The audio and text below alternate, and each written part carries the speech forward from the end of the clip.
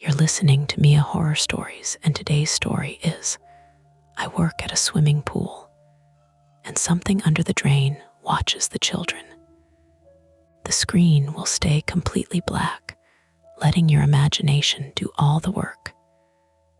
No visuals, no noise, just a story that creeps under your skin. Don't skip a second, because every detail builds to the chilling end you won't want to miss. The first thing I noticed was the whistle. Not mine, not Tara's, not the cheap plastic ones we kept on blue lanyards by the lifeguard chair. The kind that tasted faintly like sunscreen, no matter how many times you rinsed them under the drinking fountain. This whistle came from the deep end drain. One short chirp, then another, like somebody down there had taken a breath and blown. I was standing ankle deep on the first step of the city pool at 6:17 on a Tuesday morning, holding the long-handled skimmer net in both hands, watching a wet band aid circle the main drain in a lazy little orbit. The pool lights were still on under the water, turning everything blue and flat. Above me, the early sun had barely cleared the roofline of the locker rooms. The air smelled like chlorine hot concrete that hadn't warmed yet, and the faint sourness of old towels trapped somewhere in the lost and found bin. The whistle came again, not loud, just enough to make the water around the drain dimple. I told myself it was the pump. That was always the first thing you told yourself at a municipal pool. Pump noise, air in the line, a loose grate, some weird pressure change in the plumbing room. Pools made noises all the time when you were there before the crowds arrived, before children shrieked over each other, and parents dragged deck chairs across concrete, and the snack machine hummed itself awake. Empty pools were not quiet. They clicked, they gurgled, they sighed through vents and drains and pipes. They settled like old houses. Still, I held the skimmer still and waited. My name is Ben Adler, 26, male, born in Ohio, and still stuck there in the way people are stuck in places that are affordable enough to forgive. I worked summers at the Fulton Grove Aquatic Center, which sounded nicer than it was. Really, it was one L-shaped outdoor pool tucked behind a public middle school, about 20 minutes outside Columbus, with 2 diving blocks nobody was allowed to use anymore. A faded mural of cartoon dolphins on the cinder block wall, and a concession window that sold soft pretzels wrapped in foil and blue freezer pops that stained every kid's lips like they'd been eating markers. I had been a lifeguard there since I was 16, then head guard for 3 summers after college while I pretended I was looking for something more permanent. My mother called it a holding pattern. I called it not moving to Cincinnati to sell insurance for my uncle. The truth was uglier and smaller. I liked water when I could see the bottom. I liked rules, whistles, straight lines painted on concrete, the square facts of a first aid kit. I liked knowing how deep something was. 3 feet 6, 5 feet, 12 feet at the diving well. I liked laminated emergency procedures and radios clipped to belts. What I did not like was anything under the surface that I hadn't put there myself. Ben, I turned too fast and sloshed water up my shin.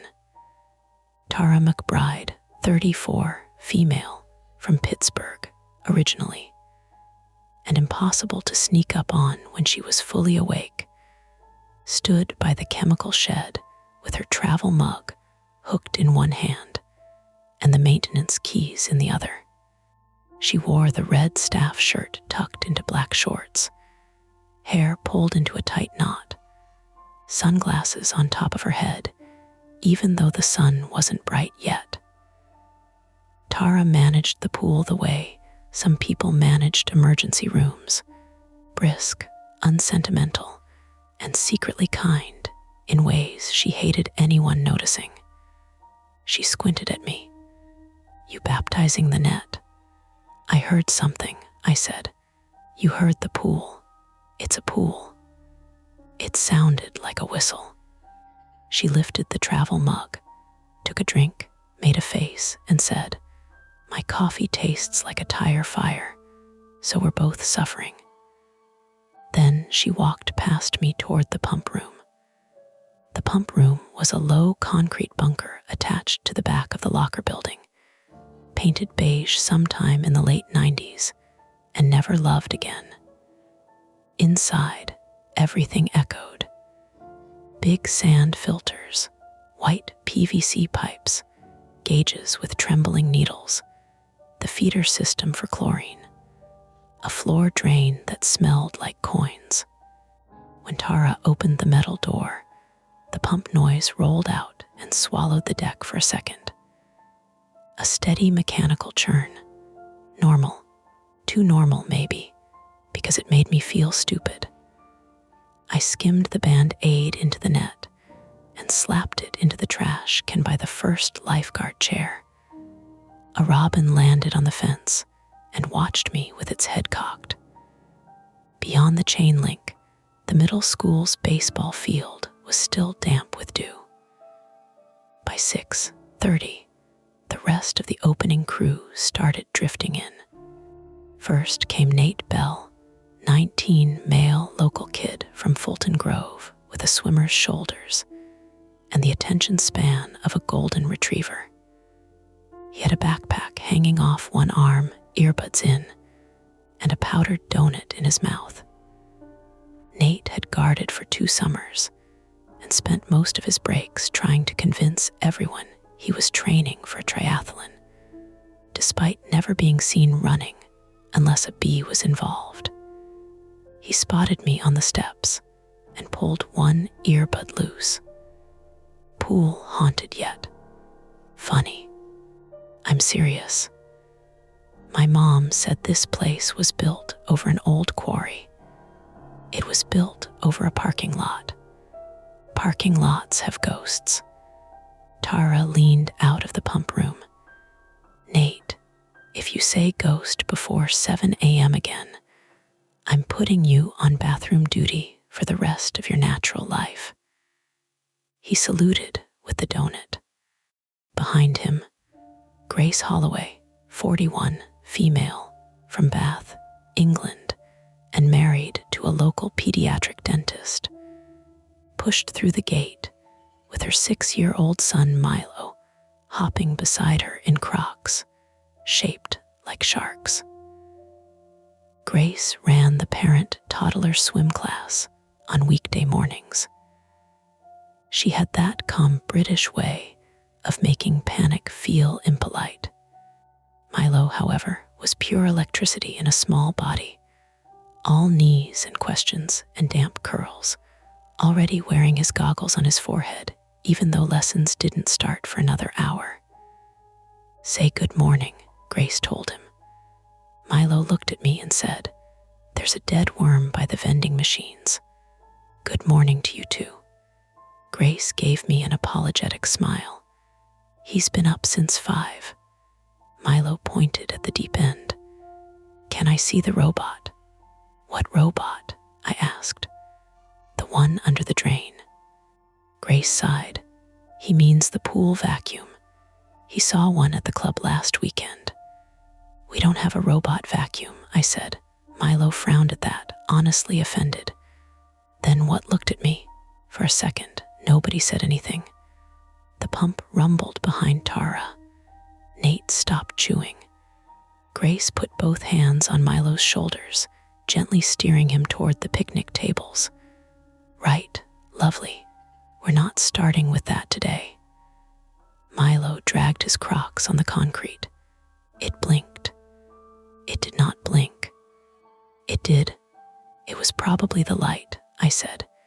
He looked up at me with that child's face kids get when they know adults are choosing the wrong explanation on purpose. No, he said. The light doesn't have fingers. Tara shut the pump room door harder than necessary. The sound cracked across the deck. Okay, she said. Enough. Ben, check the drain grate before open swim. Nate, cones on the splash pad. Grace, please keep your goblin out of the water until chemicals are logged. Goblin has heard worse, Grace said. Milo stuck his tongue out at nobody in particular. I tried to laugh because that was what the moment wanted. A little kid said something creepy. Adults overreacted. Everybody moved on. So we moved on. The aquatic center came awake in pieces. Nate dragged orange cones from the storage closet and set them around a cracked patch of concrete near the splash pad. Grace arranged foam noodles by color for her class because she said chaos was easier when sorted. Tara wrote the first chemical readings on a clipboard with the force of someone signing court documents. I walked the perimeter with the skimmer and checked the lane ropes, ladders, drain covers, emergency phone, AED cabinet, first aid supplies. The routine helped. Routine always helped. The pool had rules because the body didn't care how scared you were. Water in lungs was water in lungs. A head injury was a head injury. Panic was just another thing that had to be managed. At the deep end, I knelt by the edge and looked down. The main drain sat at the bottom like a pale square mouth, covered by its anti-entrapment grate. 4 stainless screws, slight mineral staining around one corner. Nothing caught in it except a strip of pale leaf stem shifting back and forth with the pull. I dipped the skimmer pole down. 12 feet made every movement slow and clumsy. The metal pole bent slightly in the water. I tapped the grate once. A dull tick came back through the pole into my palm. I tapped again. Tick, normal. Then the leaf stem slid through the grate, not sucked flat, not pulled sideways. It slid down between the bars the way something is taken carefully from beneath. I jerked the pole back so hard the net smacked the surface. Across the pool, Nate laughed. Dude, what was that? Nothing. You jumpy today. Check the cones. He raised both hands and backed away. I stayed crouched at the edge, the concrete gritty under my knees. Tiny ripples spread across the deep end. The underwater lights hummed. Somewhere in the locker room, a toilet flushed by itself, probably the automatic sensor in the women's restroom acting up again. I looked for the leaf stem. Gone. By 8:00, the first swim lesson families had arrived.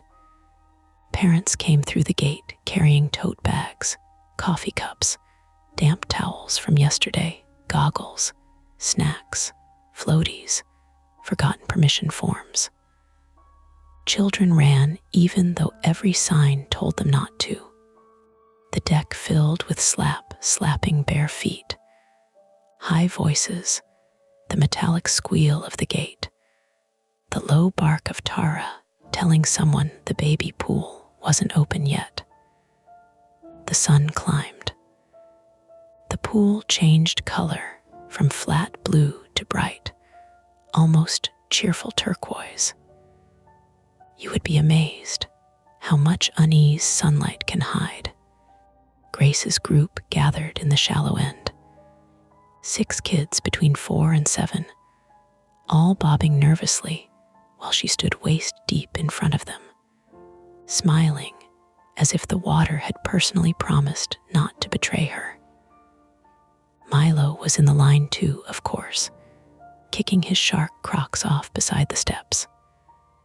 Beside him was Lucy DeWitt, 5, female, from a suburb on the north side of Columbus, small and solemn, with a purple rash guard and a habit of whispering answers to adults instead of speaking them.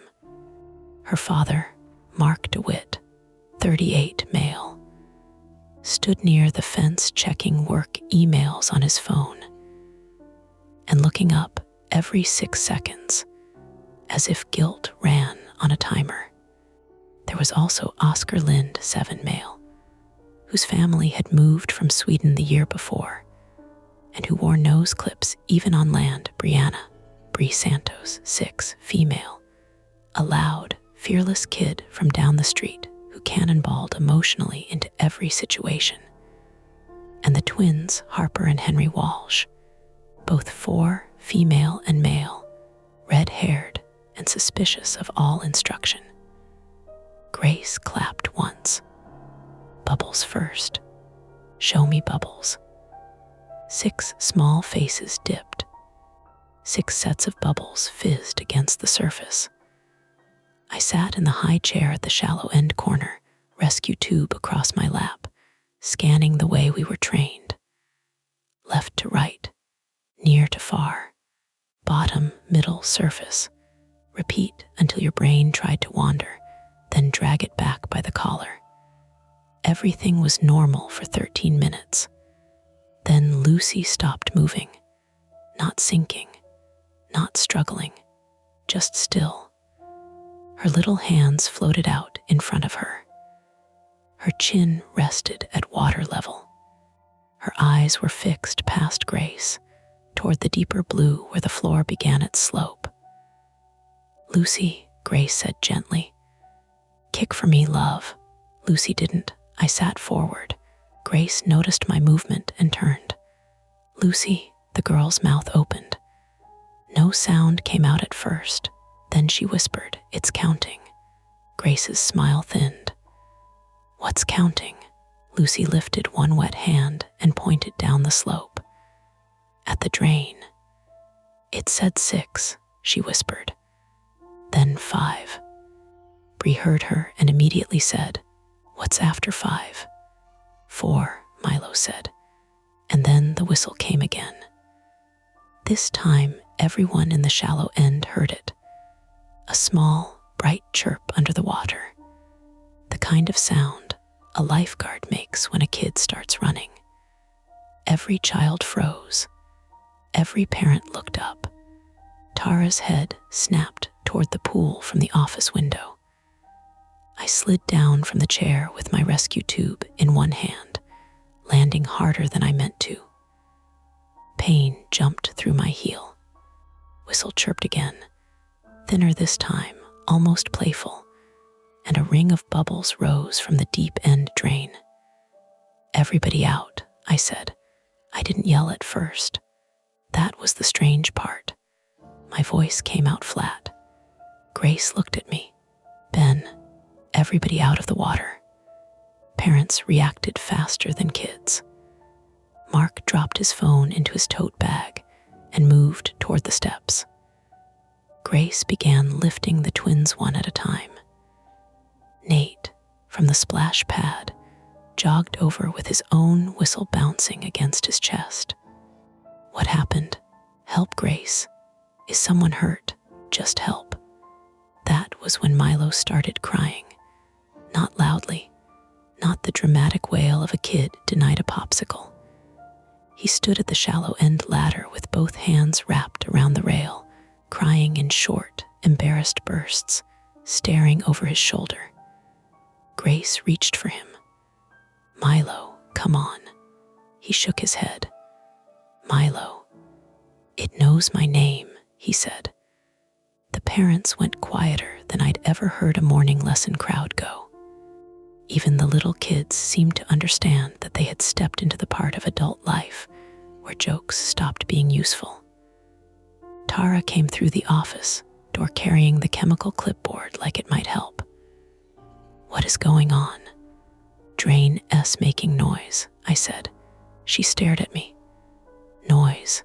A whistle," Nate said. "I heard it too."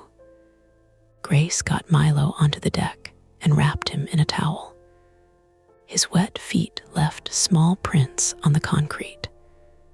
Tara looked from me to the pool, to the clustered parents. Her face did something I almost missed. The manager mask slipped. Under it was worry, quick and sharp. Then the pump cut off. Not slowed, not coughed, cut off. The whole place changed at once. Without the pump noise, we could hear everything. Water lapping against tile, a child sniffling, someone's phone vibrating against a plastic chair, the tiny crackle of the old loudspeaker mounted over the concession stand. From the deep end, bubbles rose through the drain grate. 1, 2, 3. They burst at the surface with soft little pops. Tara said, "Nobody goes back in." A parent near the fence muttered, "Is there a gas leak?" From the pool, Nate said, then caught Tara's look and shut up. Mark DeWitt stepped closer, trying to sound calm and not managing it. "Should we leave?" Tara's gaze moved to the office, then the pump room, then the children wrapped in towels. You could see the math happening in her head. Close the pool and call city maintenance. She'd lose half a day, maybe more. Keep it open and something happened. She'd never forgive herself. Tara was the kind of person who trusted procedures, because procedures kept emotion from grabbing the wheel. But there was no procedure for a whistle under the drain. Not one I had ever seen. "I'm calling Pete," she said. Pete Rowlands, 58, male, from southern Ohio, and built like a refrigerator that had learned to smoke, was the city maintenance contractor who handled the pool plumbing. He smelled permanently of motor oil and spearmint gum. He was also the only person I knew who could listen to pump and tell you which bearing was failing like it had whispered a confession. Tara walked toward the office with her phone already out. The crowd began its nervous rearranging. Parents gathered children. Towels tightened around shoulders. Someone asked for refunds. Someone else said it was probably trapped air. Grace sat Milo on a bench and crouched in front of him, rubbing his arms briskly. I stood at the edge and stared down. The water was settling without circulation. The deep end looked thicker now somehow. The drain sat motionless at the bottom. Then something pale moved behind the grate. Not a face, not a hand. That was what I told myself, because those were words with shapes, and this had not given me enough to name. Just pale movement, a flex, a retreat, like the underside of a fish turning in a pipe. I took one step back. Nate saw my face. "What?" "Nothing." "You keep saying that like it's helping." "I saw something." "What kind of something?" I looked at the children on the bench. Lucy had her towel over her head. Milo was whispering into Grace's shoulder. Bree was asking her mother if drains ate goggles. I lowered my voice. "Something under the grate," Nate swallowed. He was 19 and cocky, and still young enough to think fear was something you could outrun if you made enough noise. "We should get the hook," he said. "No." "Then what?" I didn't answer. Because Tara came back out of the office holding the phone away from her ear. "He can't get here for 40 minutes, she said. "Power outage on Broadview." He's stuck with a sump pump issue. Mark DeWitt frowned. 40 minutes. Tara ignored him and looked at me. Pete says if the pump shut off, check the breaker first. Could be a trip. Could be the motor overload. If the drain's bubbling, he says there may be air in the line. There's something under it, Nate said. Tara's eyes flicked to him. I wanted to kick him. He added, quieter, maybe. Grace stood up, Milo clinging to her leg. Tara, I'm not putting the children back in. I'm not asking you to, Mark said. Should we call the police? That made everyone uncomfortable. Police meant the thing had become real enough to explain to a dispatcher. Police meant words like suspicious, hazard, possible animal, children present. Police meant admitting that the strange little sound under the water was not just a pool being a pool. Tara rubbed her forehead with 2 fingers. What exactly are we reporting? She asked. Nobody answered. From the deep end, a whistle chirped once. Then the loudspeaker over the concession stand crackled. A small burst of static. Every adult turned. The speaker hadn't worked properly since June. Tara used a handheld megaphone for announcements because the PA system cut in and out, and sometimes picked up the country radio station from the maintenance shed. Static scratched again. Then a thin, breathy sound came through it. Not words, not yet, just the wet pop and pull of air moving through something narrow. Lucy began to sob under her towel. Tara stared at the speaker, then at the office door where the PA controls were locked. Ben, she said very carefully, come with me to the pump room. My mouth went dry. I looked at the pool, at the drain, at the children, at the bubbles that had stopped rising, leaving the surface smooth and blue and horribly ordinary. Grace said, "Don't." It came out before she could dress it up. Tara looked at her. Grace's face was pale under her freckles. Call someone first. I called Pete, someone else. Mark lifted his phone. I can call 911. Tara's jaw worked. She hated losing control in front of parents. She hated drama. But she also looked at Milo then, at the way his small fingers had knotted themselves into his mother's shirt. The PA crackled again. This time, under the static, I heard a child's voice. Not Milo's. Not Lucy S. A recording maybe. A radio bleed. A toy. Something warped by cheap speakers and wet acoustics. It said 5. Then the static cut out. For a few seconds, nobody moved. The sun kept climbing. The pool tiles glittered. A delivery truck hissed by on the road beyond the fence like the rest of the world had no idea we were standing there, trying to decide whether fear counted as evidence. Tara lowered the phone from her ear. Her voice was quiet enough that only Nate, Grace, and I heard it. We either clear the building and wait outside for maintenance, or we go check the pump room now and find out if this is mechanical before half the town starts posting about a monster drain on Facebook. Nate looked at me. Grace held Milo tighter. The office keys hung from Tara's wrist, clicking softly against her watch. And beneath the deep-end grate, something pale shifted once, slow and deliberate, as if it had heard the options and was waiting to see which one we picked. Everybody away from the pool, Tara said. She didn't shout it. That made it worse. When Tara shouted, people understood the shape of the emergency. A kid running, a glass bottle on the deck, a thunder warning rolling over from the west. Her loud voice had edges. It told you where to stand and what to do with your hands. This voice was lower. It made parents look at the water like they had only just remembered it was deep. "Ben," she said, "start clearing the deck." I looked at the drain again.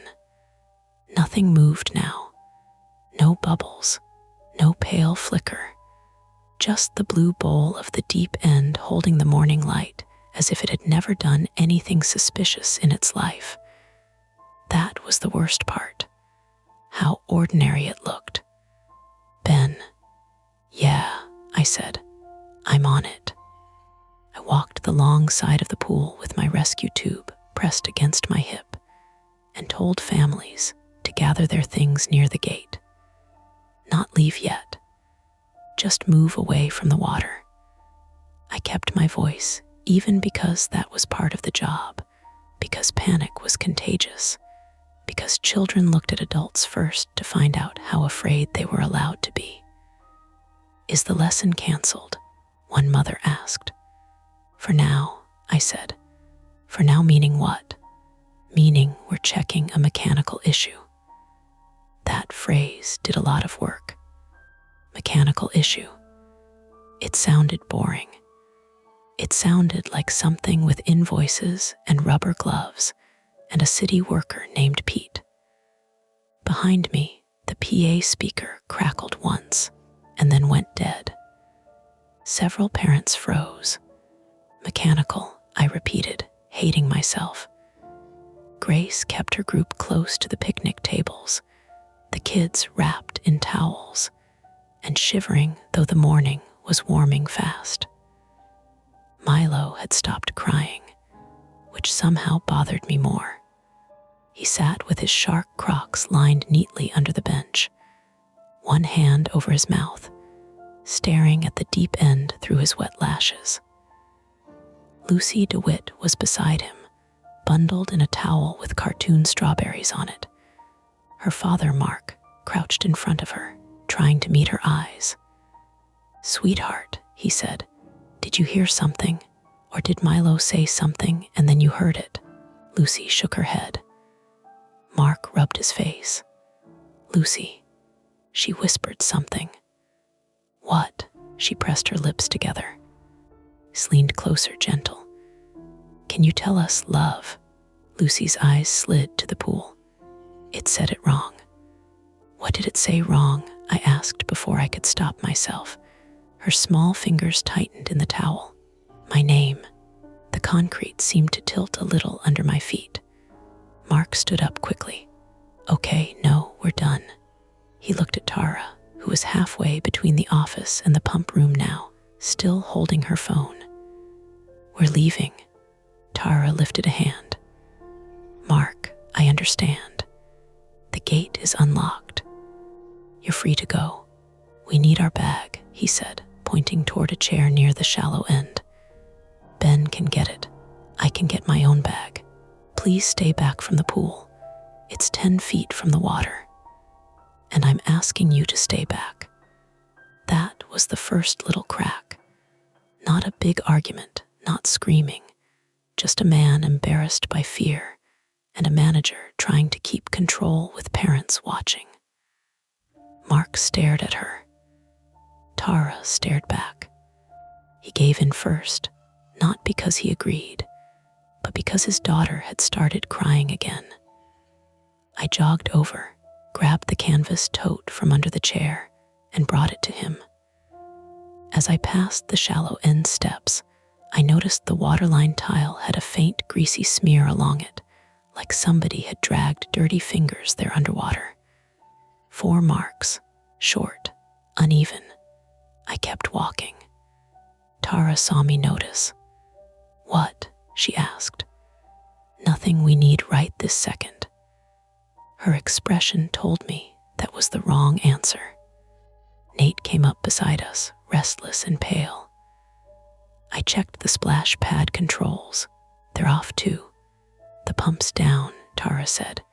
"No, I mean the little jets. The control panel has power, but the jets won't respond. That system runs off the same circulation. Not exactly. Nate glanced toward the families, lowered his voice. I mean, usually the splash pad still drains even when the pool pump cycles. Right.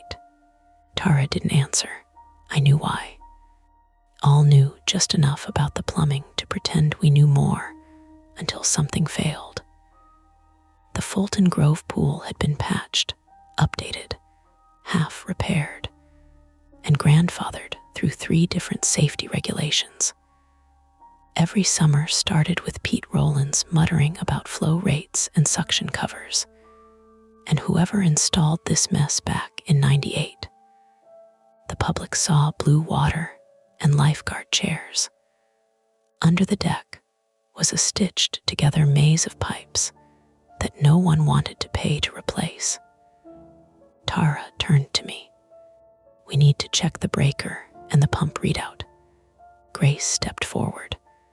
Wait outside for maintenance. Pete is 40 minutes out. Then wait 40 minutes. The water's already stagnant, Tara said. If we lose circulation and the chemical feed sits wrong, we may have to close for the day or drain partially.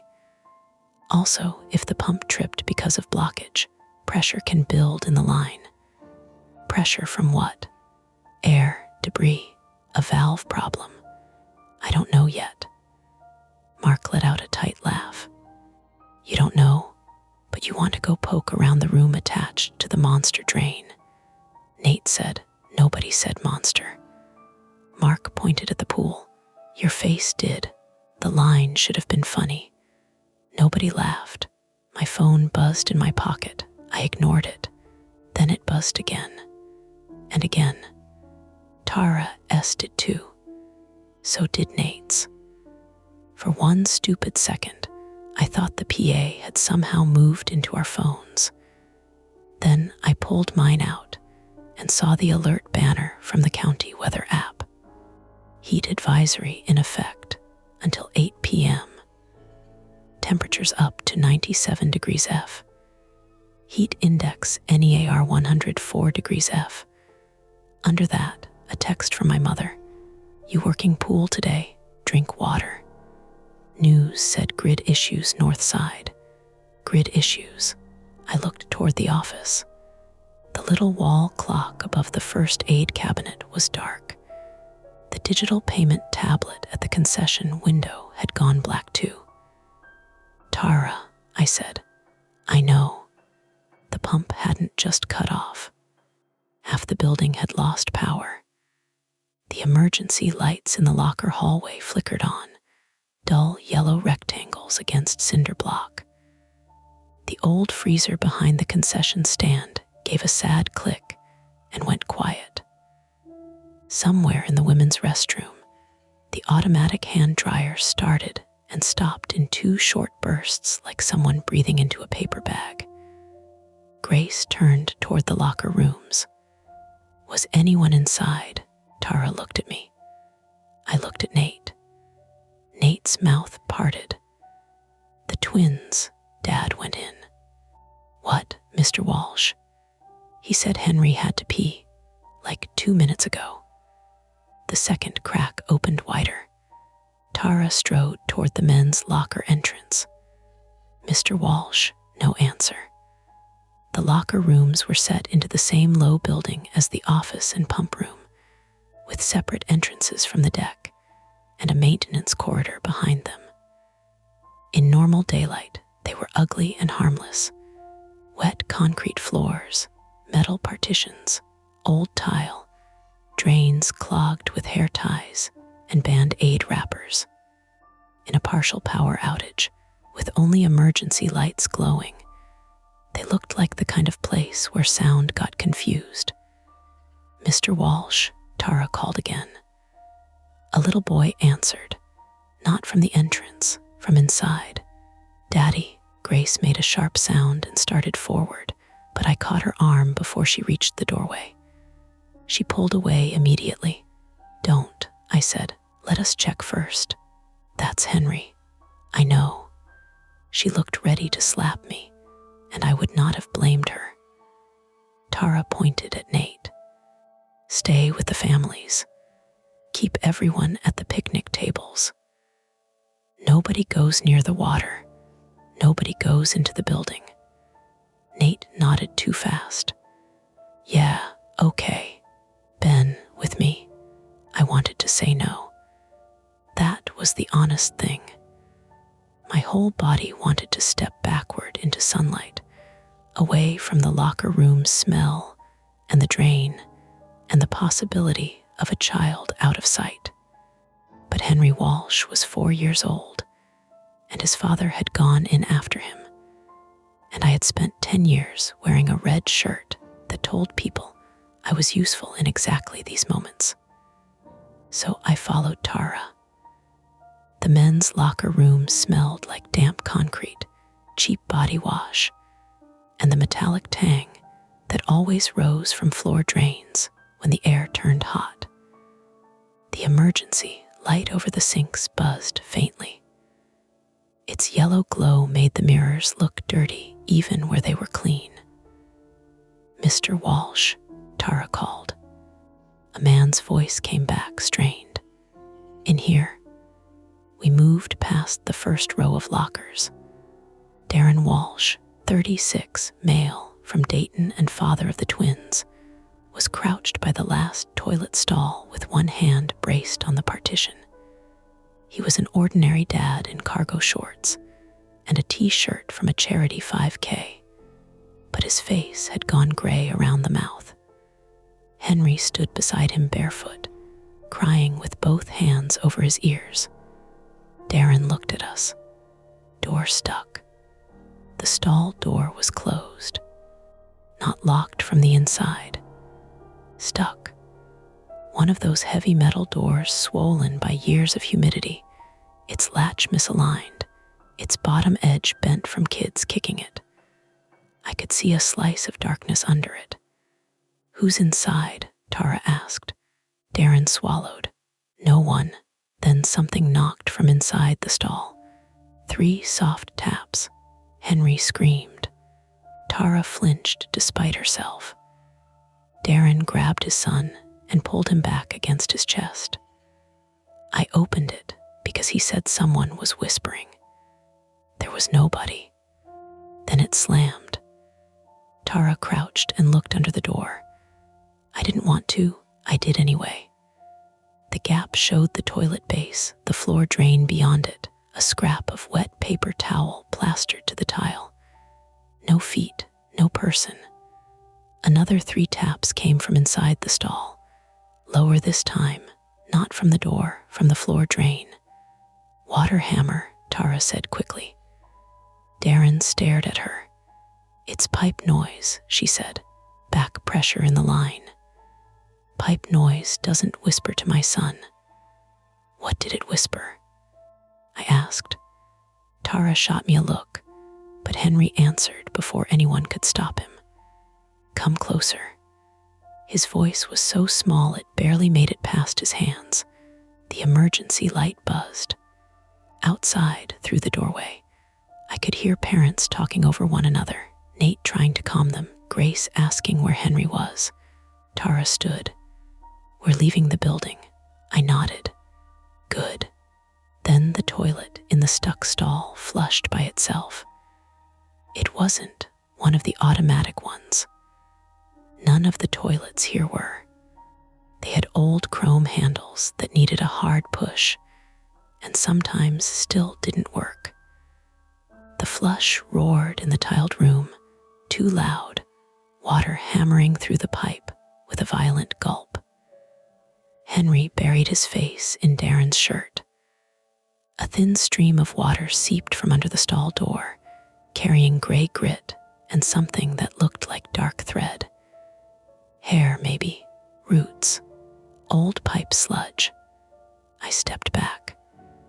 The stall door popped open 3 inches. No one touched it. Darren said, "Nope," in a flat voice, scooped Henry up, and moved past us so fast his shoulder clipped a locker. Tara didn't argue. We followed them out into the sun. The deck had gotten louder while we were inside, not screaming yet, but close. Parents had gathered bags. Children cried because other children cried. Nate stood between them and the pool with both palms out, nodding at 3 people at once and convincing none of them. Grace ran to Henry and Darren. Harper, the twin sister, clung to Grace's leg. "What happened?" Grace demanded. "Stall problem," Tara said. Darren laughed once, ugly. "Stall problem." Tara ignored that and raised her voice. "We are closing the facility immediately. Please collect your belongings and exit through the front gate. We have a mechanical failure and partial power outage. Maintenance is on the way." Mark DeWitt already had Lucy in his arms. "I'm calling 911. This time, Tara didn't stop him. "Tell them partial power outage, possible plumbing failure, children reporting voices near drains." "No injuries yet," she said. "No injuries yet," Mark repeated. "That's accurate. It's insane. It's accurate."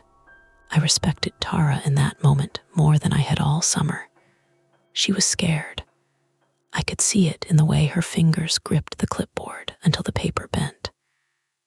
But she still trimmed the panic into reportable facts. Mark called. I turned toward the gate and counted heads. That was another habit. Count before you need the count. Count swimmers, count kids, count staff, count parents when something starts to go sideways.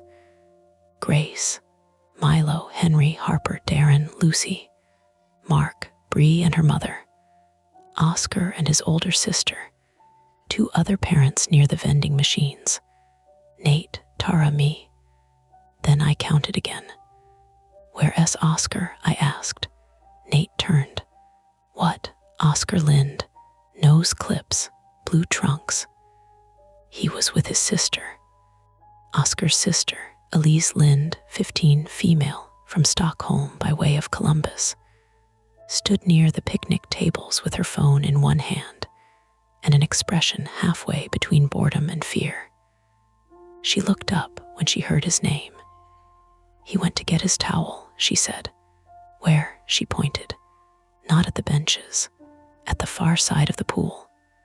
A small blue towel lay crumpled near the deep-end ladder, right beside the 12-foot marker. My stomach tightened. "When?" Tara asked. Elise blinked. "I don't know." "A minute, you let him go alone," Mark snapped. Elise's face flushed. "I didn't, he just—" "Everybody stop," Tara said. We scanned the deck. "No Oscar, Oscar," I called. No answer. Nate started along the pool edge. "Slow," I said. "Do not run." He slowed, furious with himself for needing to. The front gate stood open now. Parents hovered there, unwilling to leave while a child was missing and unwilling to stay near the pool. The road beyond shimmered with heat. A siren was not audible yet. "Oscar," Tara called. From the boys' side of the locker room, the hand dryer coughed once. Then again. Elise covered her mouth. "He hates the locker room." "Could he be hiding?" Grace asked. "Maybe," Elise said, but she didn't sound convinced. "He hides when people yell." Tara looked at me. "You and Nate check the deck and concessions. I'll check the office and women's side. Darren, Mark, keep everyone by the gate." "I'm not staying here," Mark said. "Stand outside the gate, but keep eyes on your children." Grace said, "I'm coming with you." "No," Tara and I said at the same time. Grace's face hardened. "These are my students." "And your son is standing right there," I said. That landed. Her jaw clenched, but she stayed. Nate and I moved along the pool, scanning behind chairs, under picnic tables, around the concession window. I tried not to look at the drain. tried and failed. The blue towel by the deep end was wet, not damp from swim class. Wet like it had been submerged. I crouched beside it without touching it. Nate whispered, "Ben." There were footprints on the concrete around the towel. Small bare feet, Oscar's probably. They came from the picnic tables toward the deep end. Then they stopped at the ladder. No return prints, no splash marks, no obvious wet trail back. The ladder rails gleamed in the sun. I stood slowly. "Nate," I said, "get the reach pole." His eyes went to the water. "You think he fell in?" "I don't know." That was becoming the only honest sentence left. Nate ran to the guard station and grabbed the aluminum reach pole. I dropped flat to my stomach at the edge and looked down into the deep end. The water was clearer than I wanted it to be. I could see the lane line hooks, the painted black target on the floor, the main drain.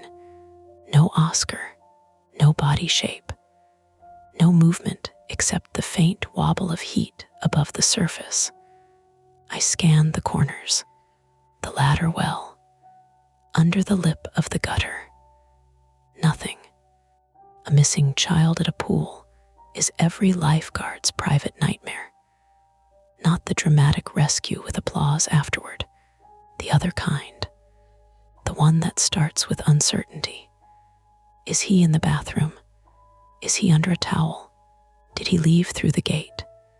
Is he at the bottom and you're just not seeing him because water bends light and your brain is begging you not to find what you're looking for? My flaw, if you want to call it that, was not cowardice exactly. It was hesitation. I needed certainty before action. I liked checking twice, confirming, making sure I wasn't overreacting. That sounded responsible until you worked near water long enough to understand that drowning did not wait for certainty. Sometimes the difference between a scare and a funeral was whether somebody moved before they had a full explanation. Nate returned with the pole. Nothing visible. Tara came out of the office. "He's not there." "The locker room?" I asked. "Emergency lights only." I didn't go past the sinks. "Oscar," Elise shouted suddenly. "Oscar, this isn't funny." The PA speaker crackled. Everyone stopped. Static crawled across the deck, thin and dry. Then came the breathy sound again. Wet air through a narrow gap, and under it, barely audible, a child's voice. 4. Elise made a choking sound. Mark, on the phone with emergency dispatch, said, "Did you hear that? Did you hear that?" The dispatcher's voice was a faint, tinny murmur from his phone. Tara's face had gone blank with concentration. "We need to shut the system down fully," she said. "It is shut down," Nate said. "Number breaker, valves, everything. If there's suction in any line, if a valve is stuck, if he's near an intake." "He's not in the water," I said. But I was looking at the footprints. Tara saw them too. Her voice dropped. "Ben, I know. We have to check the drain." Nate stared at her. "How?" Nobody answered because we all knew the answer and didn't want to say it in front of the parents. Someone had to get in. Not to the bottom yet. Not necessarily. First, we could use the pole. We could check the ladder. We could scan. We could follow procedure. But if Oscar was under the surface, somewhere not visible from the glare, if he had slipped behind the deep-end ladder, if he had been pulled toward a drain cover by some freak circulation issue, then seconds mattered, even though too many seconds had already gone. A siren sounded far off. Finally, too far. Tara said, "I'm going to the pump room to kill breakers and close the suction valves." "No," Grace said from the gate. No one goes inside. If there's trapped suction, someone has to. Then wait for firefighters. If Oscar is in the system, waiting may hurt him. Elise started crying then, silently at first, tears falling straight down her face. What does that mean? Tara looked like she wanted to take the words back. Darren Walsh spoke from outside the gate, Henry still on his hip. I'll go with her. You don't know the system, Tara said. I know breakers. No, I'm not asking. Another small disagreement, another delay, another set of adults trying to be brave in incompatible ways. I looked at the deep end. A small ripple formed above the drain, though there was no wind. Then the blue towel beside me twitched. Just once. Not much. A wet corner lifting, tugged by nothing I could see. A thin nylon cord was attached to it. No, not a cord. Oscar's nose clip strap. It trailed from the towel across the concrete, over the pool edge, and down into the water. I grabbed it before thinking. The strap went taut. Something pulled back, hard. The plastic nose clips snapped against the coping and shot into the pool, disappearing in a bright little flash. I fell backward onto my elbows. Nate yelled, "Jesus!" The children began screaming. Tara ran toward us. What happened? I pointed, unable for a second to make my mouth work. The water over the deep end drain dimpled again. Then the PA speaker crackled. Not static this time. A child coughed. Once. Twice. Wet, panicked, close enough that every parent at the gate surged forward. Elise screamed Oscar's name. The sound came from the broken speaker above the concession stand. Then, from somewhere inside the pump room, something metal slammed against metal. A valve wheel, a pipe, a door. The siren grew louder, but it was still blocks away. Tara looked at me, then at Nate, then at the pump room. Her choice was written on her face before she said it. Ben, scan the pool. Nate, keep everyone back. Darren, with me if you're coming. I grabbed her arm. Tara, she looked down at my hand. I should go, I said. The words surprised both of us. The deep end had always been easier from above, from the chair, from the deck. From anywhere, I could see the bottom without being part of it. But Oscar was missing, and that wet cough had come through a speaker that shouldn't have been connected to anything useful. And the strap had been pulled from my hand like someone below the surface had decided we were done pretending. Tara pulled free gently. You're the guard, she said. Your job is the water. Then she turned and ran toward the pump room with Darren behind her. At the same moment, the deep end ladder shook. Once, twice. A small hand appeared on the lowest visible rung beneath the surface. Pale fingers, child-sized, gripping from the wrong side. I was already moving when Nate shouted my name. And beneath the water, from somewhere I still could not see, Oscar kicked once against the ladder and slipped downward again. The first failed attempt was the one I was trained for. That sounds ridiculous now, because training is supposed to be the thing you trust when your brain starts throwing sparks. But lifeguard training assumes the emergency is honest.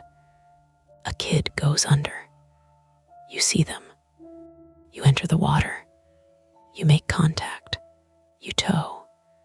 You breathe for them if you have to.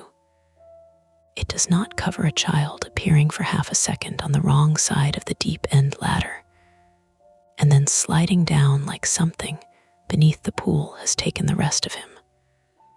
I hit the water feet first, with my rescue tube clutched tight, against my chest. Cold closed over my ears. The noise of the pool deck vanished, replaced by that thick underwater thump of my own movement. Chlorine burned the inside of my nose. Opened my eyes and saw blue tile, light broken into trembling strips. The deep end dropped below me. 12 feet looked much farther from inside it. Oscar's hand was gone. I kicked toward the ladder, hard enough that my calves cramped almost immediately. The rescue tube dragged against my shoulder strap. My shoes were still on. Stupid. I had gone in with shoes. They pulled at my feet like wet hands. Above the surface, shapes moved along the deck. Nate's legs, parents at the fence, someone's towel fluttering. The world was all chopped up silhouettes and bright sky. I reached the ladder and grabbed the rail. The metal vibrated, not much, just a tremor running through it, as if someone below me had struck the lower rung. I ducked under and looked. Nothing. The ladder was mounted into the wall with 2 stainless brackets. Below the lowest rung, the wall sloped into the deep floor. The main drain was 8 or 9 feet out from me, centered in the flat bottom of the diving well. Between the ladder and the drain, the black depth marker on the floor looked like a strip of shadow. No Oscar, no child-sized body, no bubbles from his mouth, no thrashing limbs. I shoved off the wall and dove lower, one hand pinching my nose, the other dragging the rescue tube until I realized it was useless underwater, and let it float up behind me on its strap. My ears squeezed. The pool floor came closer. At 10 feet down, the drain looked too large. That was just perspective. That was the water bending distance and my oxygen running out. I knew that. I kept telling myself, 4 stainless screws, a pale grate, mineral staining on one corner, and wedged against the left edge, caught under the lip, was a strip of blue fabric. Oscar's swim shirt. I lunged for it. Something flicked across the grate. Not a hand. I need that clear. Not some impossible thing with fingers and a face. It was thinner, faster, pale in the pool light, like a length of tubing or an eel turning sharply in the current. But it moved with purpose. It slipped from one bar to another and vanished into the black gap below. My chest convulsed. I grabbed the fabric anyway. It tore free too easily. A scrap, not the shirt. Just a torn piece, stretched thin as skin. I kicked up so hard pain flashed behind my eyes. When my head broke the surface, the whole deck slammed back into sound. "Do you have him?" Nate shouted. I coughed water and slapped the scrap onto the deck. No, Elise made a sound that wasn't a word. Nate dropped to his knees. "What's that?" "Fabric, maybe his.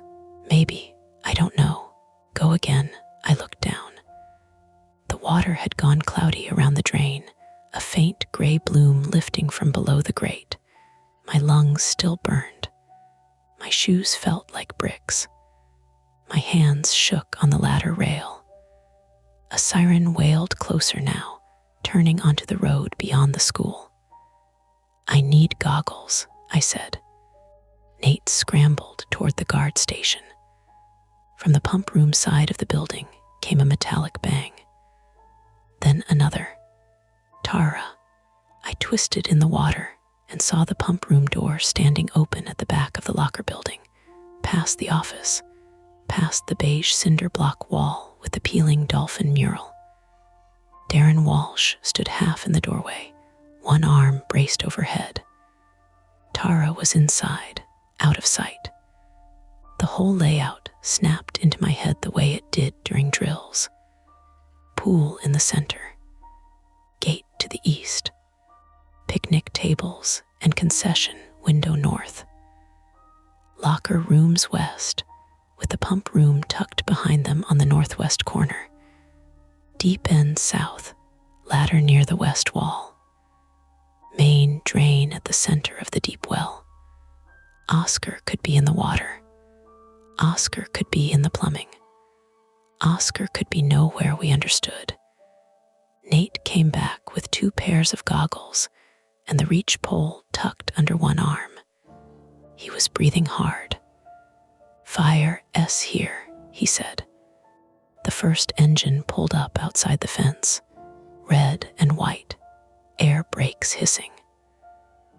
2 firefighters came through the gate with medical bags, while Mark DeWitt pointed too fast and talked too loud. The one in front was Captain Alina Ruiz, 46, female, from Cleveland, compact and sharp-eyed, her dark hair tucked under a helmet, and her expression already sorting panic from information. Behind her was Owen Price, 29, male, from rural Pennsylvania, taller, younger, carrying a rescue bag, and looking at the pool like he understood water, but did not like this water. Captain Ruiz took in the scene in 3 seconds. "Missing child."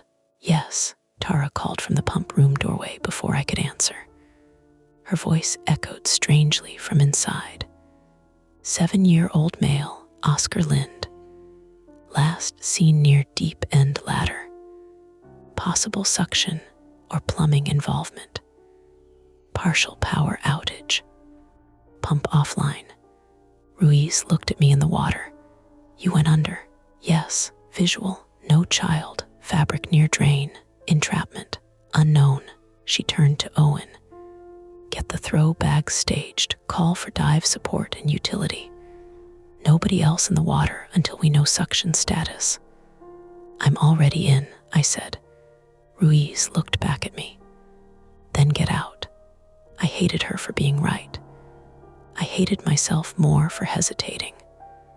"I saw something under the grate," I said. "What kind of something?" "I don't know." "That doesn't change the instruction." From the pump room, Tara yelled, "Breaker panel is mislabeled." That was our second attempt beginning before the first had finished. Ruiz pointed at Owen. "With me." They moved toward the pump room.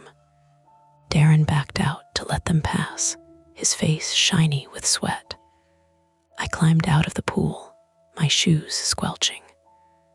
The concrete burned cold against my wet skin for one moment, then the heat started pressing in again. Nate handed me a towel. Dropped it because my fingers wouldn't close right. "You okay?" he asked. "No," he nodded like that was acceptable. At the gate, Elise Lind was trying to get past Mark and Grace. "I heard him," she kept saying. "I heard him cough. That was him." Grace held her by the shoulders. I know, sweetheart, but you can't go near the water. You don't know. He hides when he's scared. He hides in stupid places." Her voice cracked on stupid. The PA speaker crackled. Everyone went still again. Static hissed over the concession stand. For 1 second, a child's breathing came through it, wet and close. Then there was a clatter, a hollow plastic rattle, and a voice said, "Oscar." Elise screamed, "That's my phone." She shoved past Grace and ran toward the picnic tables before anyone could stop her. Nate caught her halfway. "My phone," she cried. "I was calling him. He has his watch. It's connected to my phone." That was the misdirection. For 10 terrible seconds, we all thought Oscar was speaking through the PA, that he had somehow found a way to call out from under the pool, that the drain and the speaker and the phones were all one impossible system carrying his voice from a place bodies couldn't fit. Then Elise held up her phone with shaking hands. The screen showed an active call to Oscar Watch, a cheap children's smartwatch, the kind parents bought so they could track kids without giving them a real phone. The sound from the PA had not been Oscar. It had been feedback. Elise's phone audio, too close to the old concession microphone line, bleeding through the broken speaker, because the PA amplifier had kicked on during the power flickers. Captain Ruiz heard it from the pump room doorway and barked, "Put that call on speaker." Elise did. At first, there was only static and slosh. Then a small cough. Then Oscar's voice, tiny and warped. "Lies." Elise folded in half around the phone. "Oscar, where are you?" "I don't know." Every adult on the deck moved closer despite themselves. Ruiz came back fast, one hand raised to keep people from talking over him. "Oscar, this is Captain Ruiz with the fire department. Are you hurt?" A pause. "I'm cold." "Are you in the water?" "I'm not supposed to be." "I know, that's okay. Can you see anything?" Another pause. "Tiles." My knees went weak. Ruiz's face changed, but her voice stayed calm. "What kind of tiles?" "Blue, white, floor tiles. Little ones, dirty." "The locker room?" "Maybe." Tara stepped out of the pump room, sweat on her forehead, dust across one cheek. "The maintenance corridor has a sump access behind the showers." I stared at her. "Could he get there from the pool?" "No," she said it too fast. Captain Ruiz heard that too. "But," Tara swallowed, "there's an old equalizer line. Pete said it was abandoned years ago. Runs from the deep well to a surge pit under the west deck. It should be capped. It's not part of the active drain." "Should be capped," Ruiz repeated. Darren leaned against the wall. "The breaker labels are from 3 renovations ago. Half the panel is wrong." Owen came out behind him.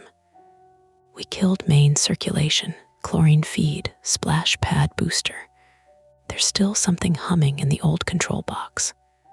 "The PA?" I asked. "No," Tara said. "Different circuit." The phone crackled.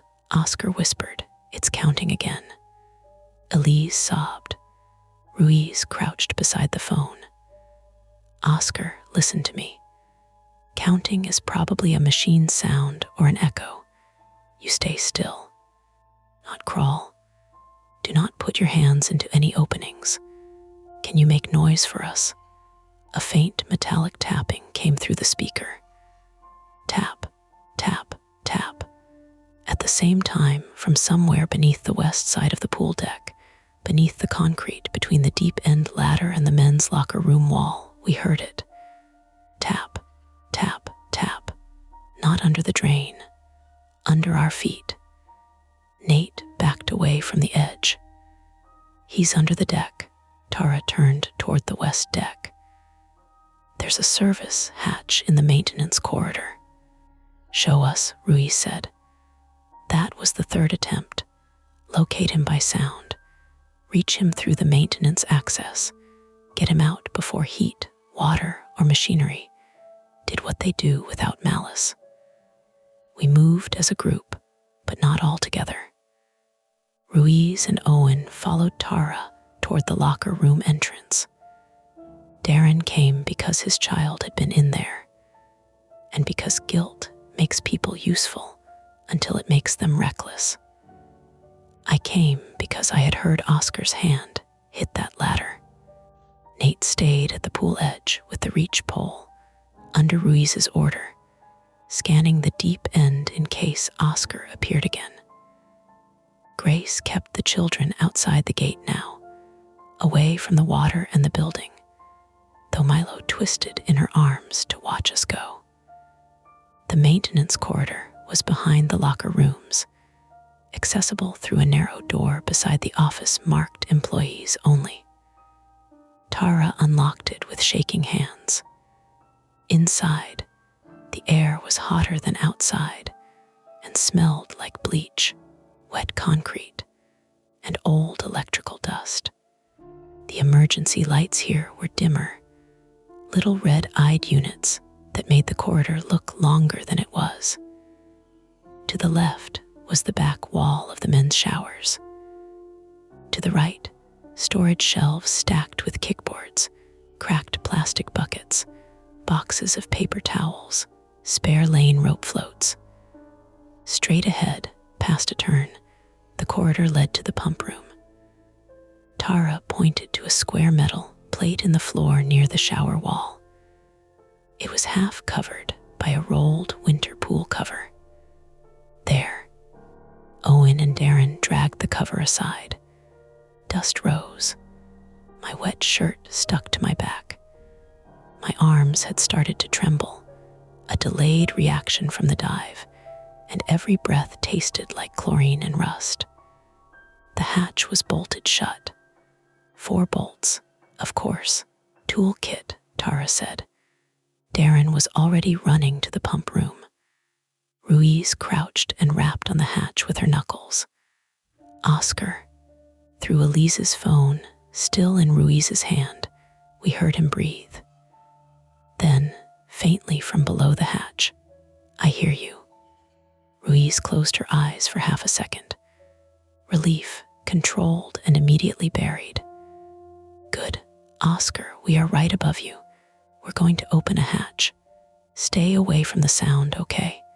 I can't move. Ruiz looked at Tara. Tara looked at me. Why can't you move, Oscar? Ruiz asked. My shirt stuck. I thought of the blue fabric near the drain. Owen muttered, entrapment line. Tara said, that line is not supposed to pull. But it is, Owen said. Darren returned with a socket set and a pry bar. His hands were so slick with sweat he dropped the first socket twice. Owen took over, working fast. Metal squealed. 1 bolt turned, then the second. From outside, Nate shouted something. We all froze. Again, louder, Ben. I ran to the corridor door and looked out across the pool deck. Nate was at the deep end, reach pole extended into the water. The pole bent down toward the drain. I've got resistance, he shouted. What kind? I don't know. Something caught. The phone in Ruiz's hand crackled. Oscar cried out. Stop, Ruiz shouted. Nate let go of the pole like it burned him. It floated away across the deep end. Under the hatch, Oscar started crying for real. I'm sorry, Nate yelled, horrified. I didn't know. Ruiz grabbed the radio clipped to her vest. We need that dive unit and utility now. Possible child trapped in abandoned line under pool deck, active suction, or mechanical tension, unknown. The radio answered with static and clipped words I couldn't make out. Owen got the 3rd bolt loose. The 4th snapped. Not loosened, snapped. The hatch jumped a fraction of an inch. Air puffed up from beneath it, cold and foul, carrying the smell of algae, pennies, and something dead in a wall. Darren gagged and turned away. Tara covered her mouth with the back of her hand. Ruiz wedged the pry bar under the hatch edge. On 3, 1, 2, the floor under us vibrated. A machine started somewhere deep in the building. Not the main pump. Lower. Rougher. A grinding hum that came from behind the pump room wall traveled through the corridor and settled into my teeth. Tara's face emptied. What is that? I asked. The old vacuum booster, she said. I thought you killed it. I thought I did. The hatch sucked downward, not dramatically, not like a movie. It just sealed itself with a wet rubber sound, pulling tight against the frame, as if the space below had inhaled. Oscar screamed through the phone. Ruiz shouted, "Kill it." Tara and Owen ran for the pump room. I dropped beside the hatch and yelled, "Oscar, Oscar, listen to me. I'm stuck, I'm stuck. I know, don't pull, don't fight it. Keep your face out of water if you can. It's at my legs." That sentence took the corridor apart. Darren lunged for the hatch with the pry bar. Ruiz caught him hard around the chest. "You can't just rip it open against suction. That's my kid under there." "It is not your kid," Ruiz snapped. "And if you break that hatch wrong, you may crush or flood the void he's in." Darren stopped, shaking. From the pump room came Tara's voice, ragged. "The breaker won't stay down. Owen, it's backfeeding." A shower on the other side of the wall turned on by itself. Then another. Water hammered through the pipes and rained onto tile beyond the concrete. The sound filled the maintenance corridor, hard and close, like standing inside a drum. Through the phone, Oscar coughed. Not PA feedback now, direct, real. Ruiz pressed the phone near her mouth.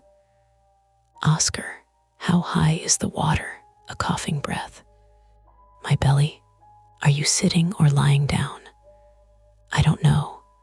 That answer hurt worse than a scream. I looked around the corridor. Shelves, buckets, foam noodles, paper towels, the winter cover, the wall backing the showers. The hatch sealed by suction. A map formed, ugly and incomplete. The abandoned line from deep end to surge pit.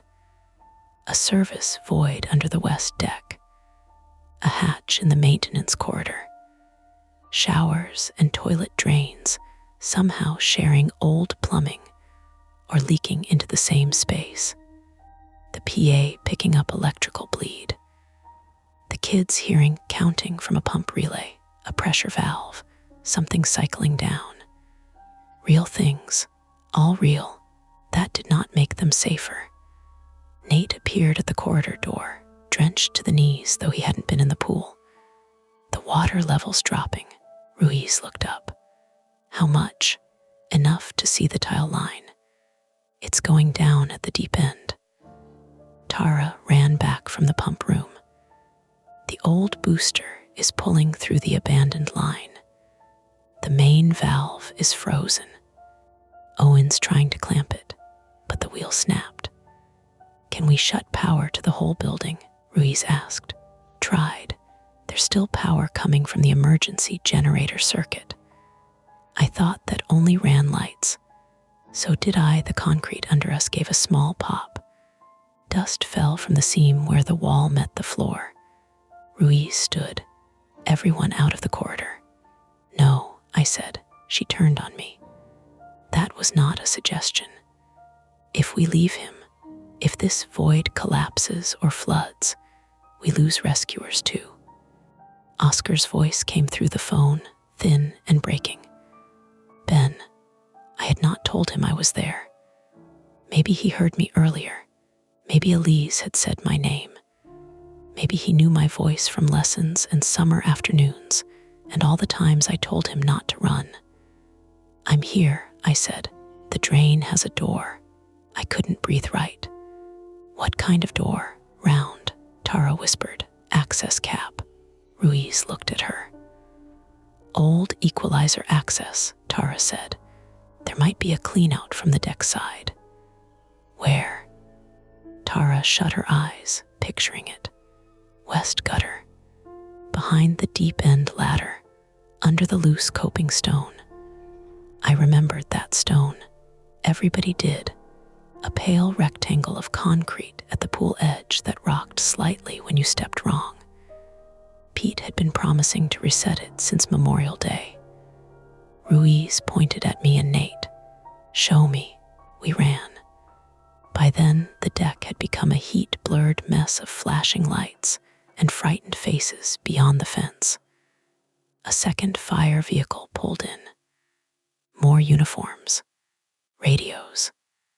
Someone had strung caution tape near the gate. Grace was holding Milo with one arm and Lucy with the other, because Lucy had somehow attached herself to Grace and would not let go. The pool water had dropped nearly 3 inches. It shouldn't have been possible that fast. A dark, wet band marked the tiles. The deep end surface trembled, being pulled toward a point below. The reach pole floated in a slow circle above the drain. Nate and I dropped beside the loose coping stone near the deep end ladder. It looked harmless, stained concrete, a bead of old caulk, grit in the seam. We got our fingers under it and pulled. Nothing. Nate grabbed the skimmer pole and jammed the metal end into the seam. I found the pry bar Ruiz had brought from the corridor. Together we levered. The stone shifted. Under it was a rusted circular cap set into the deck, half buried in sand and old caulk. A clean-out, a real opening, a way in. For 1 second hope hit so hard I almost laughed. Then something below the cap knocked back. 3 taps. Nate whispered, "Oscar." The cap rotated a 1/4 inch by itself. A wet thread of air hissed out around the edge. From Elise's phone, far behind us in the corridor, Oscar screamed, "Don't open it." The pool lights flickered. The old booster pump roared louder, and the water in the deep end began to spin, not fast, not yet, but with enough force to tug the floating reach pole tip first toward the drain. Captain Ruiz shouted for everyone to clear the deck. Tara shouted from the pump room that she had found the manual cutoff, but it was behind the running motor. Nate looked at me, soaked, white-faced, one hand still on the pry bar. Under the cap, something scraped metal from the inside. The clean-out was our only direct route to Oscar. Opening it might also give whatever pressure had trapped him a new path. Closing it meant leaving him in rising water and suction until the machinery tore something loose. There was no waiting anymore. No safe side of the fence. No procedure that fit. Just the rusted cap turning slowly under our hands, the deep end water draining into a shape we could not see, and a 7-year-old boy screaming beneath the concrete where the pool had never been empty enough to tell us what it was hiding. Captain Ruiz made the decision before any of us had a chance to pretend there was a better one. "Open it halfway," she said. "Not all the way. Ben Nate, hands off until I tell you. Tara, get me exactly what that cap connects to." Tara was breathing through her mouth, sweat running from her temple to her jaw. Old equalizer line into the surge void. It should run parallel to the west wall, then down toward the deep well. Diameter, 8 inches originally. Maybe 10 after the retrofit. I don't know what they left in place. Can a child fit through? Tara looked at the spinning water in the deep end, then at me. Yes. That one word did something to Elise Lind. She stopped crying, completely. Her face went still in a way that made her look younger than 15 and older than anyone standing there. "My brother is in a pipe," she asked. Nobody answered fast enough. Oscar's voice crackled from the phone in Captain Ruiz's hand. "Lies." Elise dropped to her knees beside the clean-out cap, ignoring Ruiz's warning hand. "I'm here. I'm right here. It's pulling my shirt." "Don't pull back," Ruiz said, crouching beside her. "Oscar, listen to me. Keep your chin up if water rises. Do you understand? I'm tired. I know, you're doing great. I'm not." The honesty of it hit harder than screaming. The booster pump roared from inside the building. a low grinding sound that rose and fell like an engine trying to chew through gravel. The water in the deep end had started to turn in a slow, ugly circle. The reach pole drifted toward the center, one end dipping as if the drain were sipping at it. Along the west gutter, water slapped unevenly against tile. Nate whispered, "That's not supposed to happen with the pump off." "No," Tara said, "it is not." Owen Price ran out from the pump room with a red mark across his forearm and a torn glove hanging from 2 fingers. Manual cutoff, S behind the motor housing. The panels arcing when we touch the auxiliary breaker. We need utility to kill the feed at the street. "How long?" Ruiz asked. "Dispatch says 10 minutes for utility." Oscar coughed through the phone. Ruiz looked at Owen. 10 minutes was not a number anymore. It was a threat. She pointed to the cleanout cap. "We're venting pressure here. Slow." Owen took the pry bar from Nate and worked it under the rusted lip. He moved carefully, putting his weight down inch by inch. The cap shifted with a wet scrape. Air hissed from beneath it, foul and cold against the sun-hot deck. The pool water dipped another fraction. Oscar cried out. "Stop," Ruiz snapped. Owen froze. Through the gap under the cap came a sound I knew from the pump room, from clogged skimmer baskets and bad backwash days. Suction. Not loud, not dramatic, just a tight, greedy pull of air through a small opening. Tara grabbed a rubber winterizing plug from the equipment bin Nate had dragged over. "If we open too much, it becomes another intake." "Can we block it?" Ruiz asked. "Maybe. But if we block the wrong pressure, we could pin him harder." That was the whole morning in one sentence. Every solution had teeth. At the gate, parents had been pushed back by firefighters, but not far enough that they couldn't see.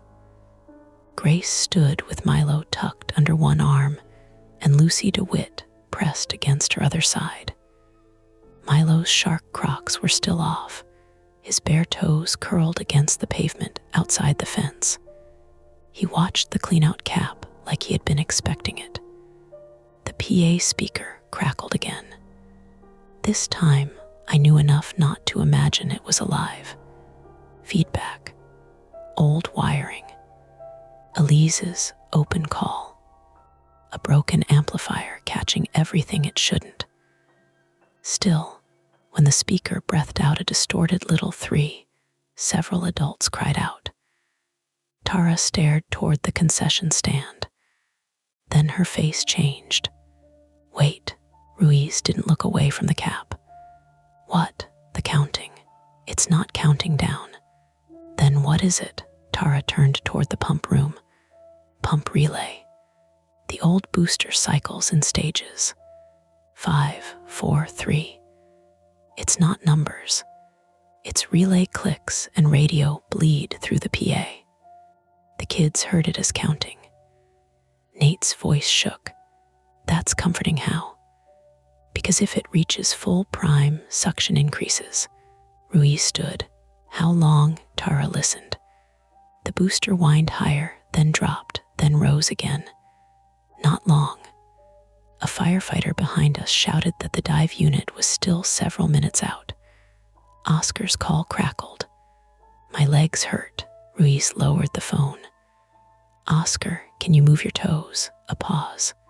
"I think." "Both feet." Another pause, longer. "My left one." Elise made a small broken sound. I looked at the deep end ladder. The lowest rungs trembled beneath the surface. Near the drain, the gray cloud had spread. Something pale moved in it again, and this time, under the flat white glare of morning, my brain finally gave it a real shape. A hose. Not a creature, not fingers, not a face. A pale, flexible vacuum hose, old and sun-bleached, whipping and curling under suction beneath the grate. Years ago, the pool had used manual vacuums before switching to newer equipment. A hose must have been lost or shoved into the abandoned equalizer line during some repair. Or maybe part of the old line had collapsed around it. Under suction, it moved like an animal. It flexed through the grate, snapped back, disappeared, returned. It had probably brushed the children's legs, caught fabric, dragged loose objects, made that awful illusion of reaching. "It's a hose," I said. Nate stared at me. "What?" "Under the drain, the pale thing, it's a hose." Tara's eyes widened, not with relief but recognition. "Vac hose, old one. If it's caught in the line, it could be wrapped around him," Ruiz asked. "Or his shirt is caught on it," I said. The cost of knowing was immediate. A monster would have been impossible. A hose was worse, because a hose could kill a child for no reason at all, and then sit there in an inspection report as debris. Ruiz turned to me. "Can you reach the drain?" I thought she meant with the pole. Then I understood. My body answered before I did. My throat tightened. My hands went slick. The deep end looked suddenly larger, the water darker where it circled over the grate. "I can dive it," Owen said. "You're geared and trained for structure, not pool entrapment," Ruiz said. "He knows the pool." "I don't know what's under it," I said. "No one does." That was not comfort. It was command. Tara grabbed my wrist. "Ben, no. If the suction grabs you, if we cut the hose at the drain, does it release him?" Maybe enough." She looked toward the cleanout, where Oscar's sister was whispering into the phone, telling him about pancakes, about their mother coming, about anything except the truth. Tara said, "If the hose is the thing transmitting suction or tension, cutting it might free whatever snagged, or it might pull the loose end deeper." "What can cut it?" Ruiz asked. Nate ran without waiting and came back with trauma shears from the first aid kit, a utility knife from the maintenance bin, and the long-handled bolt cutter we used for chain locks on the storage shed. The bolt cutter was useless underwater one-handed. The shears might work. The utility knife was sharp enough to hurt me before it helped anyone else. Owen tied a rescue line around my chest under my arms. Ruiz checked the knot herself. Nate clipped the other end around the base of the lifeguard chair and held the slack with both hands. Tara shoved goggles into my palm. "Do not get close to the grate," she said. "Cut from the side. If you feel pull, you kick away and we haul you. Understand?" I nodded. She gripped my arm harder. "Say it. If I feel pull, I kick away." Her face twisted. For half a second, she looked like she wanted to apologize for every cheap repair, every ignored work order, every time she had trusted the city because the alternative was quitting. Then she let go. I sat on the edge and stripped off my shoes. My socks peeled away wet and gray. The concrete burned the soles of my feet. My lungs still hurt from the first dive. My right calf twitched. Nate crouched beside me. "Ben." "What?" "Don't be noble and stupid. Pick one." He gave a laugh that almost became a sob. I slid into the water. The spinning current tugged immediately at my legs. Not enough to drag me, but enough to tell me the pool was no longer a still pool. It had become part of a machine with a child in it. Ruiz shouted on my count. One breath, down and back. I filled my lungs. Once, twice. The world narrowed to the goggles biting my face and the shears in my right hand. Go, I dove. The water swallowed the deck noise. The rescue line dragged along my back. Bubbles streamed past my cheeks. I kicked toward the drain, staying low but not directly above it. The current strengthened as I descended. The gray cloud blurred the floor. My ears stabbed. I swallowed against the pressure.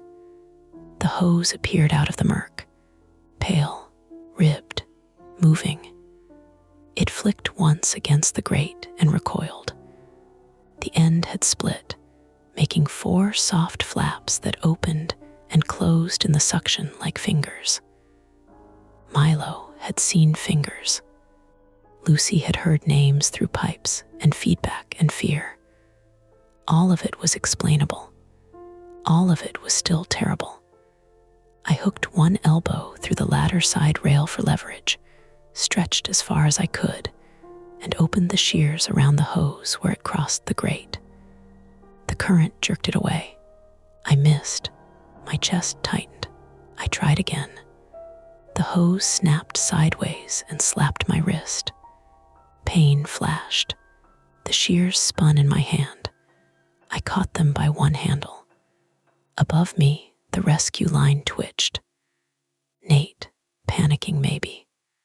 I pulled once to tell him I was okay. I was not okay. I kicked lower, too close now.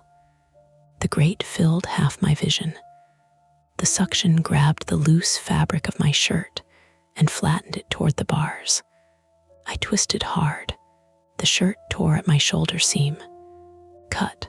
I had to cut. The hose came back across the grate.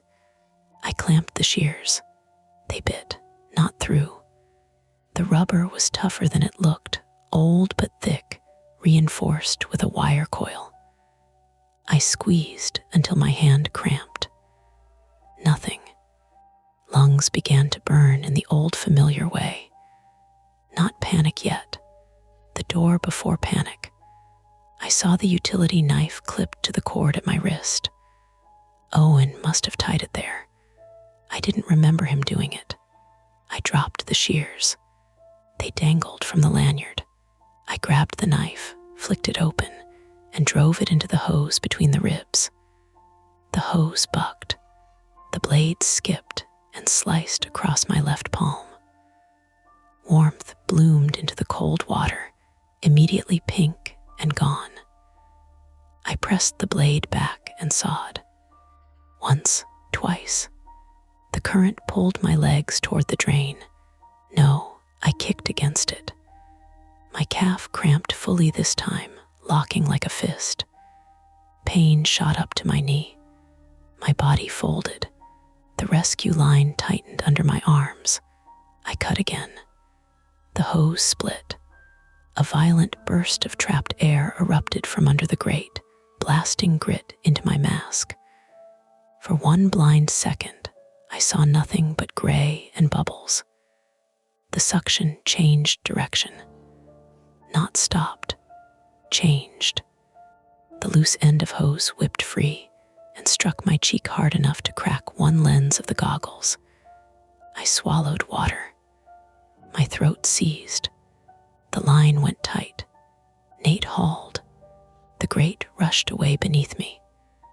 The hose disappeared into the cloud, then snapped down through the bars with a sound I felt rather than heard. I broke the surface coughing. Hands grabbed me. Owen and Nate dragged me onto the deck. I hit concrete on my side, vomiting pool water, my cut palm leaving red arcs on the pale coping. My calf cramped again, and I cursed into the deck like an animal. Did it work? Nate shouted. I couldn't answer. From Elise's phone came Oscar's scream, then nothing. A flat, wet silence. Elise screamed too. Oscar, Oscar, Ruiz grabbed the phone. Oscar, answer me. No response. The booster pump whined higher. Tara, who had been at the pump room doorway, suddenly turned and ran inside. Owen shouted after her, "Do not go behind that motor." She didn't stop. Ruiz looked at me, then at the clean-out cap. "Open it, now." The first cut had not solved it. It had only changed the trap. Nate and Owen attacked the cap together. The pressure had shifted enough that the seal no longer held it tight. It gave with a rusted shriek, turning half a rotation. Cold air and dirty water sprayed up through the gap. A small hand came through, not reaching from the pool this time, from below the deck. Elise made a sound that broke every adult standing there. Owen grabbed the wrist. "I've got him." "No pulling hard," Ruiz barked. "Slow, support the shoulder." The opening was too small. Of course it was. The clean-out cap came free, revealing a round hole barely wider than a dinner plate. Beneath it was darkness, rushing water, and Oscar's arm up to the elbow. His skin was pale, scraped raw along the forearm, fingers curled weakly. "Oscar," Ruiz said, voice steady by force. "We see your hand. You are almost out." "I can't," he sobbed. "My shirt, my leg." Tara's voice came from the pump room, strained and far away. "Ben." I pushed myself up on my good hand, still coughing. "Tara, backwash valve," she shouted. "If I divert flow to waste, it'll relieve the line, but the handle's jammed." Owen looked toward the building. "If she opens waste while we have the clean-out open, water may come this way," Tara yelled. "You'll have seconds."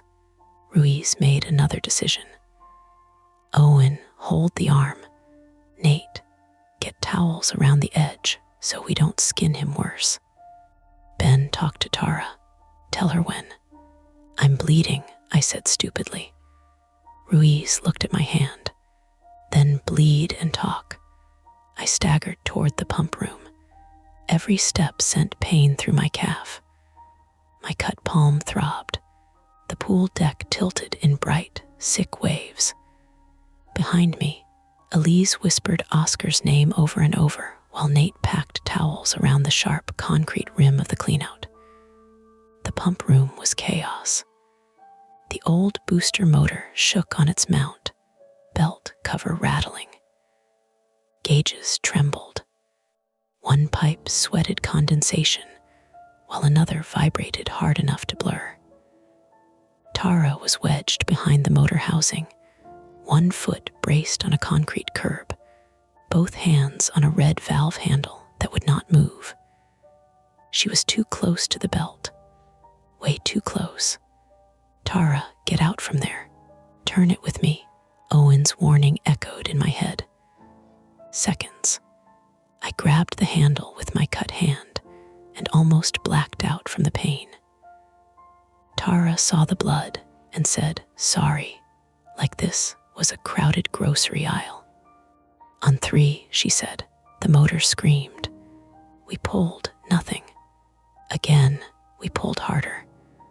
The valve shifted 1 inch. A pipe above us banged. From outside, Ruiz shouted, "Hold," Oscar screamed. Tara's face crumpled. She put 1 foot against the wall and threw all her weight onto the handle. I did the same. My palm slipped, blood slicking the red paint. The handle moved another inch. Then the belt cover on the booster motor snapped loose. Not all the way. 1 bolt sheared, and the metal guard kicked outward, catching Tara across the forearm. She cried out, but did not let go. The valve broke free. It swung down. The pump room erupted with sound. Water hammered through the waistline. Somewhere beneath the building, something released with a deep, ugly cough. The booster motor changed pitch, lost its grip, and rattled down into a lower whine. Outside, people shouted. Tara slid to the floor, clutching her arm. Blood ran between her fingers. I stumbled back out of the pump room. At the cleanout, Owen had both arms down the hole now braced shoulder deep. Nate held Oscar's wrist with a towel wrapped around it. Ruiz knelt behind Owen, one hand on his belt, anchoring him. Now, Ruiz shouted. They pulled. Oscar came up 6 inches, then stopped. His scream turned into a strangled gasp. Stop, Owen said. Something still caught. I dropped beside the hole. Through the opening, I could see only fragments. Oscar's wet hair plastered to his forehead, one eye squeezed shut. His blue swim shirt twisted tight across his chest. Beneath him, water rushed through the concrete void. Around his waist was the pale vacuum hose, split at one end, wrapped twice like a leash. The cut I had made at the drain had freed one section, but the loose length had tightened around him when the pressure shifted. I can reach it, I said. Ruiz looked at my hand. I can reach it. No one argued this time. Nate shoved the utility knife into my uninjured hand. Owen lifted Oscar as much as he could without hurting him. The boy's face was inches below the deck opening now, lips blue, eyes unfocused. Hey, I said. Oscar, look at me. His eyes moved. I'm going to cut the hose. It might pinch. You don't move. I want my mom. I know. I lost my nose thing. We found it. A stupid lie. A necessary one. I reached into the hole. The concrete rim scraped my arm. Water sprayed my face. The hose was slick and tight around his shirt and ribs. I slid the knife under it, blade away from his skin, just like cutting a seatbelt in first aid training. My left hand, the cut one, pressed against the concrete for balance. Blood ran down my wrist and dripped into the hole. The knife caught, I sawed. Oscar whimpered but stayed still. Nate said, come on, come on. The hose gave, one strand, then the wire coil. Then all at once it snapped apart. Owen pulled. Oscar came out of the cleanout like the pool was giving him up reluctantly. Shoulders scraping, shirt tearing, one leg folding wrong for a second before Ruiz guided it clear. He landed on the towels with a wet slap, coughing, crying, alive. Elise threw herself toward him, but Ruiz blocked her with one arm. Space. Give him space. Oscar vomited dirty water onto the deck. Best sound I had ever heard. Owen rolled him onto his side. Ruiz checked his airway, his breathing, his pulse. Nate backed away and sat down hard, both hands on top of his head. Elise knelt just out of reach, shaking so violently Grace had to hold her shoulders from behind. He's breathing, Ruiz said. Pulse is fast. Get the medic bag. Another firefighter rushed in. Oscar's left ankle was already swelling.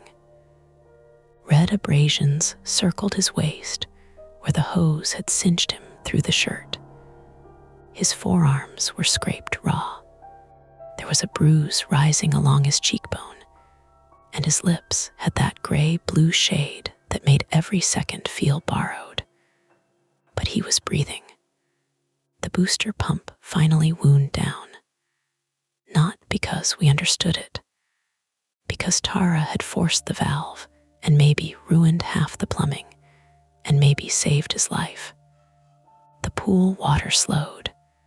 The spiral over the drain loosened into ordinary ripples.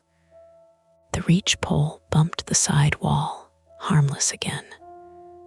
For a moment, nobody spoke. There was only Oscar coughing, the drip of water from the cleanout hole, Tara swearing softly in the pump room while someone wrapped her arm, and the distant traffic beyond the fence moving along as if this were any other hot Tuesday. Then Milo, from outside the gate, said in a small, clear voice, "It wasn't watching." Grace hushed him, but I heard. I looked down into the open cleanout. In the dark below, the severed hose end floated in the rushing runoff, split into 4 pale flaps. Fingers. A face if you were 6.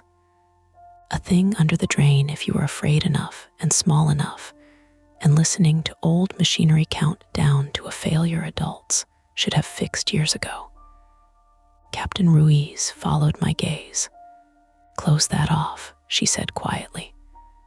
"Nobody touches it until investigators document everything." Oscar coughed again and reached blindly. Elise took his hand.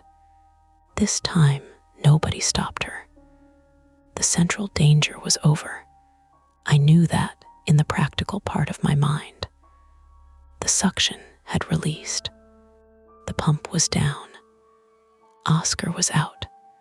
Firefighters had control of the scene. The thing beneath the drain was not a creature. But when I looked across the pool, I saw the main drain sitting at the bottom of the deep end, gray water still clouded around it. And for 1 second, I imagined all the summers it had spent down there, with that old hose curled beneath the grate, moving when the pumps moved, waiting without wanting, dangerous without being alive. That was almost worse, because monsters decide to hurt you. Neglect just waits until a child steps close enough. The first ambulance left without sirens. That bothered me more than if it had screamed all the way out of the parking lot. Oscar was awake when they loaded him, which everyone kept saying like it made the rest of it smaller. Awake, talking, breathing on his own. His sister climbed in beside him after Captain Ruiz spoke quietly with the paramedic and decided Elise was less likely to fall apart if she could keep hold of his hand. Before the doors shut, Oscar looked out at the pool deck through the gap between 2 firefighters. His lips were still gray. His wet hair stuck to his forehead in thin black strings. Someone had wrapped him in those silver emergency blankets that make every small movement sound like a candy wrapper. He saw me sitting against the lifeguard chair with my left hand wrapped in gauze. "I lost my nose clip," he said. I almost laughed. Not because it was funny, because my body didn't know what else to do with the fact that he was alive and worried about a piece of plastic. "We'll get you a new one," I said. He nodded like that settled something important. Then the doors closed. The ambulance rolled away slowly, past the school baseball field, past the sign that said FULTON, Grove Aquatic Center, Summer PASSES available, past the line of parents standing in the shade of the fence with towels clutched against their chests. No siren, just tires on asphalt. Then ordinary traffic swallowed it. After that, everything became forms. That was how the world put itself back together. Not through comfort, not through answers, through clipboards, photographs, incident reports, yellow tape, and people asking the same question 4 different ways to see if your version changed.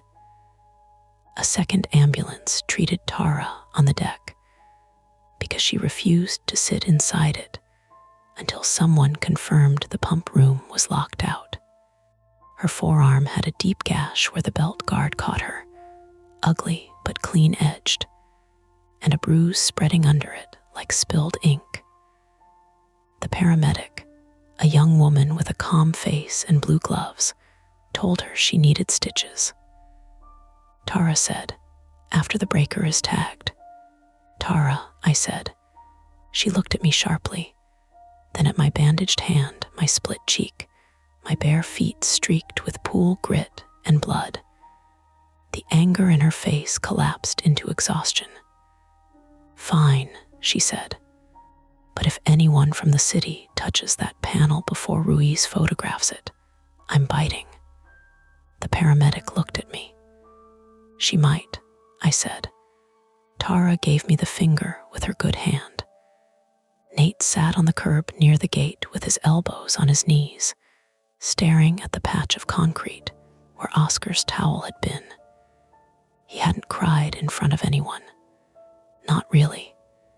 His face had just emptied. Every few minutes he looked toward the deep end, as if he expected the ladder to shake again. Grace stayed with the children until their parents arrived, even though nobody expected her to. Milo sat beside her in a towel, wearing his shark Crocs again. The little teeth on the toes pointed toward the street. Lucy DeWitt had fallen asleep against Grace's hip, thumb pressed under her chin, her purple rash guard damp and wrinkled. Mark stood nearby, phone in hand, not making calls anymore, just holding it as if letting go would make him useless. Darren Walsh kept apologizing to everyone for going into the locker room, for not seeing Oscar leave, for almost prying the hatch open, for things he had not caused. His son Henry clung to his neck and refused to look at the building.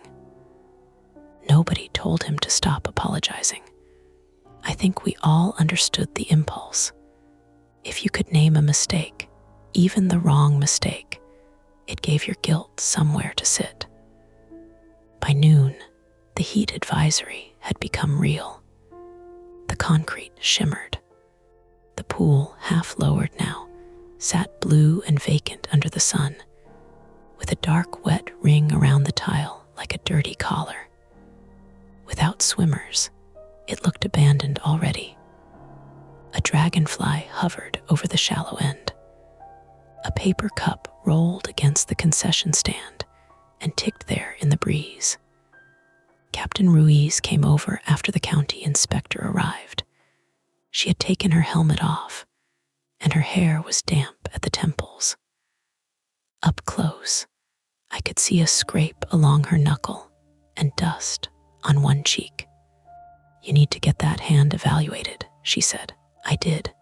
I mean at urgent care, not by a firefighter with gauze.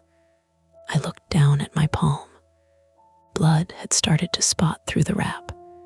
It stopped bleeding mostly. That's not a medical standard. No. She sat on the edge of the planter beside me without asking, which somehow made me trust her more. "You did well," she said. I didn't answer. Praise felt like standing too close to a speaker turned up too high. Ruiz looked across the pool. He would not have had much longer. That was not praise. That was fact. I could take fact. How is he? Transported stable. Possible ankle fracture or sprain, abrasions, mild hypothermia, aspiration risk. They'll monitor his lungs. She paused. He was lucky. I looked at the clean-out hole, now covered by a temporary metal plate weighted down with sandbags.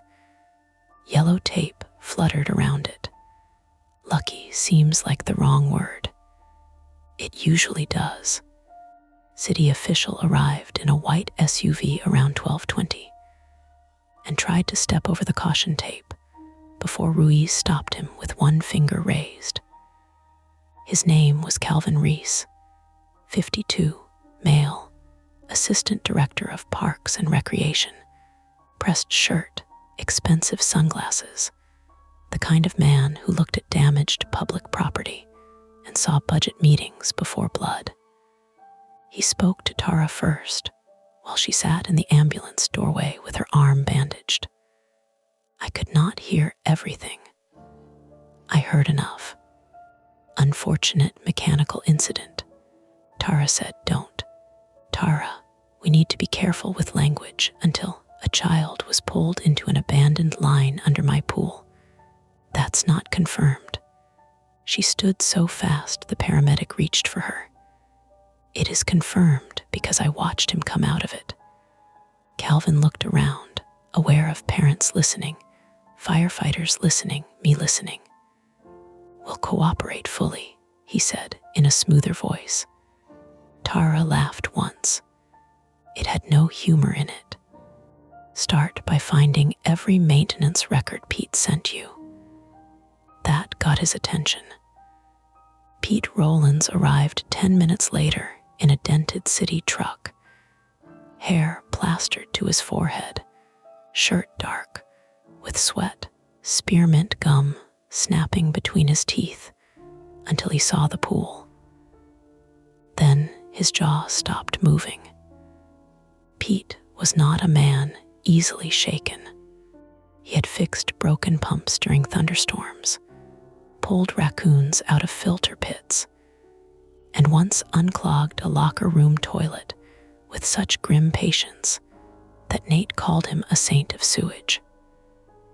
But when Captain Ruiz lifted the temporary plate and showed him the cleanout, Pete took off his cap. "Jesus," he said softly. Tara from the ambulance said, "You knew about the equalizer line." Pete looked at her, then at Calvin. "I knew it existed. Supposed to be capped when they redid the deep end suction covers. When? 2008 maybe, before my contract. And the hose," he shook his head. No, I didn't know about any hose. Ruiz had the severed piece in an evidence bag by then. The split end did look like fingers in the plastic, in daylight on concrete, tagged with a marker, and sealed in clear plastic. It was almost humiliating. That thing had terrified children. It had nearly killed one. It looked like trash. Pete crouched by the deck and ran one hand over the loose coping stone. "I wrote this up," he said. Calvin's head turned. "What? The loose stone, the deck void, the old booster. I wrote all of it up. Not this exact failure, no. But I told them the west deck needed opened." Tara's face went very still. Calvin said, "Let's not have this conversation in public." Pete stood slowly. A boy went through a hole in public. Nobody spoke for a few seconds. Then Grace did, from the shade near the gate. "My son told you something looked at him yesterday." Everyone turned. I had not known that. Tara looked at her. "Yesterday," Grace's mouth tightened. "After class, he said the drain blinked. I told him it was the light, because that's what you tell children when you don't want them afraid of swimming pools." Milo pressed himself against her leg. "I'm not blaming you," Grace added, though the sentence sounded like she was trying to convince herself too. "I'm saying children notice things before adults can explain them." Lucy stirred in Mark's arms and mumbled, "It said my name wrong." Mark shut his eyes. The legal part began before the deck was dry.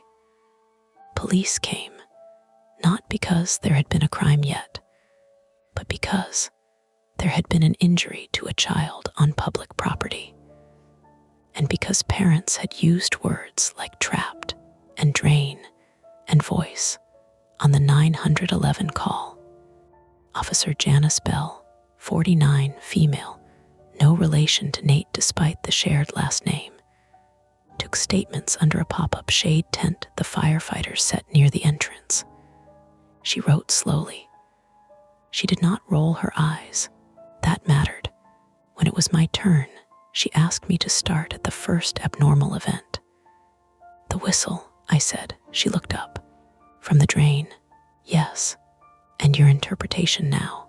I rubbed my uninjured thumb against the edge of the gauze. Air through the old hose or line. Pressure changes. Maybe the booster cycling. Before the pump failed, I think it was already failing. You saw something pale beneath the grate, the hose. You're sure? I looked at the pool. I'm sure what we pulled out was a hose. That was the most honest way to say it. She caught the phrasing, but did not push. Later, at urgent care, the doctor irrigated my palm until I had to stare at a poster about flu shots and breathe through my teeth. 7 stitches. Tetanus booster. Antibiotics because pool water and old pipe sludge are not things you want introduced politely into an open wound. My cheek had a bruise from the hose strike. My calf cramped twice in the waiting room, hard enough that an old man across from me winced in sympathy. Tara got 12 stitches and a stern warning about infection. She texted me from her own exam room. Do not talk to reporters. Then, 2 minutes later, also thank you. I stared at that second message for a while before answering. You too, because what else was there? The story made local news by evening, not the way it felt. The way news always trims things into shapes people can swallow during dinner. Child rescued after mechanical failure at Fulton Grove Pool. City Aquatic Center closed pending investigation. Aging infrastructure questioned after pool incident. They used footage of the front gate, the ambulance leaving, the yellow tape around the deck. A reporter stood near the fence and said near tragedy 3 times. Parents posted online. Some exaggerated. Some corrected others with the exhausted fury of people who had actually been there. Someone wrote that a creature lived in the drain. Someone else said the pool had been built over tunnels. Nate sent me a screenshot of a comment claiming government cover-up mermaid thing, and then immediately apologized because neither of us found it funny. Oscar spent 2 nights in the hospital. His ankle was badly sprained, not broken. Had bruising around his ribs and waste from the hose. He aspirated some dirty water, but did not develop pneumonia. That became another phrase people used like a charm. Did not develop pneumonia. Could have been worse. Awake, stable, lucky.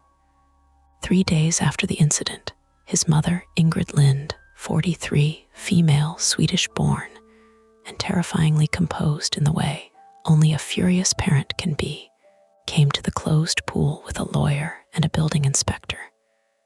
Elise came too. Oscar did not. I was there because Tara asked me to meet the investigator and walk through the timeline.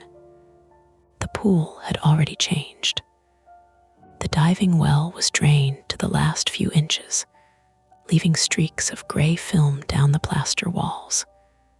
Without water, the main drain looked smaller and more pathetic. The grate had been removed. Beneath it, the old vacuum hose lay exposed in sections, tangled through a broken equalizer opening, stiff in some places, flexible in others. The split end was gone to evidence, but the rest looked like a dead root system. The abandoned line had not been properly capped. The booster pump had been wired into a panel that still received emergency generator power. Because of a renovation shortcut no one had documented correctly. The loose coping stone had covered a cleanout that should have been sealed, mapped, or at least marked. Pete had filed work orders. Tara had forwarded 2 of them. Calvin had approved temporary monitoring instead of repair the previous year. That did not feel like an answer. It felt like a chain. Every link ordinary. Every link defensible in a meeting. Too expensive this quarter. Low priority. No active leak. Reassess next season. Children swim over the result. Ingrid Lind stood beside the empty deep end and listened to the inspector explain the line path. Her face did not change. Lee stood a few steps behind her with earbuds in, but no music playing, I could tell, because the cord wasn't connected to anything. She looked at me once and gave a small nod. I nodded back. Neither of us spoke. Grace quit the next week. She sent Tara an email that was polite enough to hurt. She said she loved teaching, that she believed children should not inherit adult negligence, and that Milo had started refusing baths unless the drain was covered with a washcloth. She wished everyone healing. Tara read it in the office and then sat for a long time with the screen open. Nate stayed, technically, though there was no pool to guard. He helped Pete inventory equipment and carried boxes from the concession stand. He no longer joked about ghosts. When he laughed, it came a second late, like he had to approve the sound first.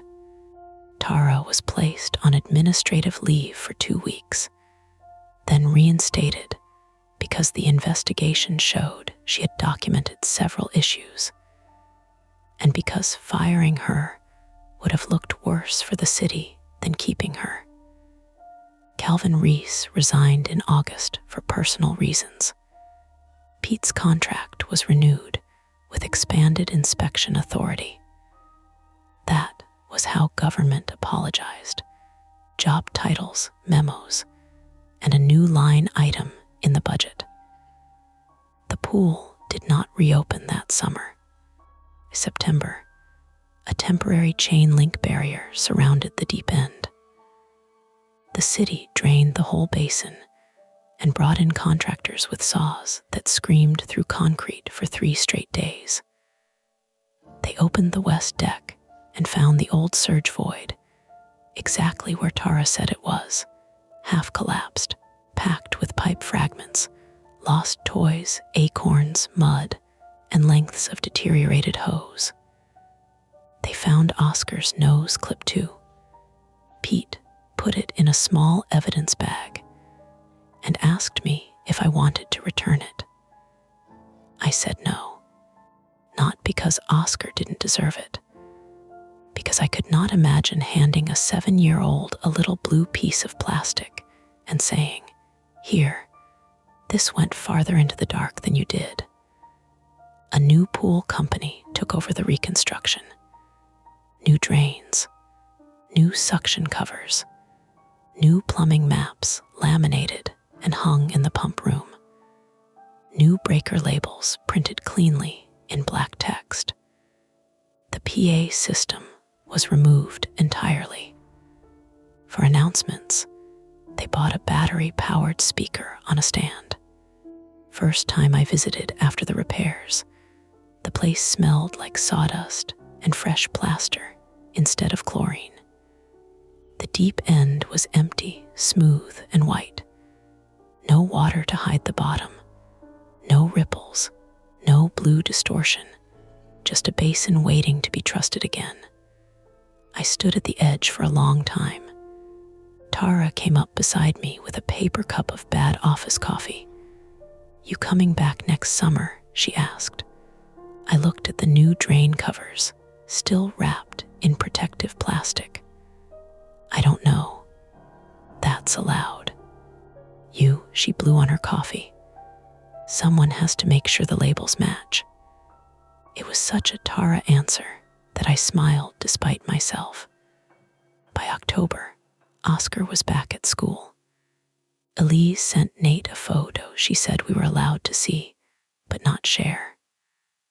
Oscar stood in a backyard wearing a sweatshirt and one ankle brace, holding a new pair of nose clips still in the package. He was giving the camera a thumbs up with the bored expression of a kid whose adults had made him pose too long. I was glad to see it. I also noticed there was no pool in the picture. That winter, I took a job at a park's office, not lifeguarding, just scheduling and permit paperwork while I figured things out. It was boring in the way I used to think I hated. Spreadsheets, room reservations, calls from people angry about soccer fields. I liked it more than I expected. Sometimes I still heard the whistle. Not really. Not in any medical sense. It was just one of those sounds memory keeps in a drawer and opens at inconvenient times. A kettle starting to boil. Air through a cracked car window. A kid's toy whistle from the next aisle at the grocery store. My body would pause before my mind caught up. I started swimming again in February at an indoor pool in Worthington. The first time, I stood in the shallow lane for 10 minutes pretending to adjust my goggles. The water was clear.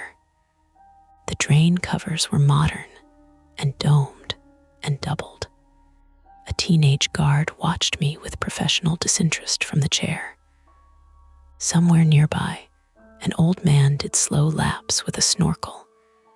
Everything smelled like chlorine and warm plastic kickboards. Normal. I put my face in, opened my eyes, saw the bottom, stayed. That felt like winning, though not the kind anyone claps for. In March, Tara forwarded me the final public report. 37 pages. Mechanical failure. Improperly abandoned equalizer line. Unauthorized electrical backfeed. Entrapment. Hazard created by deteriorated vacuum hose and active suction under partial outage conditions. Delayed maintenance response due to incomplete infrastructure documentation. There was no mention of watching. No mention of children hearing names. No mention of Milo saying the drain blinked, or Lucy saying it said her name wrong, or the way Oscar had warned us not to open the cap before the pressure shifted. The report was probably right to leave those things out. Reports are for causes, not impressions. Still, near the end, in a photo appendix, there was an image of the severed hose end laid on white evidence paper. 4 split flaps curled outward from the cut. I zoomed in even though I knew I shouldn't.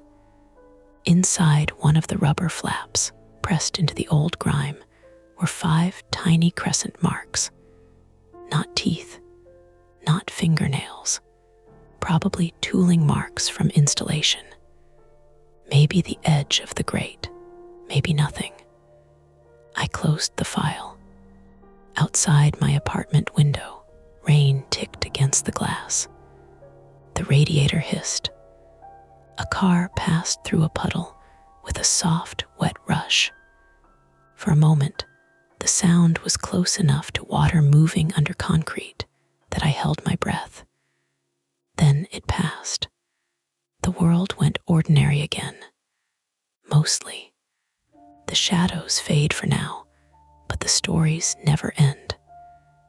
Don't forget to hit like, subscribe to Mia Horror Stories, and join our community of horror lovers. If you're hungry for more, check out the next video. Just remember, the scariest part is often the one you don't see coming. Welcome to Mia Horror Stories. To make it easier on your eyes, this video plays against a black screen, so you can close your eyes, get comfortable, and let the story take over. Don't relax too much. The ending might just catch you off guard. Stay with me until the very last word.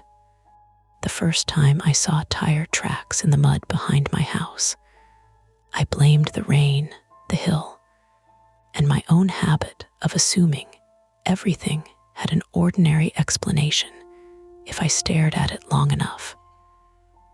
It was a Wednesday evening in late October, the kind of rain that didn't fall so much as lean against the world. Water slipped down the kitchen windows in crooked lines. The gutters ticked and burbled. Somewhere in the walls, the old pipes made that low knocking sound that had bothered me since the day I moved in, like someone tapping from the other side and then losing interest. I was rinsing a coffee mug when the motion light behind the house clicked on. That happened all the time. Deer, usually. Sometimes raccoons. Once, memorably, my neighbor's teenage son cutting across the yard at midnight with a fishing pole and no explanation that made sense. But that night, when the light came on, it didn't show deer. It showed ruts. 2 clean dark lines pressed through the grass beyond the shed, curving from behind the row of spruce trees and disappearing into a place where, as far as I knew, there was nothing but wet leaves, a drainage ditch, and 50 yards of tangled county land before the slope dropped into woods. I'm Nora Bell, 32, female, and I live on the edge of Harper's Ferry, West Virginia, in a little white house with peeling porch rails and a crawl space that always smells faintly of rusted tools. I bought it after my divorce because it was cheap, close enough to my job in Frederick to be survivable, and far enough from everyone who knew me that I could pretend starting over was the same thing as healing. I work remotely most days doing billing support for a medical supplier, which means I spend too many hours listening to hold music and people apologizing for things they didn't cause. I'm good at finding errors in systems. I'm less good at admitting when the system is me.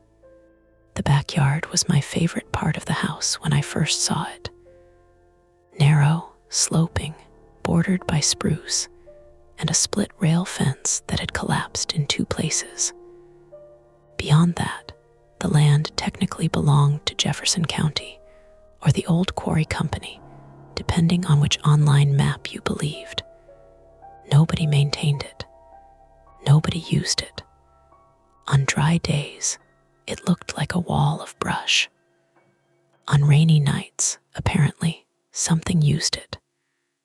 I set the mug in the sink without turning off the faucet. The water ran over the ceramic lip and made a thin, hollow sound in the basin. "Nora," Evan called from the living room. "You flooding the kitchen again." Evan Wills, 34, male, was on my couch with his shoes off and his laptop balanced on his knees, pretending he had come over to help me price storm doors. And not because we had been circling the idea of trying again for the past 3 months. He was a civil engineer from Maryland, patient in the way people are when they trust measurements more than instinct. He had a square jaw, a bad shoulder from college rugby, and an annoying gift for staying calm when calm felt insulting. We were divorced because I shut down under pressure, and he tried to fix every silence like it was a loose screw. Neither of us had changed enough. Both of us had changed a little. "I'm looking at something," I said. The faucet hissed behind me. Rain popped against the metal awning over the back door. He came in with one sock twisted halfway around his foot. "Is it the raccoon again?" because I'm not negotiating with him this time. I pointed out the window. Evan leaned beside me, shoulder brushing mine. His face shifted in the reflection first, his joking expression loosening into a squint. What am I looking at? The yard. I see the yard, the tracks. He went quiet. The motion light hummed faintly, making the rain look heavier than it was. The ruts cut across the wet grass in two parallel grooves, deep enough that water had already begun to gather inside them. They looked fresh, not hours fresh, minutes. Evan wiped condensation from the glass with his sleeve. I mean, could be from a mower. In October, county maintenance. I looked at him. He looked back, then at the yard again. Okay, not county maintenance. I turned off the faucet. The kitchen seemed louder after that somehow.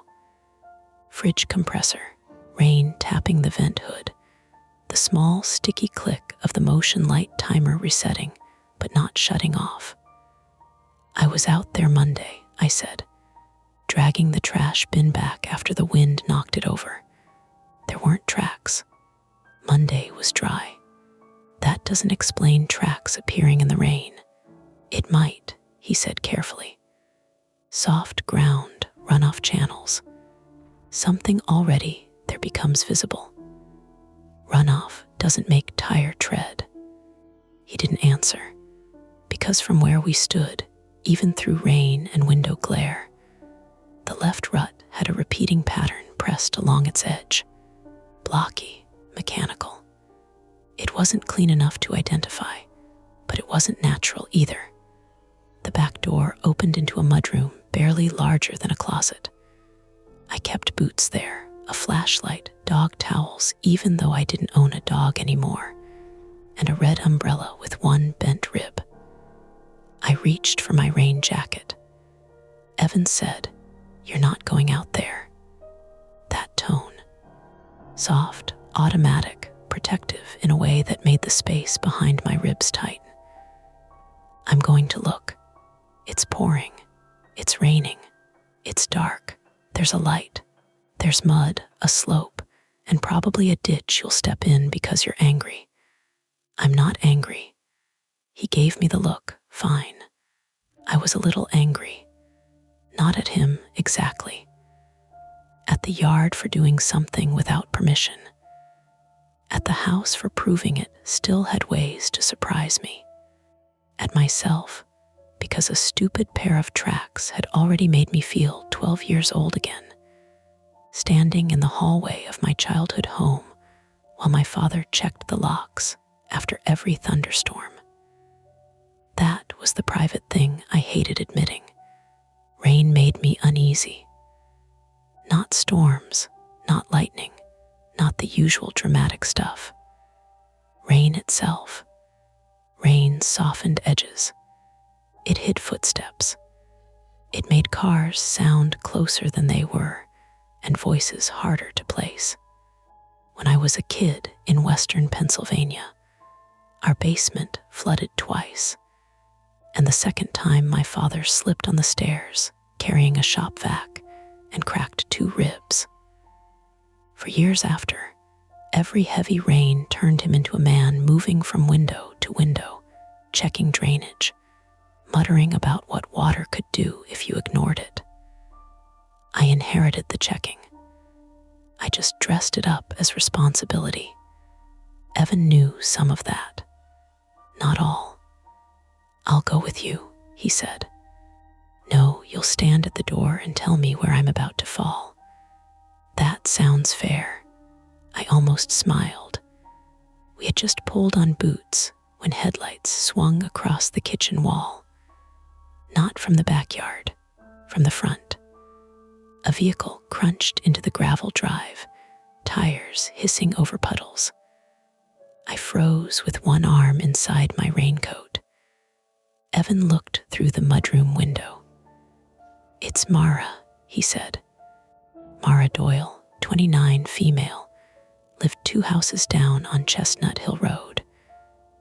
2 houses meant a quarter mile, and one blind curve out here. She was a high school art teacher, originally from Ohio, with cropped black hair, wire rim glasses, and a habit of bringing over baked goods whenever she was avoiding grading. She had become my closest local friend, mostly by refusing to notice that I wasn't good at making friends. She also had the directness of someone who spent her workdays telling teenagers not to rinse acrylic paint in drinking fountains. She came through the side door without knocking, shaking rain off a yellow slicker. "Your phone dead?" I patted my back pocket. "Empty, charging upstairs. I texted you twice." "What's wrong?" She looked past me at Evan, then at our boots, then at the rain jackets. "Why do you look like you're about to dispose of a body?" "We found tracks in the backyard," Evan said. Mara blinked. "Tracks in the mud," I said, "behind the shed." Her face changed in a way I noticed before I understood it. Not fear, recognition maybe. A quick tightening around the mouth. "What kind of tracks?" she asked. "Tires." She pushed her glasses up the bridge of her nose. Rainwater dripped from the ends of her hair onto my floor. Evan asked, "You've seen them too?" Mara didn't answer right away.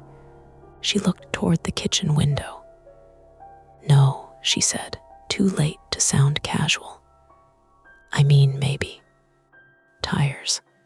I saw lights back there once. My skin prickled at the wrists, not from fear exactly, but from the unpleasant feeling of a drawer opening inside another drawer. "When?" I asked. "Last spring, big rain. I was driving home late from the school play, and when I passed your place, I thought there were headlights behind your trees." She lifted both hands.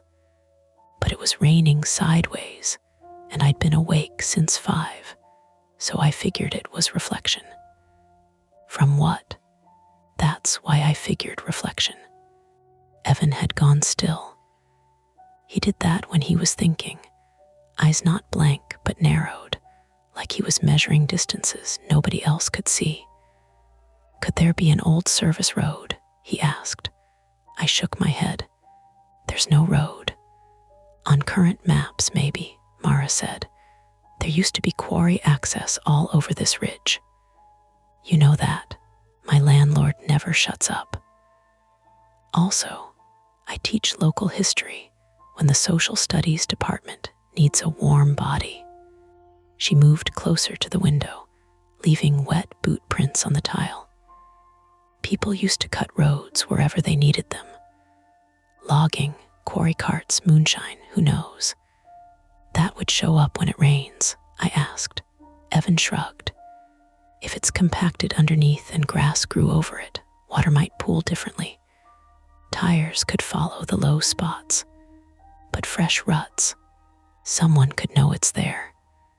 That was worse than anything I had been imagining. Someone. The word sat in the kitchen with us, plain and heavy. Outside, the motion light finally clicked off. The backyard vanished. Mara sucked in a breath through her teeth. "Well, that's not unsettling at all." Evan reached for the switch beside the back door and flipped on the weaker porch light. It threw a cone of yellow across the first 20 feet of yard. The shed appeared. The bird feeder swung. Beyond that, nothing but black spruce branches and rain sliding down through them. The tracks were no longer visible from inside. I felt an absurd urge to apologize, as if I had wasted everyone's time by pointing at something that had decided not to prove itself anymore. Then a sound came from behind the shed. Not loud, not dramatic. A wet, rubbery slurp. All 3 of us listened. There it was again. A tire, I thought. A tire easing out of mud. Evan opened the back door before I could stop him. Cold rain rushed into the mudroom, carrying the smell of soaked leaves and clay. The porch light caught the steam of our breath. "Hello," he called. His voice traveled poorly in the rain, flattened almost immediately by the hiss of water on grass. Mara whispered, "Why do men always yell hello like trespassers are going to answer honestly?" "I heard that," Evan said. "Good." I grabbed the flashlight from the shelf. It was a heavy metal one my dad had given me when I bought the house. The batteries rattled when I lifted it, and for 1 second I was sure it wouldn't work. Then the beam snapped on, bright and white, cutting across rain. We stepped onto the back stoop. The boards were slick. Water ran off the roof in a steady sheet at the corner where the gutter had pulled loose. Each drop hit the overturned metal watering can below with a hard ping, ping, ping. The yard sloped down from the house, flattening near the shed before dipping again into the brush. My boots sank immediately. Wet grass slapped my ankles. Evan went first despite my annoyance, one hand out slightly as if the air itself might trip him. Mara stayed close to me, muttering, "This is how local news segments start." At the shed, the flashlight found the ruts. Up close, they looked even less like runoff. 2 parallel tracks, about the width of a small truck or older SUV, pressed deep through the grass.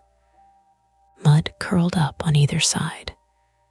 In one rut, rainwater trembled with each drop. In the other, a pale ribbon of crushed limestone showed through, like a buried driveway had been shaved open. Evan crouched, touched the edge, and rubbed mud between his fingers. "Fresh," he said. "Helpful," Mara whispered. He looked toward the trees. "The tracks go that way." I lifted the flashlight. The beam struck spruce trunks, wet branches, a sagging run of old wire fence I had never repaired because it didn't keep anything in or out. Beyond that, the brush seemed thinner than usual, but rain and light do strange things. Leaves shone silver. Water dripped from needles in quick little taps. The air smelled like disturbed soil. "There's no gap there," I said, except there was. Not much, just a darker vertical space between 2 spruces where branches should have overlapped. The ruts pointed straight at it. Mara moved closer. "Nora, I see it." "No, I mean look at the fence." The split rail ended near the shed, but the old wire fence continued, half swallowed by vines and brambles. I knew that fence. I had cursed at it in summer when the weeds grew around it. I had cut myself on it in June. Now one section was folded inward, not broken, folded, like someone had lifted it from the bottom and pressed it down carefully enough not to snap the posts. Evan stood. Rain streamed from his hair down his cheek. "Okay, that's trespassing." The practical word helped. Trespassing. Real, legal, boring in the way frightening things become slightly less frightening when assigned a category. "Could be hunters," Mara said, "or kids." "In this rain?" I asked. "Kids are stupid in all weather." Something beeped inside Evan's jacket.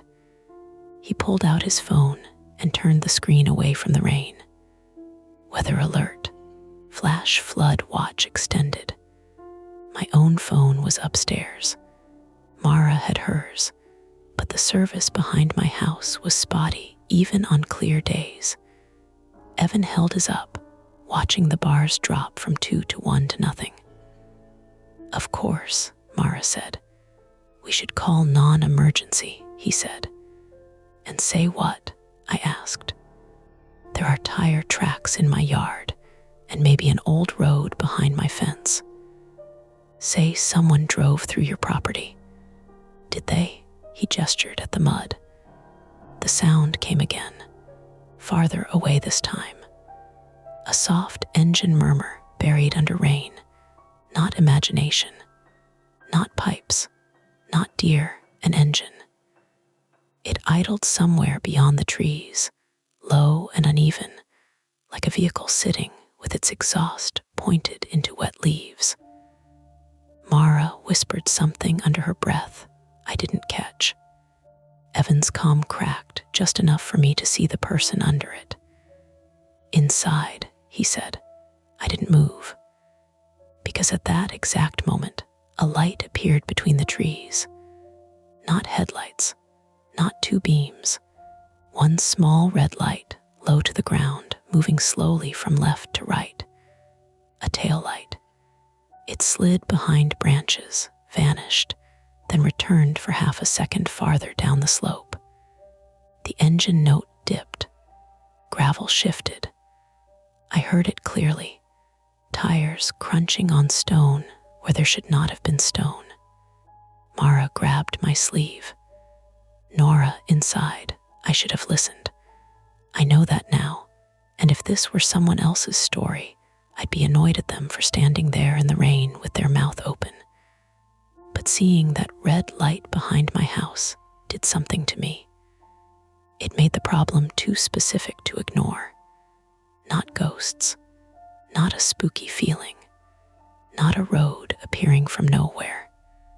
A vehicle had passed behind my house. A real vehicle on a real surface, using a route I had never seen in daylight. And if someone had been back there tonight, close enough to trigger my light, close enough to leave fresh mud torn across my grass, then they had either made a mistake or didn't care that I saw. Evan stepped in front of me. We're going in. We can call from the front of the house. The red light flickered once more, smaller now, nearly lost in rain. Then it stopped. All of us froze. The engine cut off. The sudden absence of it made the rain seem enormous. From somewhere past the folded fence came a metallic sound. A door latch, maybe, or a tailgate. Mara's grip tightened until her fingernails pressed through my sleeve. Nora, she said, very quietly, please. The choice should have been simple. Go inside. Lock the doors. Call the police. Let someone with a badge and a better flashlight walk into the brush. But my house sat alone at the edge of a hill, with a dead patch of cell service behind it, and a folded down fence pointing toward an access road that appeared only when rain softened the ground enough to show it. If we went inside, we might hear nothing else. By morning, the ruts could wash out. The gap could look like storm damage. The red light could become a story I told badly and then doubted. Evan knew me well enough to see the argument happening on my face. No, he said. I just want a picture. You want proof? Yes, proof can happen from the porch. Not of the fence. Mara looked between us. Absolutely not loving the divorced couple mind reading right now. The rain ran down the back of my neck, cold under my collar. The flashlight beam shook a little in my hand. I aimed it at the folded wire, at the ruts vanishing through the narrow black gap between the spruces. 10 steps, maybe 12, to reach it. 10 steps to take a photo. 10 steps to know whether the ground beyond my yard really dropped into brush like it always had, or whether, under the rain and the mud and the cover of trees, there was a road behind my house. I lifted my phone-less hand, uselessly, then remembered my phone was upstairs on the charger. Mara held hers out without enthusiasm. One picture, she said, from here. But from here, the darkness ate everything past the fence. Another sound came from beyond the trees. A cough, human, close enough that it didn't echo. Evan turned toward it, shoulders rising. I took Mara's phone. The screen glowed against my wet palm. The camera app was open, rain dots blooming across the glass. I could step forward and photograph the gap. Or we could go back inside, lock up, and let the night keep whatever it had already started to show us. Behind us, warm kitchen light spilled through the open door. Ahead, the folded fence sagged into the mud like an invitation. I stood between both, listening to the rain strike leaves I couldn't see, and tried to decide which kind of fear I trusted more, the fear of finding out or the fear of not knowing until it was too late. I took exactly 3 steps toward the folded fence before Evan caught my wrist. Not hard, not enough to hurt, just enough to stop me. The contact snapped my attention away from the trees and back to the fact that we were standing in my backyard in a cold October rain, with the kitchen door hanging open behind us, and something human enough to cough waiting somewhere beyond the spruce line. "Nora," Evan said low, "do not make me physically drag you back inside." Mara still had one hand clamped around the sleeve of my jacket. Her phone was in my other hand, the screen slick with rain, the camera trying and failing to focus on the black gap between trees. "One picture," I said. "You got one," Evan said. "I got darkness. Darkness is enough. It's not proof." He leaned closer, rain running from his eyebrows. "Proof of what?" "That someone is trespassing. We already have that. Proof that you were right. Congratulations, you were right. Now move." That hit exactly where he knew it would. For a second, the rain, the fence, the red taillight beyond the trees, all of it narrowed into the old familiar shape of our arguments. Evan deciding there was a safe, reasonable answer. Me hearing not safe and reasonable, but contained, managed, handled, like I was a problem with a checklist. Mara must have felt me tense because she said, "Hey, not the moment." The cough came again. Closer, maybe not. Rain does strange things to sound. It breaks it up, throws it sideways, hides where it came from. But it was human. Wet, chesty, followed by a sound like someone clearing their throat and spitting. Evan let go of my wrist. "Inside," he said. "Now, this time I moved." We backed up together, too fast for the slope. My boot slid in the rut. Mud swallowed the heel and twisted my ankle sideways. Pain sparked white hot up my calf. Damn it. Evan grabbed my elbow. Mara grabbed the back of my jacket. For one stupid second, all 3 of us nearly went down together, a clumsy knot of panic and rain gear. Then Evan got his shoulder under mine and hauled me upright. "You okay?" "I'm fine. You're limping." "I'm fine enough." "Stop saying fine when you mean not fine. Stop arguing with me in my own yard," Mara hissed. "Both of you, shut up." That did it. We shut up. Because beyond the folded fence, someone had stepped on a branch. Not a deer snap. Not the quick, skittering crack of an animal moving away. This was heavier. A foot testing weight, then another. The flashlight beam shook badly now. I swung it toward the gap and caught a flash of something pale between the trees. A hand, a face. No, a plastic bag snagged on a branch, jerking in the rain.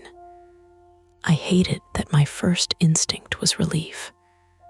I hated more that relief made me slow. Evan half carried me up the last few steps. We got through the back door with Mara behind us, and Evan slammed it hard enough that the old frame rattled. He threw the deadbolt, then the chain, though the chain was decorative at best, and had once popped loose when I shut the door too enthusiastically with groceries in my arms.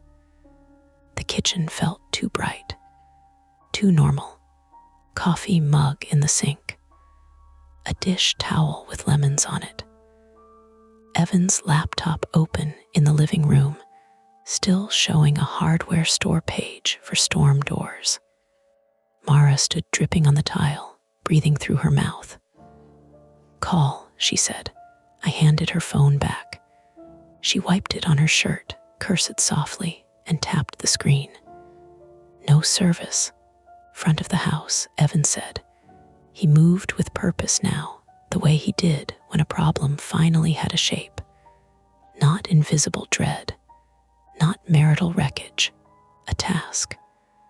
We went through the house without turning off the kitchen lights. My ankle throbbed, but I could put weight on it if I didn't roll my foot outward. The living room windows reflected us back in strips. 3 wet figures, pale faces, muddy boots on my thrift store rug. Mara lifted her phone near the front window. 1 bar.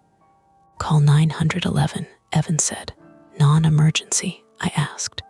He looked at me like I had suggested mailing a letter. "There is someone behind your house at night using a hidden access route," he said. 911, Mara tapped. The call failed. She tried again. Failed. "Are you kidding me?" she said. I limped to the stairs. Landline. Both of them turned toward me. "You have a landline?" Mara asked, as if I had confessed to owning a butter churn. "It came with the house. I kept it for work calls when the internet drops." "Where?" "Office." My office was the smallest bedroom upstairs, the one with slanted ceilings and a window facing the backyard. I hated that window on rainy nights. I hated it more now. Evan blocked the stairs. "I'll go. It's my office." "Nora. The phone is under a stack of claim forms. You won't find it." "Then tell me where." "I just did." Mara cut in. "Nora, let him get the phone. Your ankle is messed up." "It's not messed up. Your sock is muddy and you're standing like a flamingo." I looked down. She was right. I was holding half my weight off that foot without meaning to. Another sound came from behind the house, not from the trees this time, from the kitchen. A soft, metallic tap. All 3 of us looked down the hallway. Tap, tap. Then a scrape, slow and careful, against the back door. Mara whispered, "No." Evan picked up the fireplace poker from the hearth. It looked absurd in his hand.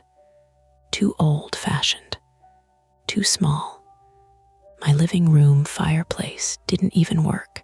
The inspector had told me the chimney needed relining, and I had kept the poker because it came with the house and made the place look more finished. But when Evan held it, angled low by his leg, I was grateful for it. "Nora," he said, eyes still on the hallway, "go upstairs. Get the landline. Lock the office door if you have to. Mara, front porch, try your phone there. Do not open the door unless I say your full name." Mara laughed once, sharp and frightened. "What? If someone knocks or calls out, don't assume it's me." That is the least comforting instruction I've ever heard. "Do it." I wanted to argue.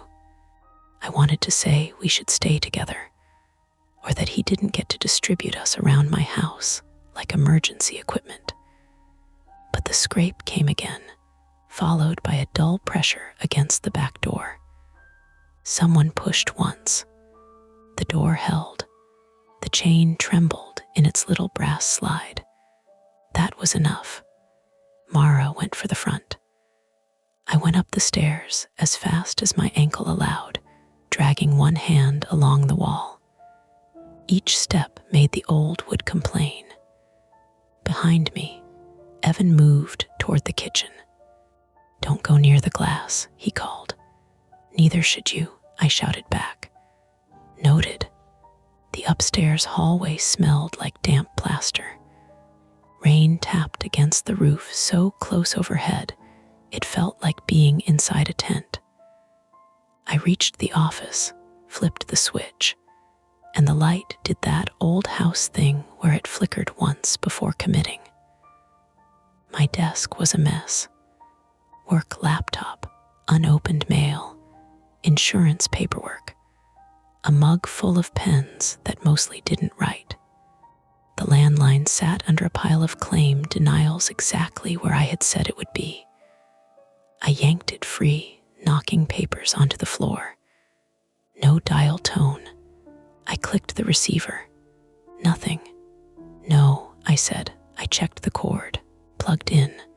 I followed it to the wall jack. Secure. Then I saw the modem on the floor beside the file cabinet. Dark. The power strip beside it was dark too. I looked up. The office light was still on. So not the whole house, just the internet equipment. The landline ran through the modem because the phone company had converted it last year, and I had nodded through the technician's explanation because I was working and annoyed, and assumed a phone was still a phone. Downstairs, Mara shouted from the front of the house. Call went through. Relief hit so hard my knees weakened. Then she shouted again. "Wait, damn it." It dropped. I picked up my own phone from the charger. Full battery. No service. The Wi-Fi icon was gone. Something thudded downstairs. Not the back door this time. A heavier impact. Evan yelled, "Stay upstairs," which, in the language of emergencies, means there is now a reason you might want to come down. I moved to the office window before I could stop myself. From there, I could see over the backyard. The porch light made a yellow smear on wet grass. Beyond the shed, the motion light was back on, either triggered by rain or by something moving under it. The ruts shone black. The folded fence was visible now, and beyond it, where there should have been nothing but brush and slope, I saw the road. Not clearly, not like pavement, more like a pale, narrow strip uncovered by rainwater, curving between the trees. Crushed limestone, muddy and old, with weeds flattened across it. It appeared in pieces where the water ran off instead of soaking in, like a photograph developing in a tray. My breath fogged the glass. There was a vehicle stopped on it. A dark SUV or old pickup, angled partly behind a spruce, rear end facing my house. One taillight glowed dim red. The other was out. The driver's door hung open. I pressed my phone to the window and took 3 photos. Flash off. Useless, probably. But I took them. Then movement near the shed caught my eye. A man was in my yard. He was crouched beside the ruts with his hood up, one hand braced on the ground. At first, I thought he was tying a boot or picking something up. Then he shifted, and I saw the angle of his body was wrong. His left leg dragged behind him. He wasn't creeping toward the house. He was crawling away from the trees. My fear changed shape so fast I almost couldn't follow it. I had built a whole person in my mind. Trespasser, threat, someone testing my doors. But this man looked hurt. He crawled 2 feet, slipped in the mud, and grabbed at the grass. His hood fell back.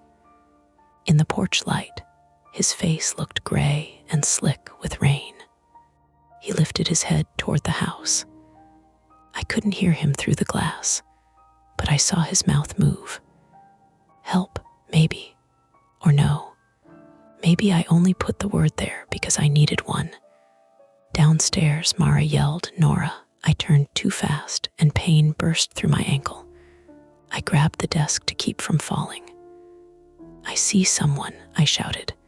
"In the yard," Evan answered from below. "What? He's hurt." A pause, then, "Is he alone?" I looked back. The man had collapsed onto one elbow. One arm was wrapped tight around his ribs or stomach. Mud streaked his palms. Behind him, the open door of the vehicle remained still. Then a second figure appeared at the gap in the fence.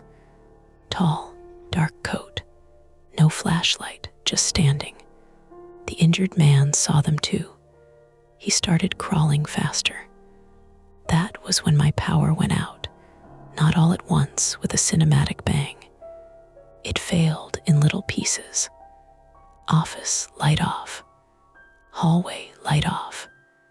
The fridge compressor downstairs winding down. House settling into rain and breath, and Mara saying a word I'd never heard from her before. For half a second, everything was black except the weak glow of my phone. Then the motion light outside clicked off too. The yard vanished.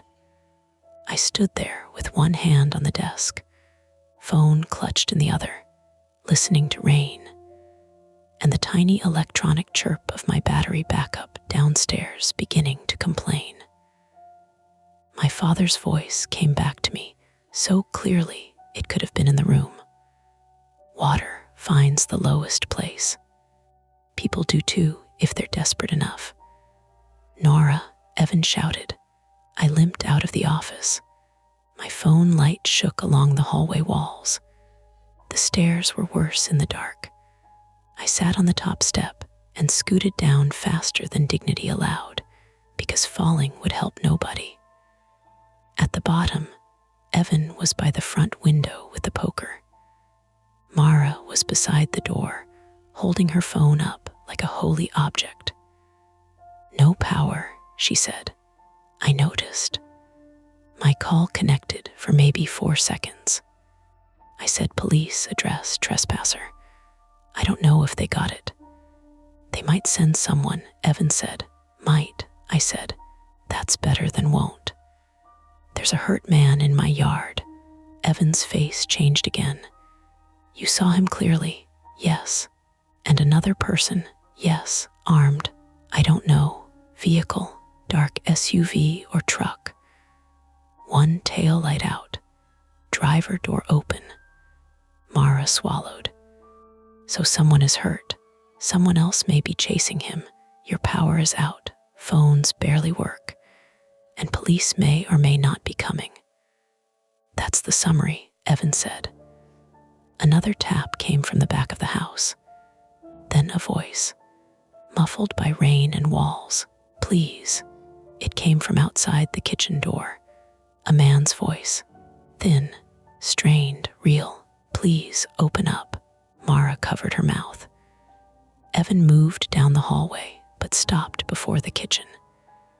"Stay where you are," the voice came again. "I'm hurt, please." I could hear him breathing between words. Evan looked back at me. Every flaw I had was waiting for me in that hallway. My need for proof, my fear of rain, my old reflex to lock everything and check every edge until morning. And underneath those, the thing I hated most, the suspicion that if I made the wrong choice, it would be my fault either way. If we opened the door, we might let danger into the house. If we didn't, a man might bleed out on my back step. Mara whispered, "Ask his name." Evan called through the kitchen, "What's your name?" A pause. "Cal, last name," The man coughed. Wet, painful. Morrison, Cal Morrison, approximately 40s male, was still only a voice to us then, a stranger outside my back door in the rain, injured badly enough that each sentence seemed to cost him. I didn't know whether he was victim, criminal, neighbor, liar, or all of those at once. I only knew he sounded human in a way that made doing nothing feel impossible. Evan said, "What happened?" Truck went off the road. What road? Silence. What road? Evan repeated. Cal's answer came so softly I almost missed it. The lower quarry road. Mara looked at me. Evan looked at me too. The road had a name. That made it worse. Another sound came from outside, farther back. A man's voice, deeper, calling through the rain. Cal, not loud, not angry, almost patient. Cal made a sound like he was trying not to sob. "Don't let him see me," he said. Evan took one step back from the kitchen door. Mara whispered, "Oh my God." The deeper voice called again, closer now. "Cal, come on." Then my back door handle turned. The deadbolt held. The knob twisted once, twice, slow and testing. Nobody breathed. The chain trembled. Cal whispered through the door, "Please." Evan lifted the poker. I grabbed my father's flashlight from the counter where I dropped it, thumbed it on, and aimed the beam at the little square window in the back door. Rain streaked the glass. A face appeared close to it. Not Cal S. A different man, hood up, beard wet against his jaw. Eyes narrowed against the light.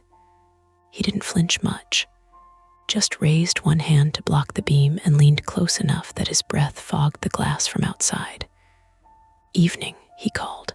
His voice was calm, local maybe, older than us. Not drunk, not panicked. "Open the door," he said. "My brother's hurt." Cal, from somewhere lower near the step, whispered, "No." The man outside smiled without showing teeth. Mara backed into the wall. Evan said nothing. The man at the window looked past the flashlight, somehow finding me in the darkness of the kitchen hallway. "Ma'am," he said, polite as a man asking for directions. "We've got about 10 minutes before that creek jumps the culvert. You can either let us handle our family business, or you can have half the county road washing through your yard with all of us standing in it." Thunder rolled somewhere over the ridge, low and delayed. I knew the creek he meant, the drainage ditch behind the trees, the one I had never bothered to understand because it was not my property, and on dry days, not my problem. Evan looked at me sharply. Engineer brain, flood risk, culvert, slope, hidden road, all of it arranging itself into a picture I did not yet have. The man outside tried the handle again. Behind him, faint but rising, came the sound of moving water, not rain, rushing water. Cal groaned against the door. The choice was gone. The road behind my house had brought an injured man to my step, another man to my door, and a flood line creeping up through the dark. We could not stay where we were. We could not safely go out. And if Mara's broken 911 call hadn't reached anyone, nobody else knew we were trapped between them. Then something heavy struck the side of the house. The lights stayed dead, but the whole kitchen wall shuddered. A second later, water began pouring under the back door in a muddy sheet. At first, the water under the back door looked almost harmless. That was the stupid part. It slid in as a flat brown tongue, no higher than the thickness of a credit card, carrying leaf grit and one pine needle that spun slowly across my tile like it had all the time in the world. Then more water followed it. The sheet widened. It reached the rubber mat where I kept muddy boots, lifted one corner, and made it flap. Mara said, "Nora, I see it." "No, I mean him." Cal Morrison's fingers had hooked under the outside door frame. They were gray with cold and mud. Not movie blood dramatic. Worse, somehow. Real knuckles, torn nails, a silver ring on one finger packed with wet dirt. "Please," he said through the door. The other man stood over him, his face still visible in the little square of glass when my flashlight beam shook across it. He looked maybe late 40s, male, broad through the shoulders, beard threaded with gray, rain dripping from the edge of his hood. He didn't pound. He didn't yell. That calmness made him harder to understand and more frightening to disobey. Evan kept the fireplace poker low at his side. "Step away from the door." The man outside smiled slightly. "That creek doesn't care about your poker. Step away." Cal made a hoarse sound. "Don't let him in." The man's eyes dropped toward him. "You always were dramatic." Mara whispered, "This is insane. This is actually insane." The first attempt was the obvious one. Get help. We backed into the living room, away from the kitchen and the water beginning to spread there. And Evan told Mara to try 911 again from the front porch, while he stayed near the hallway where he could see the kitchen door. My ankle was swollen tight inside my boot. Every heartbeat seemed to push against the leather. I used the wall to limp to the front window.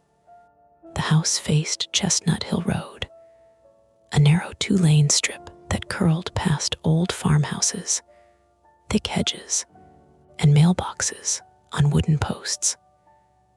In daylight, I could see Mara's driveway down the curve if the trees were bare. At night in rain, the front yard was a shallow, shining incline falling toward the gravel drive and the blacktop beyond. My porch light had gone out with the power, so the only light came from Mara's phone and Evan's laptop screen, still glowing weakly from its battery on the couch. Mara opened the front door 2 inches, chain on, phone wedged near the gap. "Come on," she muttered. "Come on, come on." A gust pushed rain through the crack and flecked her glasses. "Anything," Evan called. "1 bar, no 01. It hates me personally." "Try texting," she typed with wet thumbs. "To 911, in some counties, yes. Do we know if this county is one of them? No. That's comforting." She sent anyway. "Need police ambulance. 1486 Chestnut Hill RD. Intruder injured man flood." It failed. She moved onto the porch and I grabbed her jacket. "Don't go outside." "I'm not going outside. I'm going onto the porch." "That's outside. I teach sophomores during fire drills. I know what outside is." She stepped past the threshold. A second later, something black and wet slammed into the storm door. Mara screamed and fell backward into me. The sound was huge in the unlit house.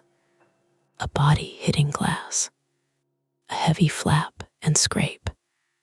Evan rushed forward with the poker up. I lifted the flashlight. A face pressed against the storm door. For one awful second, I thought the man from the back had come around front. Then the face shifted, broke apart into feathers, and slid down the glass. A turkey vulture. It landed on the porch boards in a heap of wings, stunned and furious, its hooked beak opening soundlessly. It must have been roosting in the oak by the drive and been startled down by the storm, or by our door, or by whatever movement was happening around the house. It flapped once, spraying water and rot smell through the gap before stumbling off the porch rail into the dark. Mara sat on the floor, hand on her chest. I hate nature. Evan lowered the poker. I almost laughed, not because it was funny, but because my body needed somewhere to put the panic. Then, from the back of the house, the calm man yelled, "Water's rising." The second attempt was to move Cal without opening the door wide enough to let the other man in. Evan formed the plan in 30 seconds, which was both reassuring and irritating. The kitchen door opened inward. Cal was low against it. The other man was standing back from it now, maybe on the stoop, maybe in the yard. If we could crack the door just enough to pull Cal inside while Evan blocked the opening with his body and the poker, Mara could relock it immediately. "It's stupid," Mara said. "It's less stupid than leaving him out there," Evan said. "It is exactly the kind of stupid people describe later as we thought we could just. He'll drown or get taken." "Taken by who?" Evan's jaw tightened. "I don't know. That was the problem. We didn't know enough. We knew too much to ignore it and not enough to act safely." The layout of my house suddenly mattered in a way it never had. The back door opened from the mudroom into the kitchen. To the left of the mudroom was a small laundry closet. Straight ahead, the kitchen ran into the central hallway. The hallway led to the living room and front door. The stairs rose along the right wall. There was no second back exit. The only basement access was a trapdoor in the kitchen floor under the table, and it led to a crawl space barely tall enough to kneel in. Water was already past the boot mat and moving toward the kitchen table.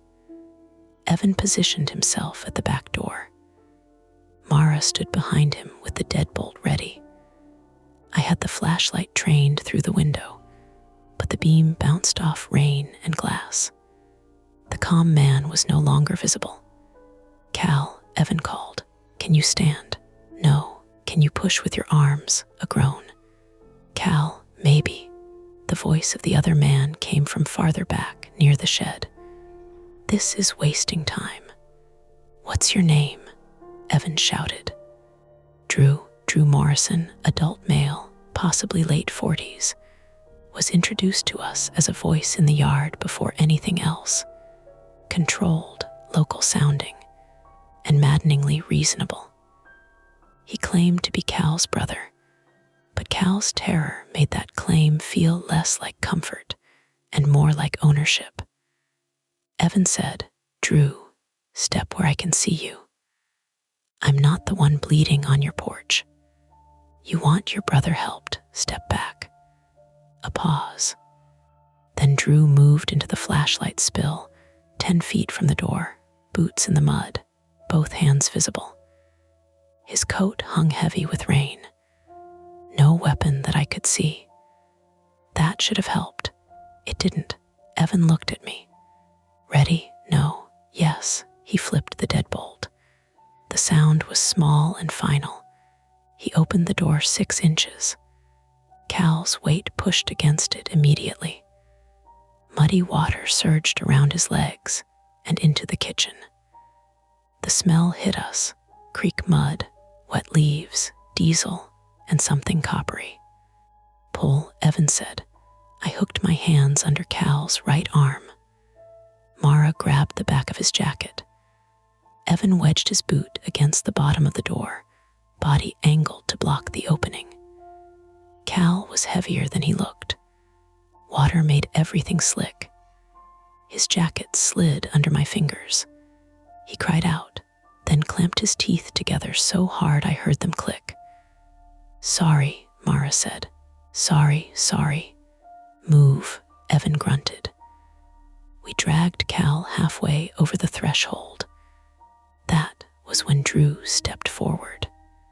Not a rush, not a lunge, just one quick, confident stride.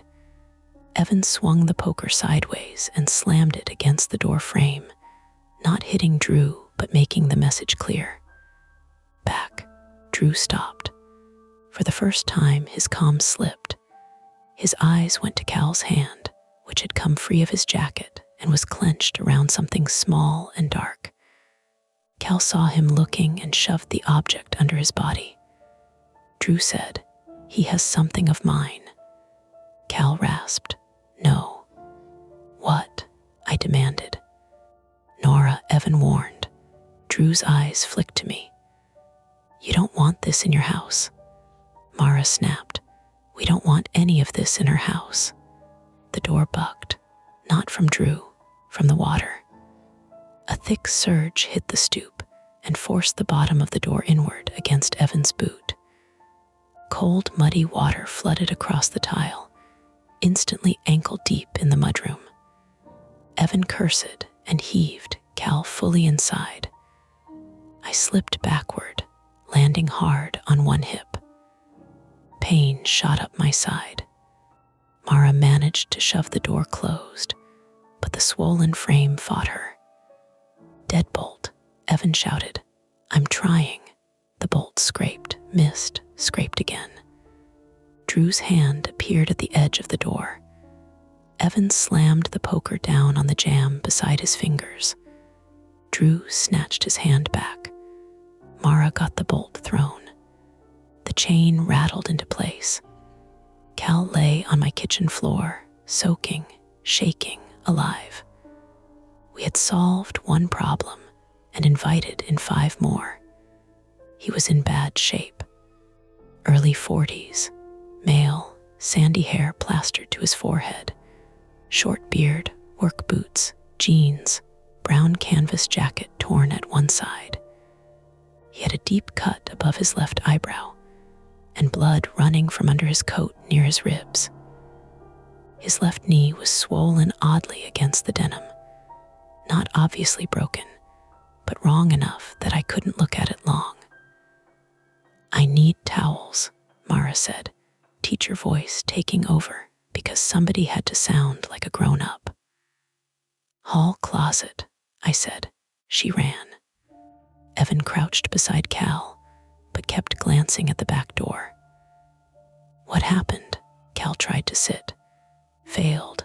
Lower road washed. Truck slid. Drew what?" Cal squeezed his eyes shut. Behind the door, Drew knocked once. "Polite. Cal," he said, "give it back." Cal's hand tightened under his jacket. I saw now what he was holding. A black ruggedized phone or GPS unit, maybe 5 inches long, with a cracked screen and a thick rubber case. Not his regular phone. Something built for job sites or search crews or people who expected weather. Evan saw it too. "What is that?" Cal looked at me, and for a second all the performance dropped away. Whatever he was hiding, whatever stupid road or family mess had followed him to my door, the fear in his eyes was simple. "Proof," he said. The word landed hard because it was mine too. Mara came back with towels, and we pressed one against Cal's side. He groaned, fingers digging into the tile grout. My ankle throbbed. My hip hurt from the fall. Evan's hands were shaking now, though he kept them busy enough to hide it.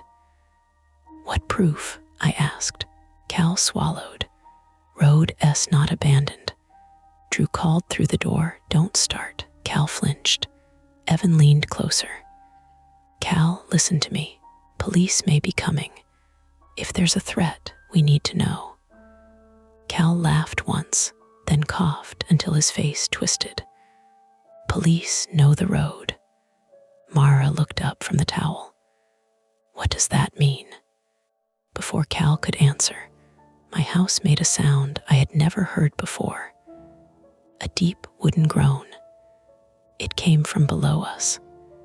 The kitchen floor shifted, not collapsed, not even visibly, but it flexed under my knees like something underneath had exhaled.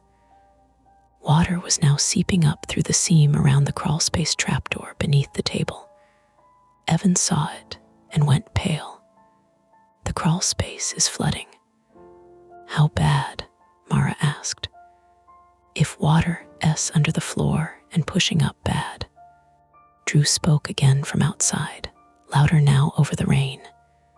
You need to get uphill. We are uphill, Mara shouted back. Not enough. I hated that he sounded right. The third attempt was to leave through the front and reach Mara's car. Her Subaru was parked in my gravel drive, facing out toward Chestnut Hill Road. If we could get Cal into it, we could drive uphill toward the ridge and maybe catch service near the church where the road crested. The problem was that Cal could barely move. My ankle was unreliable, and Drew was somewhere outside with the confidence of a man who knew the land better than we did. Still, staying in the kitchen with water climbing the cabinets seemed worse. We mapped it quickly. Front door to porch, 3 steps down. Gravel drive 10 yards. Subaru on the left, driver's side toward the house. Road beyond that sloping slightly upward if we turned right. If the county road wasn't washed out, we could leave. If Evan would support Cal on the injured side. Mara would unlock the car remotely, start it if her key fob still worked wet, and get the rear door open. I would carry the flashlight and the ruggedized device Cal refused to release. Cal didn't want to hand it over. I don't know you, he said. I looked at him, sitting on my flooded kitchen floor, bleeding into my towels. You are literally in my house. His mouth twitched, almost a smile, then pain erased it. He gave me the device. It was heavier than a phone and cold from the rain. The cracked screen lit when my thumb brushed the side, a map dim under shattered glass. A line marked in red. Several dots, coordinates I didn't understand. Then the screen flickered and went black. What is this? I asked. Tracker, Cal said, for quarry loads. What loads? He closed his eyes. Drew knocked again, harder. Time S up. We moved. Evan hauled Cal upright. Cal screamed despite trying not to. Mara opened the front door, checked through the storm door, then waved us forward. For 3 seconds, it almost worked. Rain hit my face as we stepped onto the porch. The front yard smelled like wet oak and flooded gravel. Mara's Subaru chirped, lights flashing amber. No one was in sight. Chestnut Hill Road glistened black beyond the drive. Then the Subaru's lights flashed again, and again. Not from Mara's key. The rear hatch opened by itself. Mara froze. I didn't do that. A dark shape sat in the cargo area. My mind made it a crouched person. A man waiting inside the car. I made a sound I didn't recognize and swung the flashlight beam into the back. It was Mara's emergency roadside bag. The hatch had lifted it upright as it opened, and the black nylon bag, with its reflective triangle strapped to the side, had looked exactly like a hunched back in the dark. God, Mara said, pressing both hands to her face. God, I'm going to die from being embarrassed before anything else. But the second we lost to that misdirection cost us. A flashlight snapped on near the side of the house. Drew had come around from the back. He was between us and the Subaru. No weapon, just a flashlight in one hand and something metallic in the other that might have been keys, might have been a folding knife, might have been nothing useful at all. Rain blurred him at the edges. "Cal," he said, "last chance." Cal sagged against Evan. "Don't." Evan shifted his grip. "Move away from the car." Drew looked past him at me, at the device in my hand. "There it is," Mara whispered, "back inside." But inside was flooding. The porch boards trembled under another surge from behind the house. Water was moving around the foundation now, a dirty current cutting along the side yard toward the drive. Geography snapped into place in my head. The lower quarry road ran behind the house, lower than my yard, but higher than the ditch. The creek or drainage channel had jumped its culvert and was spreading sideways. My house sat on the slope between the hidden road and the county road, directly in the path of the water, finding its way downhill. Drew took one step forward. Evan said, "Don't." Cal, in a sudden burst I didn't think he had left, shoved himself away from Evan and lurched toward the porch railing. "Run," he gasped. Then his bad knee buckled. He hit the porch hard. Evan grabbed for him and lost the poker. It clanged down the steps into the mud. Drew moved, not toward Cal, toward me. I turned to run back inside, but my injured ankle folded. I slammed into the door frame, shoulder first. Mara grabbed my waist and pulled. The ruggedized device nearly slipped from my hand. I clutched it to my chest.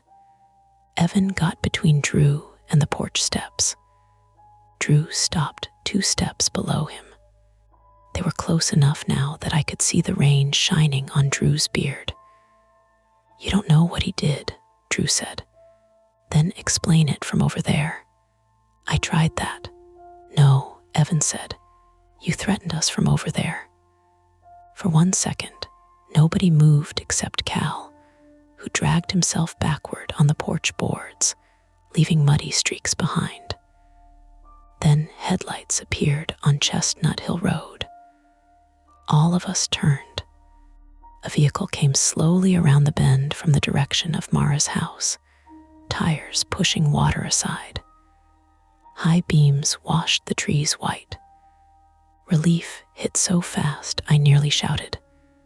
"Police," Mara said, but the vehicle didn't have a light bar.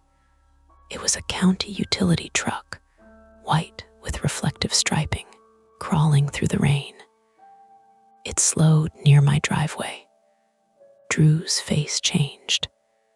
He backed away from the steps. The utility truck stopped at the road, engine idling, window rolling down. A man leaned out in an orange rain jacket.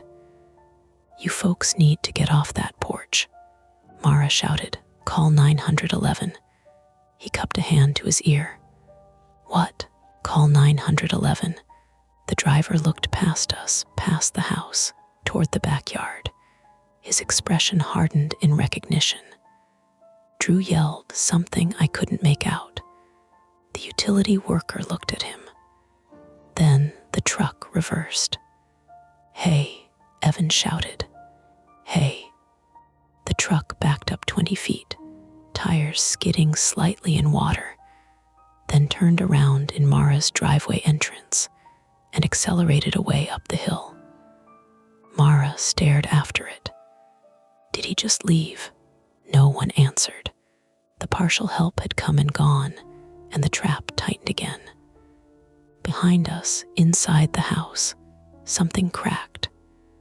A sharp, splitting sound from the kitchen floor. Then another. Evan turned. Water surged through the open front doorway from inside, carrying one of my kitchen towels, brown and twisted like an animal. The flood had crossed the house. The back half of the place was filling faster than the front could drain. "We can't go back in," Evan said. That should have been the point where we all ran for the Subaru anyway. But the hill had other plans. A deep roar rose from behind the house, not thunder, not engine, not rain. Earth and water moving together. The sound passed under my feet before I understood it, a vibration through porch boards and bone. Drew looked toward the side yard. For the first time, he looked afraid. "Culvert's gone," he said. The side yard exploded. A wall of muddy water, branches, gravel, and shredded leaves burst around the corner of the house from the backyard channel. It hit the gravel drive with enough force to shove Mara's Subaru sideways. The car slid 2 feet, tires carving arcs, rear hatch still open. Water poured through the open cargo area and slammed it shut. The path to the road disappeared. Chestnut Hill Road was still there, higher up, only maybe 30 yards away. But between porch and road, my drive had become a fast, brown chute filled with floating limbs and chunks of pale limestone torn from the lower quarry road. Cal groaned, "No." Drew backed toward the oak. The porch shifted. Not much. Just a sickening tilt as the soil under one support post gave way. Mara screamed my name. Evan grabbed Cal under both arms and dragged him toward the front door. But the inside of the house was no refuge now. Water rolled across the living room floor. Furniture legs scraped. My laptop slid off the couch and splashed into the dark water with a pathetic electric pop. I looked left. The porch wrapped around only 6 feet toward the side of the house before ending at a railing. Beyond it, the slope dropped to the driveway flood. I looked right. There was the old cellar bulkhead door I never used, half hidden behind boxwoods, leading down to the crawlspace access under the house. Useless if the crawlspace was flooding. Then I looked up, the porch roof. Above it, the low overhang of my second-floor bedroom window. Not safe, not smart, but higher. "Roof," I said. Evan looked at me like I'd spoken another language. We get onto the porch roof. With Cal, "Do you see another direction?" The porch tilted again. Nail screamed somewhere in the wood. Drew was no longer between us and the car. He was trapped too, standing at the edge of the flood, rain flattening his hood, watching the driveway tear itself open. Mara grabbed the porch column. Nora, the railing. The front railing had decorative crosspieces. Enough footholds, maybe.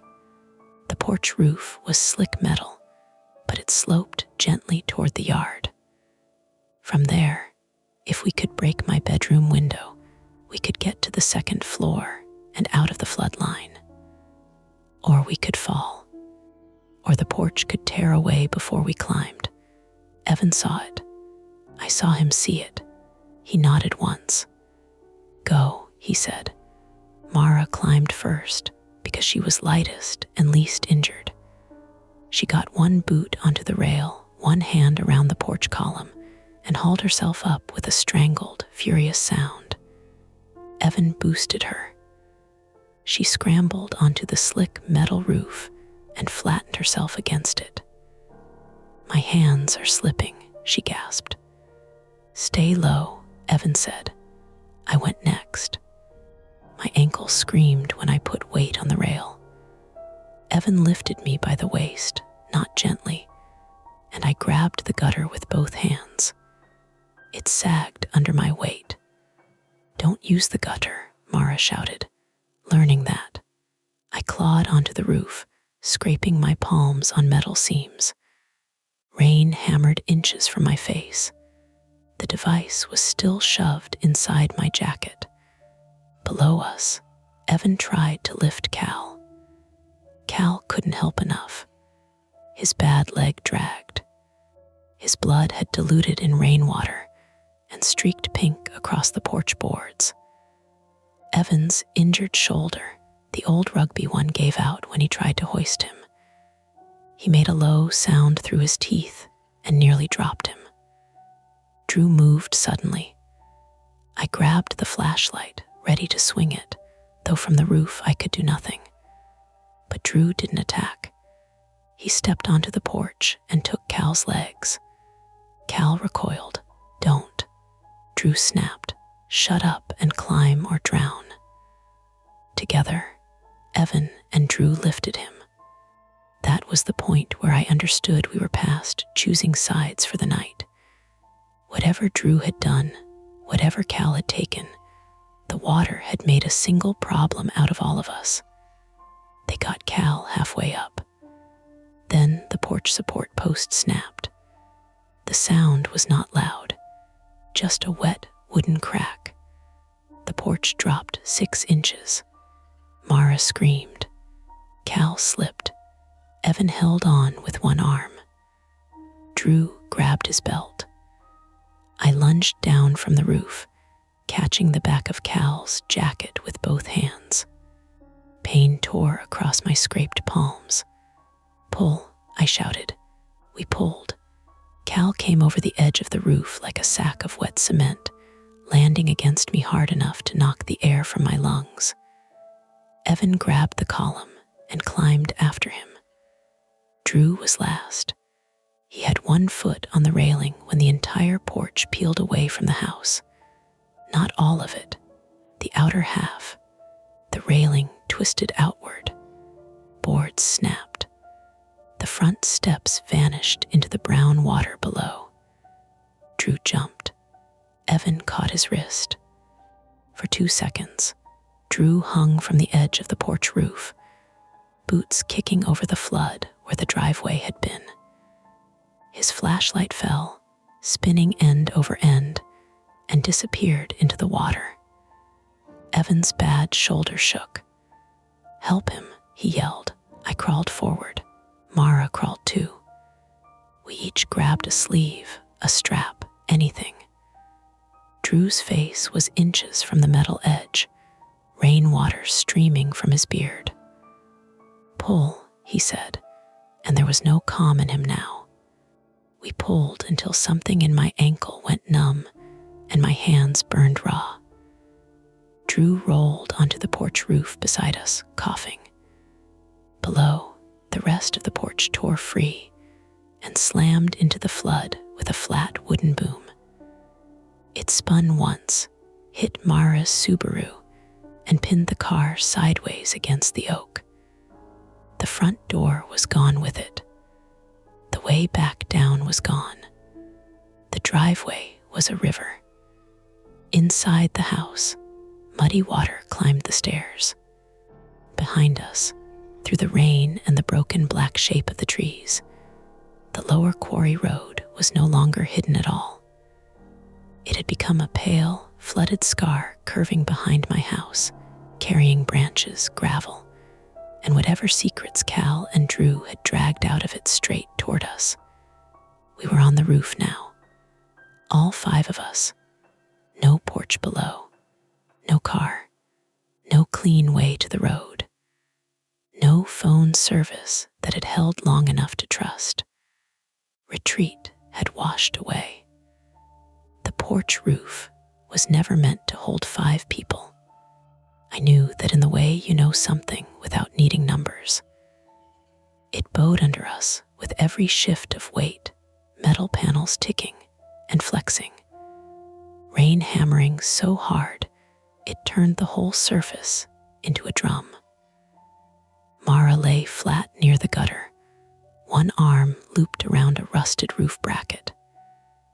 Cal was curled on his side, teeth clenched, one hand pressed under his ribs, where the towel had already gone dark again. Evan crouched beside him, his left shoulder hanging lower than his right. Drew sat apart from all of us, back against the siding, breathing hard through his nose. Below us, the front yard had stopped being a yard. The floodwater ran from the right side of the house, across where the porch had been, over the driveway, and down toward Chestnut Hill Road in a churning brown sheet. Mara's Subaru groaned against the oak every time another log or chunk of gravel hit it. Inside the house, water slapped against the lower stairs. I could hear furniture bumping walls in the living room. Above us was my bedroom window. Locked. Of course it was locked. Break it, Mara said. With what? I asked. She gave me a look that said she was about 3 seconds from breaking it with her forehead. Evan scanned the roof, the shredded porch edge, the dangling gutter. Flashlight. I still had it clipped by its strap around my wrist.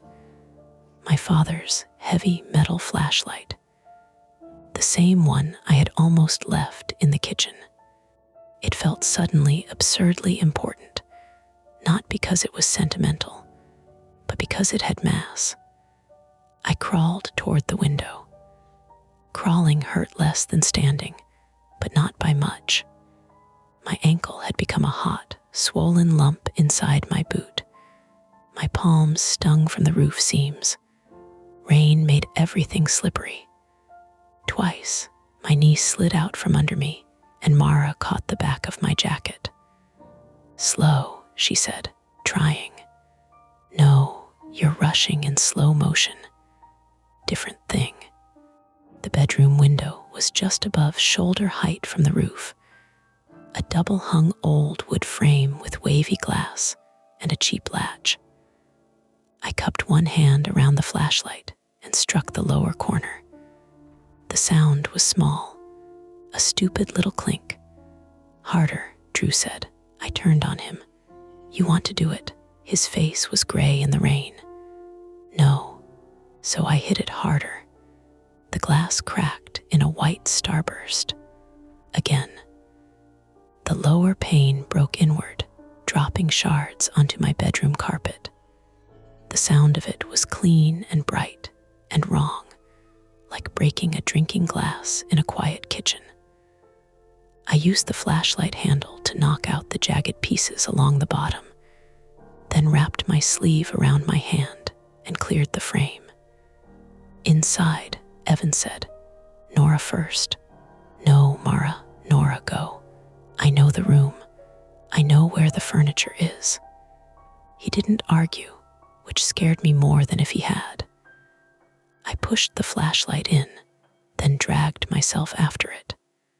Broken glass caught my rain jacket and ripped across the sleeve. I landed half on the bed, half on the floor, shoulders striking the nightstand. Pain jolted down my arm. My bedroom smelled like wet air now, and laundry detergent, and that old house dampness that had risen through the walls. I rolled off the bed and turned on my phone light. The room was a wreck only because I had never expected to use the window as a door. Clothes on a chair. A stack of books by the baseboard. The charger cord still plugged in near the bed. I kicked glass away with my good foot and reached back through the window.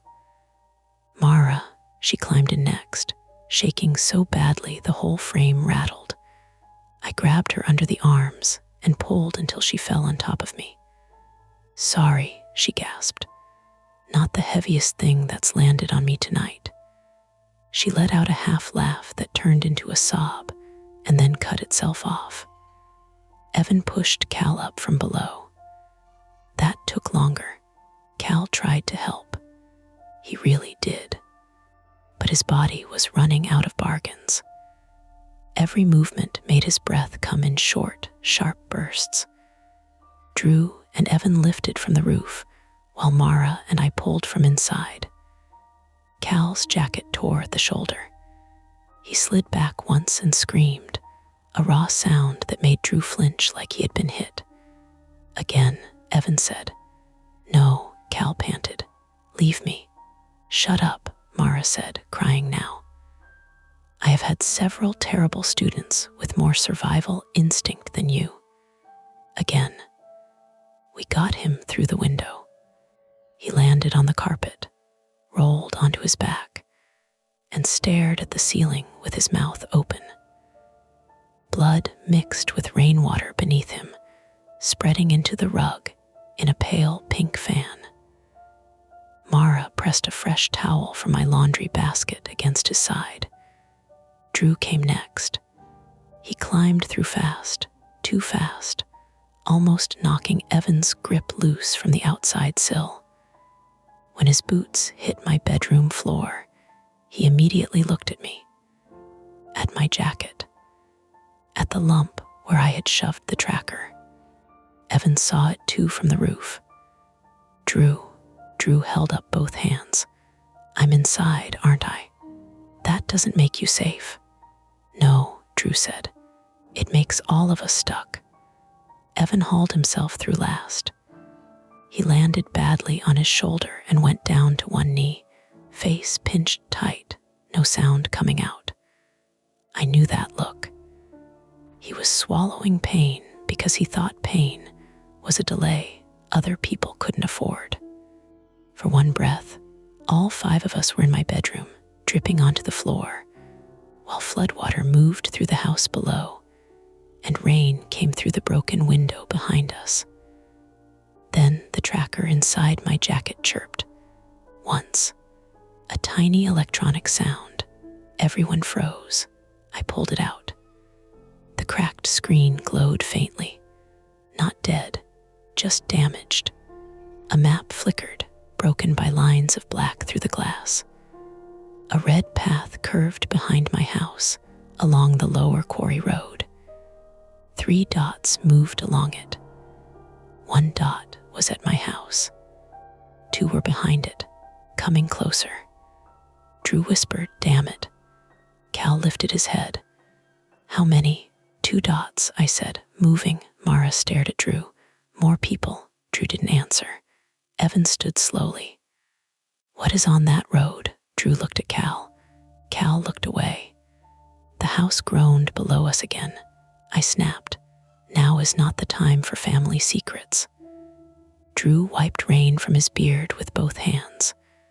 When he spoke, the calm was gone. What was left sounded older and much more tired. "It's not family business," he said.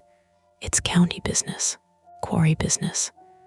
Same thing around here sometimes." Cal coughed and winced. "Illegal dumping." Drew closed his eyes. Cal kept going, words coming in pieces. "Storm nights. Road shows enough for trucks. No traffic, no hikers. They haul from the old quarry cut behind Millville. Drums, construction waste. Stuff that costs money to dispose of right." Mara's face twisted. "Are you serious?" Drew said. "You don't know what you're talking about." "I took pictures," Cal said. "Tracker logs, plates, routes. You stole company equipment." "I stole proof." Evan looked from one brother to the other. "And the 2 dots," Drew swallowed. "Men who won't ask as politely as I did." That landed worse than the flood, because there it was, the central threat, stripped down and ugly. Not a ghost road, not a curse. A hidden access route used when rain washed it clean enough to drive, by people who counted on weather, bad cell service, and local silence. Cal had tried to expose them. Drew had tried to retrieve the tracker before everyone got hurt, or before he got exposed too. Maybe both. The tracker chirped again. The moving dots were closer to the back of my house. Mara stepped away from the broken window. "We need to get higher." "We're on the 2nd floor," I said. "The water's not the only problem anymore." She was right. My upstairs had 3 rooms and a narrow hallway. Bedroom at the front, office at the back, bathroom between. The stairs descended from the hall to the flooded first floor. There was no attic access except a square hatch in the hallway ceiling.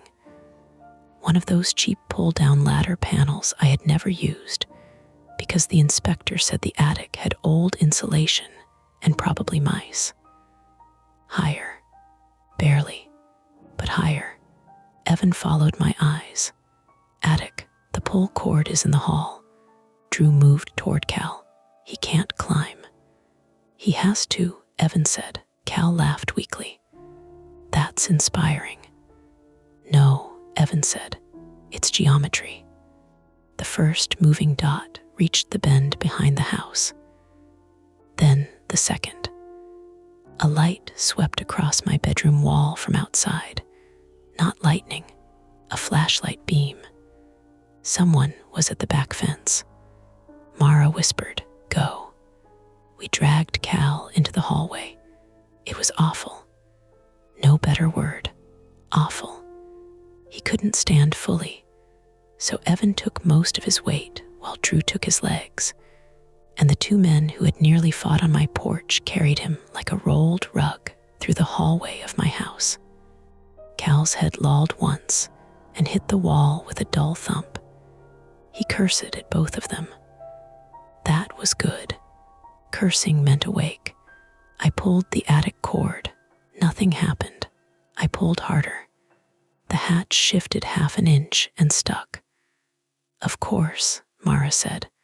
"Of course your attic is also committed to the theme." "It's painted shut," I said. "Why is it painted shut?" "I didn't paint it." A flashlight beam cut through the back office window at the end of the hall. We all ducked. The beam moved over the wall, the floor, the dropped papers near my dead landline. A man outside shouted something we couldn't make out over the rain. They were on the porch roof now, or what was left of it. No, the front porch roof was under us.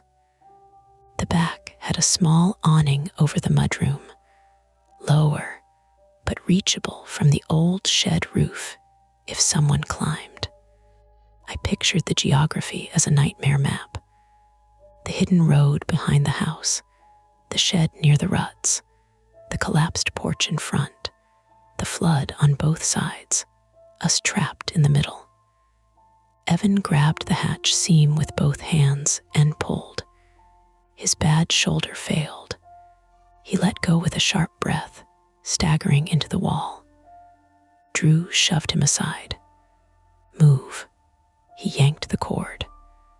The panel cracked loose with a snap of old paint and dropped open, ladder unfolding in a clattering wooden spill. Dust and mouse droppings rained down. Mara coughed into her sleeve. "Up," Drew said.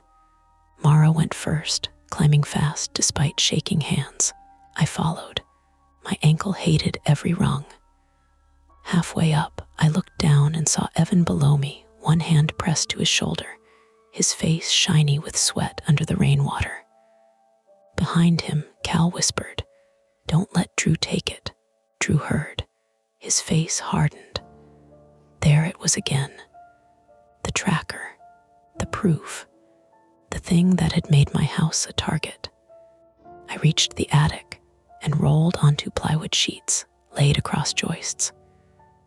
The air was hot and stale despite the storm, full of insulation dust and old wood. Mara crouched by a gable vent at the front, breathing through her sleeve.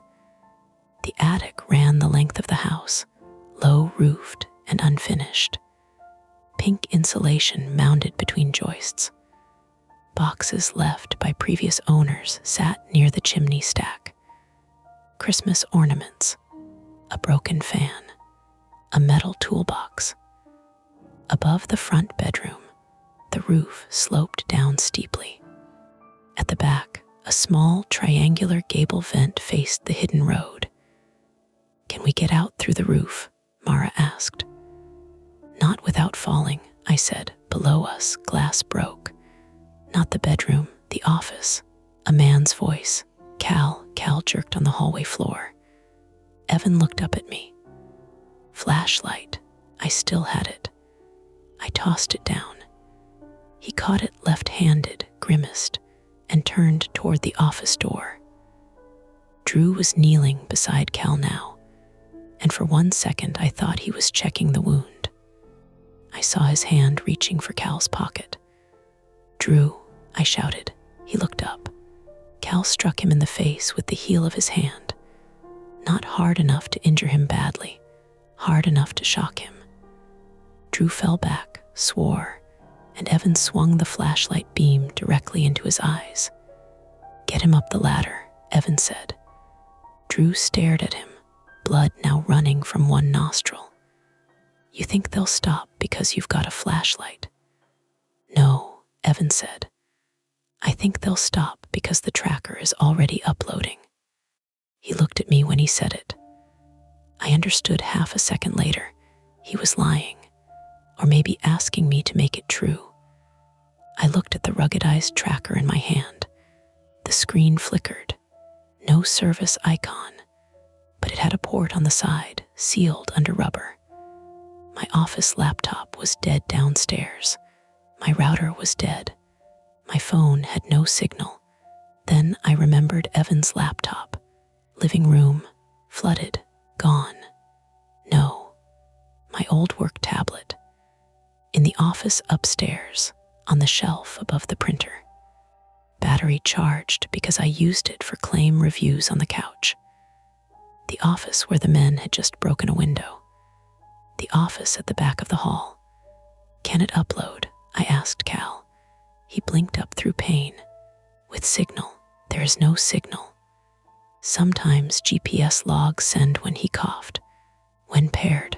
With what? My phone. Where's your phone? Truck. Of course, below. Something heavy hit the office door from inside the room. The men had climbed in. Point of decision. No time to make it elegant. Get Cal up, I told Mara. Where are you going? Office. Nora, no. I started down the ladder. Evan saw me and immediately said, absolutely not. My tablet might connect if I can tether or copy the files. You don't know how. I know enough. You are not going toward them. Then keep them busy. It was reckless. It was also the only move that wasn't waiting. I climbed down too fast, landed wrong, and nearly folded over from the pain in my ankle. Evan grabbed my arm. You always do this, he said, voice breaking low. You decide needing proof matters more than being alive. I looked at him. Rainwater dripped from his hair onto his collar. His shoulder was ruined for the night, maybe longer. He was scared, and for once he wasn't hiding it well. This time, I said, proof is how we stay alive. The office door burst open. 2 men stepped into the hall. Both adult males, both in rain gear, one stocky with a shaved head and a short crowbar in his hand, the other taller and younger with a headlamp strapped over his hood. They looked like road crew guys or contractors, or any men you might pass at a gas station before dawn. That made it worse. Ordinary faces, ordinary boots, mud up to their knees. The stocky one pointed the crowbar at Drew. Where is it? Drew raised his hands. I don't have it. The headlamp beam swung to me, to the tracker. Everything moved. Evan threw the heavy flashlight. It hit the headlamp man in the chest, not hard enough to stop him, but enough to make him stumble into the wall. Mara, from halfway up the ladder with Cal's arm over her shoulder, screamed my name. Drew tackled the stocky man low, driving him backward into the bathroom door. The crowbar clanged against the sink inside. I ran. Not well. Not fast.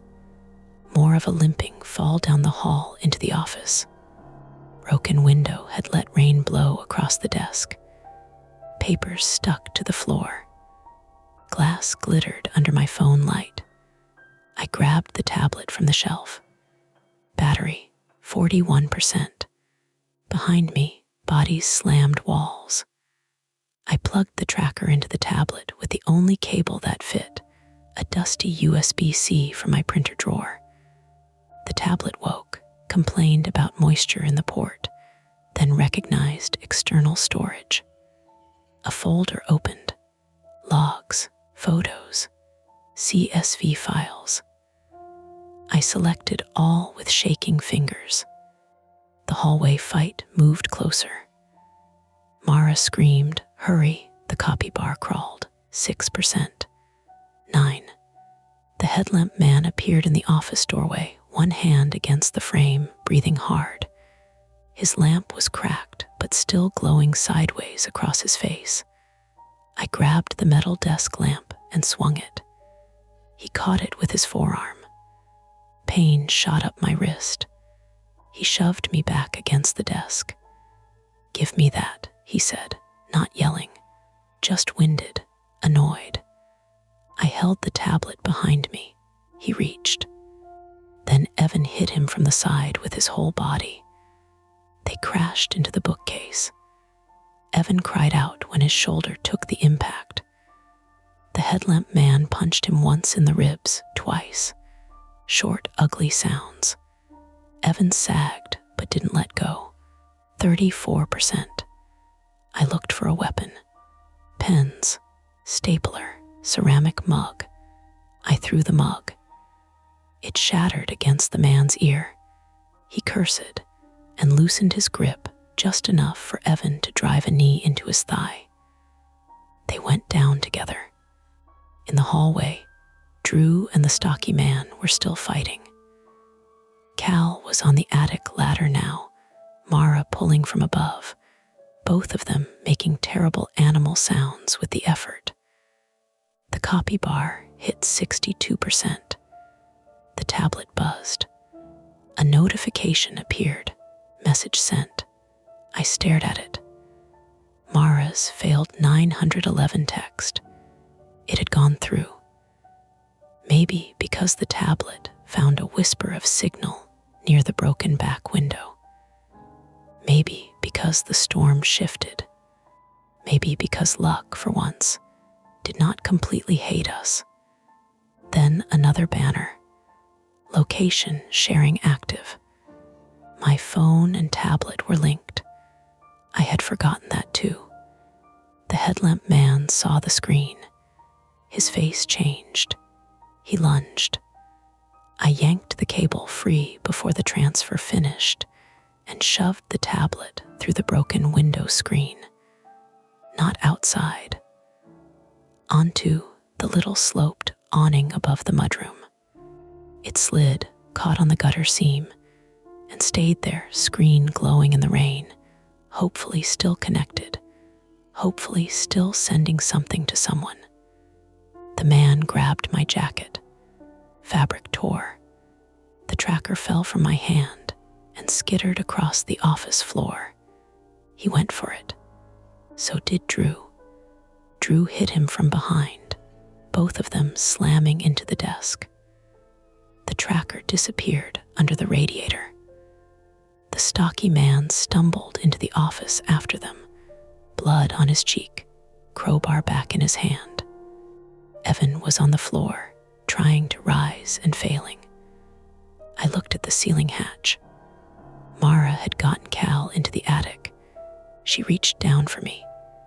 Nora, the stocky man, stepped between me and the hall. Then the floor beneath us cracked. Not a small sound this time. A structural sound. The flood below had lifted, twisted, undermined something. The old house gave a long, splintering groan from the first floor up through the walls. The stocky man froze. Drew froze. Even the headlamp man stopped moving. The office floor tilted toward the back window. A file cabinet slid 6 inches and hit the wall. Evan rolled onto his side. Out, the stocky man lunged for the tracker under the radiator. The floor dropped, just the back corner of the room at first. The radiator tore loose with a shriek of pipe and metal. Muddy water blasted up through the gap, carrying insulation, leaves, and splinters. The stocky man fell to one knee. Drew grabbed the door frame. The headlamp man scrambled backward. I dragged Evan by his good arm. He was too heavy. My ankle buckled. We both went down. Mara started down the ladder again. "No," I shouted. Drew looked at me. Then, maybe because he had no time left to be the kind of man he had been all night, he grabbed Evan under the shoulders and hauled him toward the hallway. "Move," he barked. I crawled after them. The stocky man still tried for the tracker. His hand closed around it. The office floor gave way. He dropped through with a scream cut short by the crash below. The headlamp man ran for the broken window instead of the hall. He tried to climb out onto the mudroom awning, slipped on glass and rain, and vanished from view with a shout. A second later, there was a heavy impact outside, then cursing. Alive, hurt, not our problem anymore if he stayed down. Drew shoved Evan under the attic ladder. "Go," he said to me. I climbed because there was no bravery left, only motion. One rung. Pain.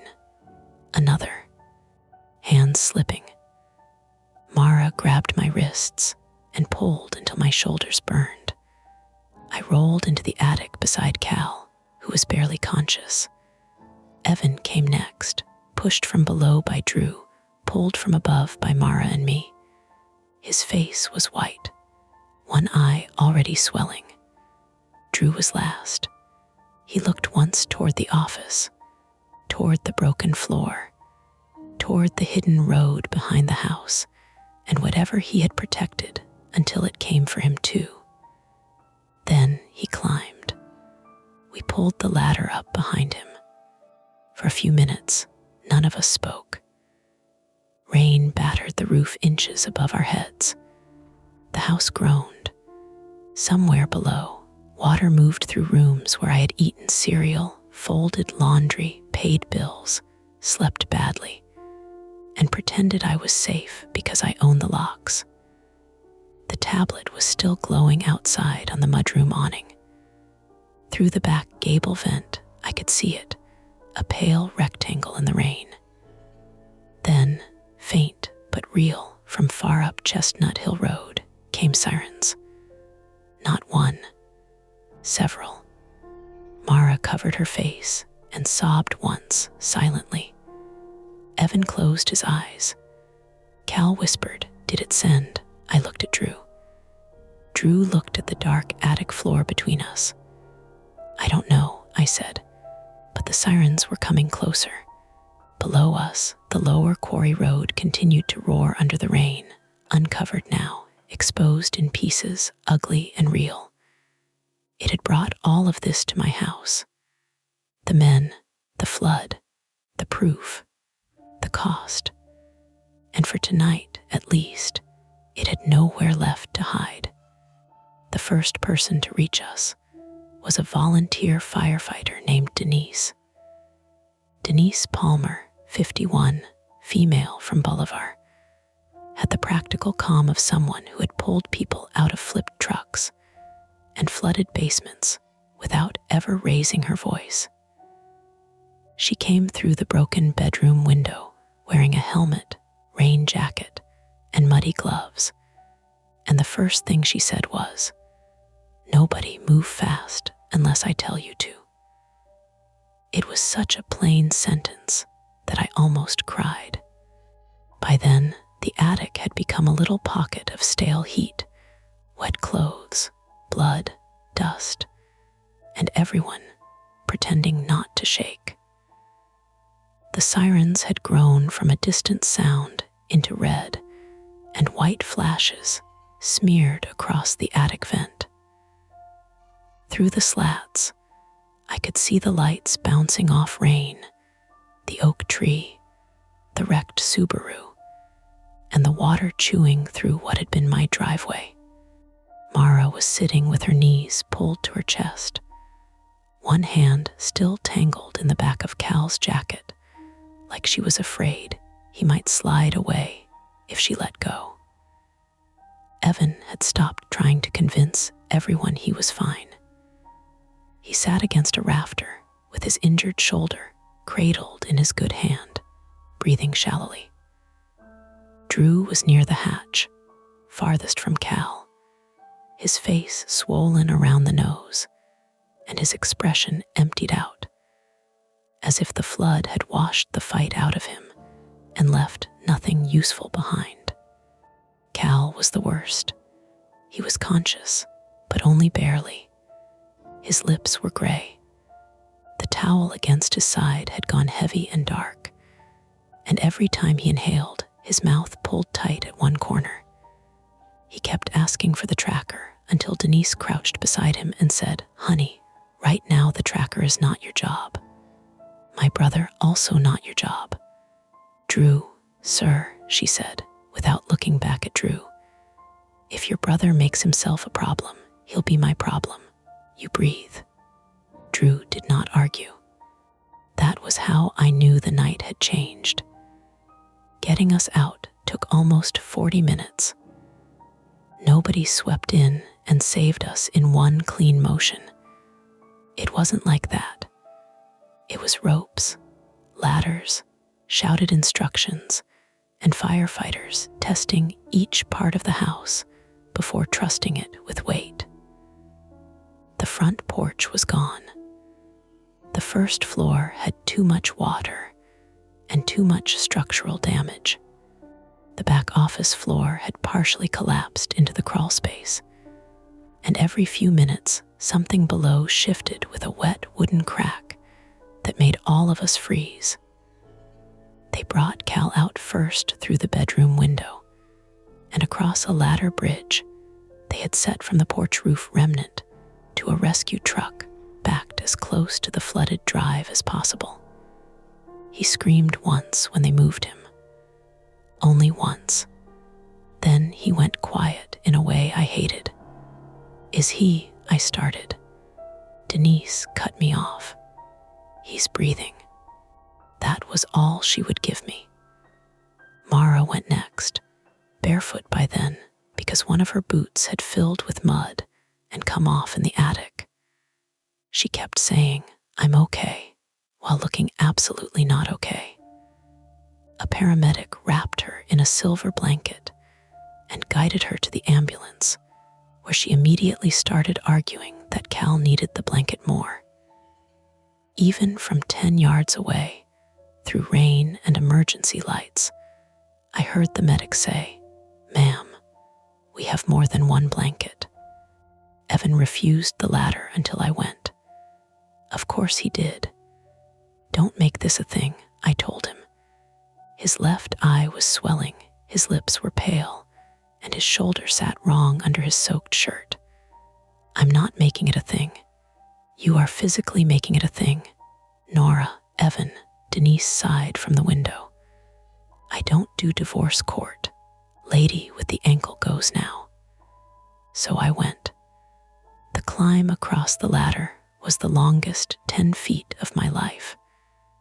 Rain hit my face sideways. Below me, the water was still moving fast enough to carry broken boards, branches, and pieces of pale stone from the lower road. My hands had been bandaged quickly in the attic, but they throbbed against the rungs. My ankle had gone from pain to a dull, nauseating pressure. Halfway across, I looked down. That was a mistake. The lower quarry road was visible behind the house in sections, lit by work lamps and emergency lights. Not a ghost, not an impossible road. A real strip of crushed limestone and old grading, exposed where floodwater had stripped away leaves and mud. It curved from behind the spruce trees, past the folded fence, and down along the swollen drainage channel. In the rain, it looked less like a road than a wound somebody had kept covered until the weather tore the bandage off. A firefighter on the truck platform said, "Eyes up." I looked up. That was how I made it across.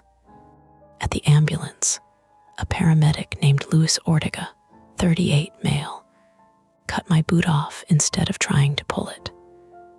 I protested because the boots were expensive. He gave me the bored look of a man who had heard worse priorities from people in shock. "Boot S done," he said. "Ankle might not be. Let's care about the ankle." It wasn't broken, they told me later, but the sprain was severe enough that I'd be in a brace for weeks. My palms needed cleaning and strips. My shoulder had bruising from the window frame. I had a shallow cut along my forearm where the broken glass had found skin through my torn sleeve. Evan's shoulder was dislocated. He had 2 cracked ribs and a concussion mild enough to be called mild only by people who weren't experiencing it. Mara had bruises on her hip and knees, glass cuts on one hand, and the kind of shaking that came in waves after she stopped being useful enough to outrun it. Cal had a torn ligament in his knee, 3 fractured ribs, a deep laceration along his side from something sharp in the crash, and blood loss that made the medics move fast without saying scary words in front of us. They took him first. As they loaded him into the ambulance, his hand came up weakly and grabbed my blanket. "The tablet," he said. "It's outside," I told him. "On the awning. Did it send?" "I don't know." His eyes searched my face like I might lie kindly. I didn't. "I don't know," I said again. But the text went through. "They're here." He let go. Drew was not put in an ambulance. He was checked by a medic, then handcuffed by a Jefferson County Sheriff's deputy under a pop-up canopy near the road.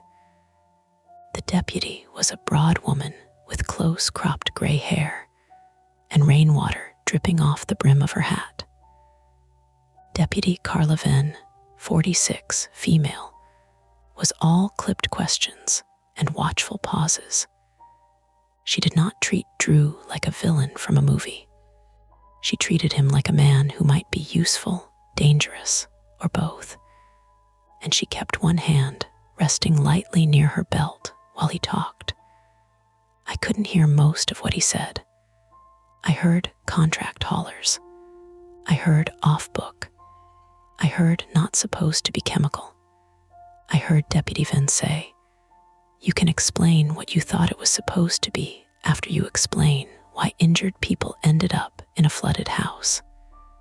Drew looked toward me once. I looked away first. That bothered me later. The 2 men from the office were found before dawn.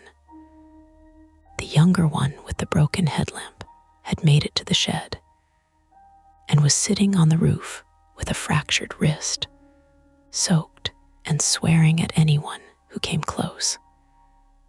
The stocky man who had fallen through the office floor was trapped in the flooded crawl space against a joist, alive, but with a broken leg and enough hypothermia that even the deputies stopped asking questions until he was in an ambulance. No one said "lucky," not out loud. The utility truck driver came back too. His name was Paul Larkin, 59, male, a county road crew supervisor who claimed he had reversed away because he was trying to reach higher ground and radio in the washout. Maybe that was true. Maybe part of it was true. His radio logs showed a call placed 7 minutes after he left my driveway, reporting flood damage on Chestnut Hill Road and possible persons stranded. They also showed no mention of Drew, Cal, the hidden road, or the men behind my house.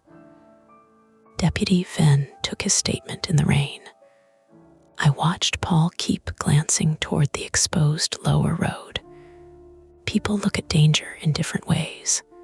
Some stare, some avoid. Paul looked at that road like it owed him money. By morning, the rain had weakened to a gray drizzle. The world looked embarrassed by itself. My house stood with its front torn open, porch gone, back wall sagging near the office, windows broken, mud poured through the first floor. My couch had lodged sideways against the staircase. Kitchen drawers floated open. The lemon dish towel was wrapped around a chair leg in the living room. The old fireplace poker was found later, half buried in silt near the oak. Mara's Subaru was totaled. The oak survived. That seemed unfair to Mara, but she said she was willing to let the tree have the win. We spent the morning at Jefferson Medical Center in Charlestown, separated by curtains, X-ray schedules, and police interviews. I gave my statement twice. Once to a deputy, once to a state police investigator who arrived after someone decided the words illegal dumping and possible county involvement required a different notepad. The investigator's name was Henry Klein, 44, male, neat beard, tired eyes, patient enough that I distrusted him at first. He asked me to start from the first tire tracks. He did not interrupt when I talked about the motion light, the folded fence, the red taillight, Cal at the door, the tracker, the tablet. When I said, "I don't know how much copied," he nodded. "We recovered the tablet," he said. My throat tightened. From the awning, from the gutter, still on. Was anything on it? He looked at me for 1 second too long. "Enough to get warrants," he said. That was all he would say, enough. The word should have made me feel better. It did, a little. Then it didn't, because enough for warrants wasn't enough to rebuild a house. It wasn't enough to unhear Cal begging at my back door, or the polite way Drew had said family business. It wasn't enough to make me stop feeling the porch drop every time the hospital bed shifted under me. Cal survived surgery. Mara was the one who found out first because she charmed a nurse by offering to grade her nephew's college essay, which I'm pretty sure violated several policies and possibly ethics. But by then, we were all too tired to care. Cal would keep his leg. He would need more surgery. He would also, according to Deputy Venn, be speaking to investigators as soon as he was stable. Drew asked for a lawyer before noon. That sounded like him. Evan came to my curtained bay around 3 in the afternoon with his arm immobilized and one eye dark purple. "You look terrible," I said. "So do you. Romance is alive." He smiled, but only halfway. His ribs stopped the rest. For a minute, neither of us said anything. The hospital hallway beeped and murmured around us. Wheels squeaked. Someone laughed too loudly near the nurse's station. Rain ticked faintly against a window somewhere behind the curtain, softer now, almost polite. "Thought you were going to die in the office," he said. "I thought you were. I told you not to go. I know. You went anyway. I know." He sat carefully in the chair beside my bed. "You were right. That was not what I expected." I looked at him. He stared down at his sling. Not about going alone. That was idiotic. Thank you for clarifying. But about proof. He swallowed. I keep wanting the safest answer to be the correct one. Sometimes it's just the answer that makes me feel less afraid. I didn't know what to do with that, so I looked at my bandaged hands. My dad used to check the house every time it rained, I said. Locks, basement, gutters, everything. I used to think he was trying to keep water out. And now I think he was trying to keep from feeling surprised. Evan nodded like that made sense. Maybe it did. I didn't move back into the house. There wasn't a house to move back into, not really. The insurance adjuster used words like extensive structural compromise and foundation undermining, then softened his voice when he realized he was talking about the place where I lived. For 2 weeks, I stayed with Mara in her spare room, which smelled like paint, coffee, and the lavender detergent she swore she didn't buy because it was calming. She kept joking at first. Then she stopped joking at night. Sometimes I heard her get up and check the locks. Sometimes she heard me doing the same and didn't say anything. That was friendship, I think. Not fixing, not explaining, just letting the other person walk the hallway at 2:00 a.m. without making them feel watched. The investigation moved slower than fear wanted it to.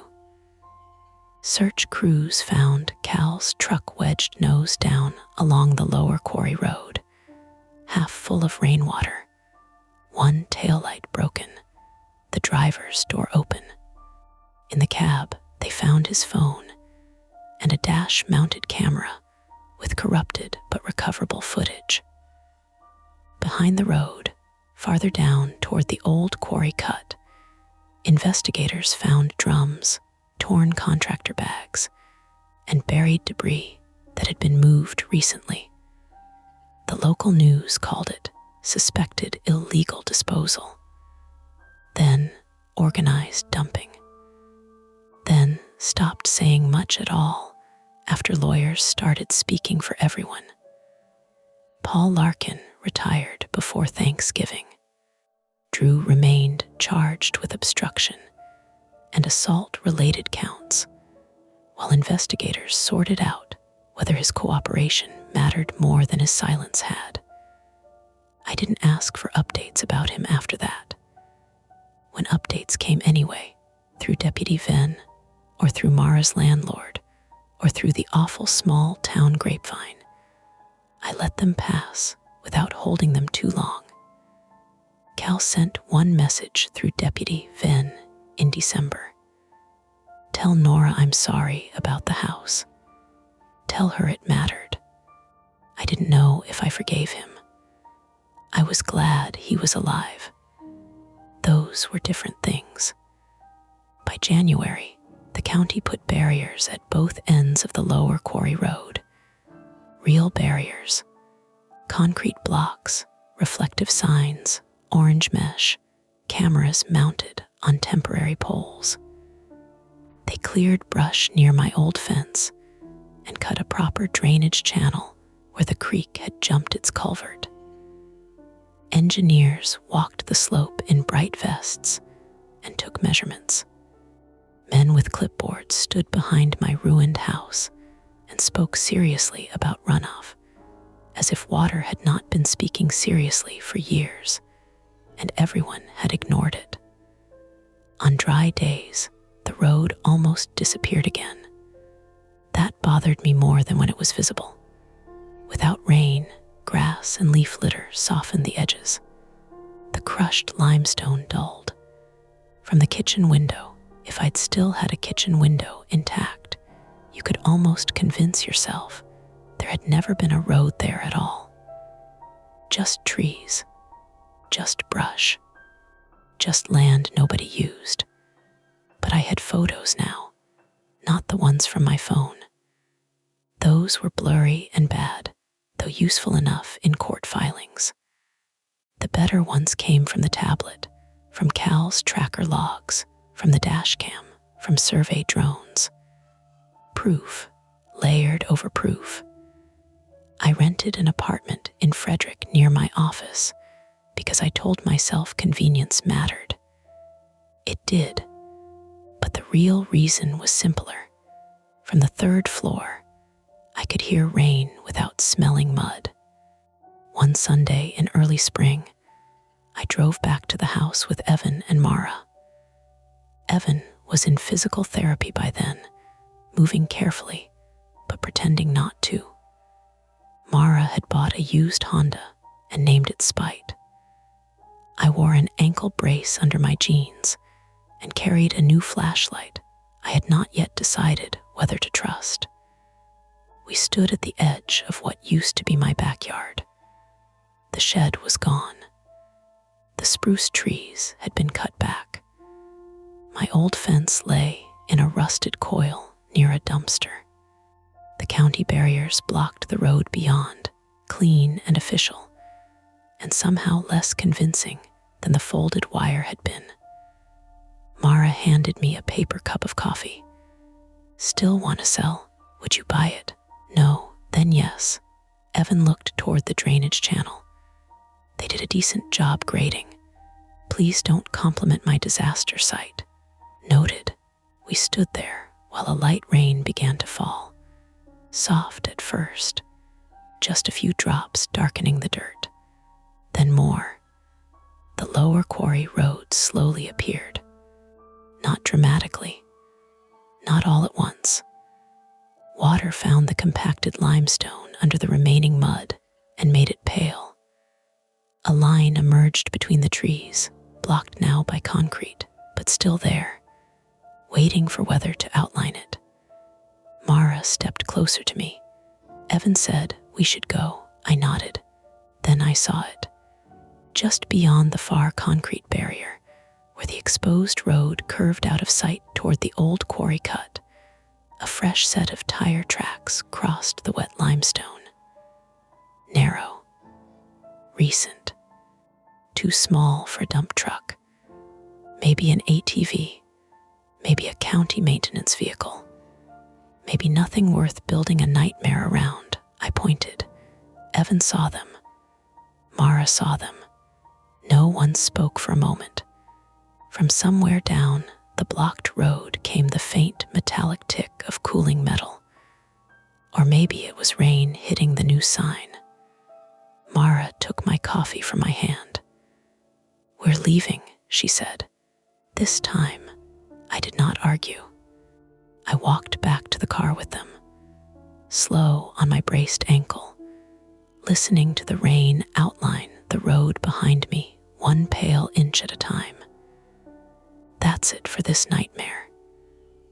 If you enjoyed it, please like the video, subscribe to Mia Horror Stories, and turn on notifications. It really helps keep the stories alive. And don't stop here. Dive into another one of our videos and keep the fear going.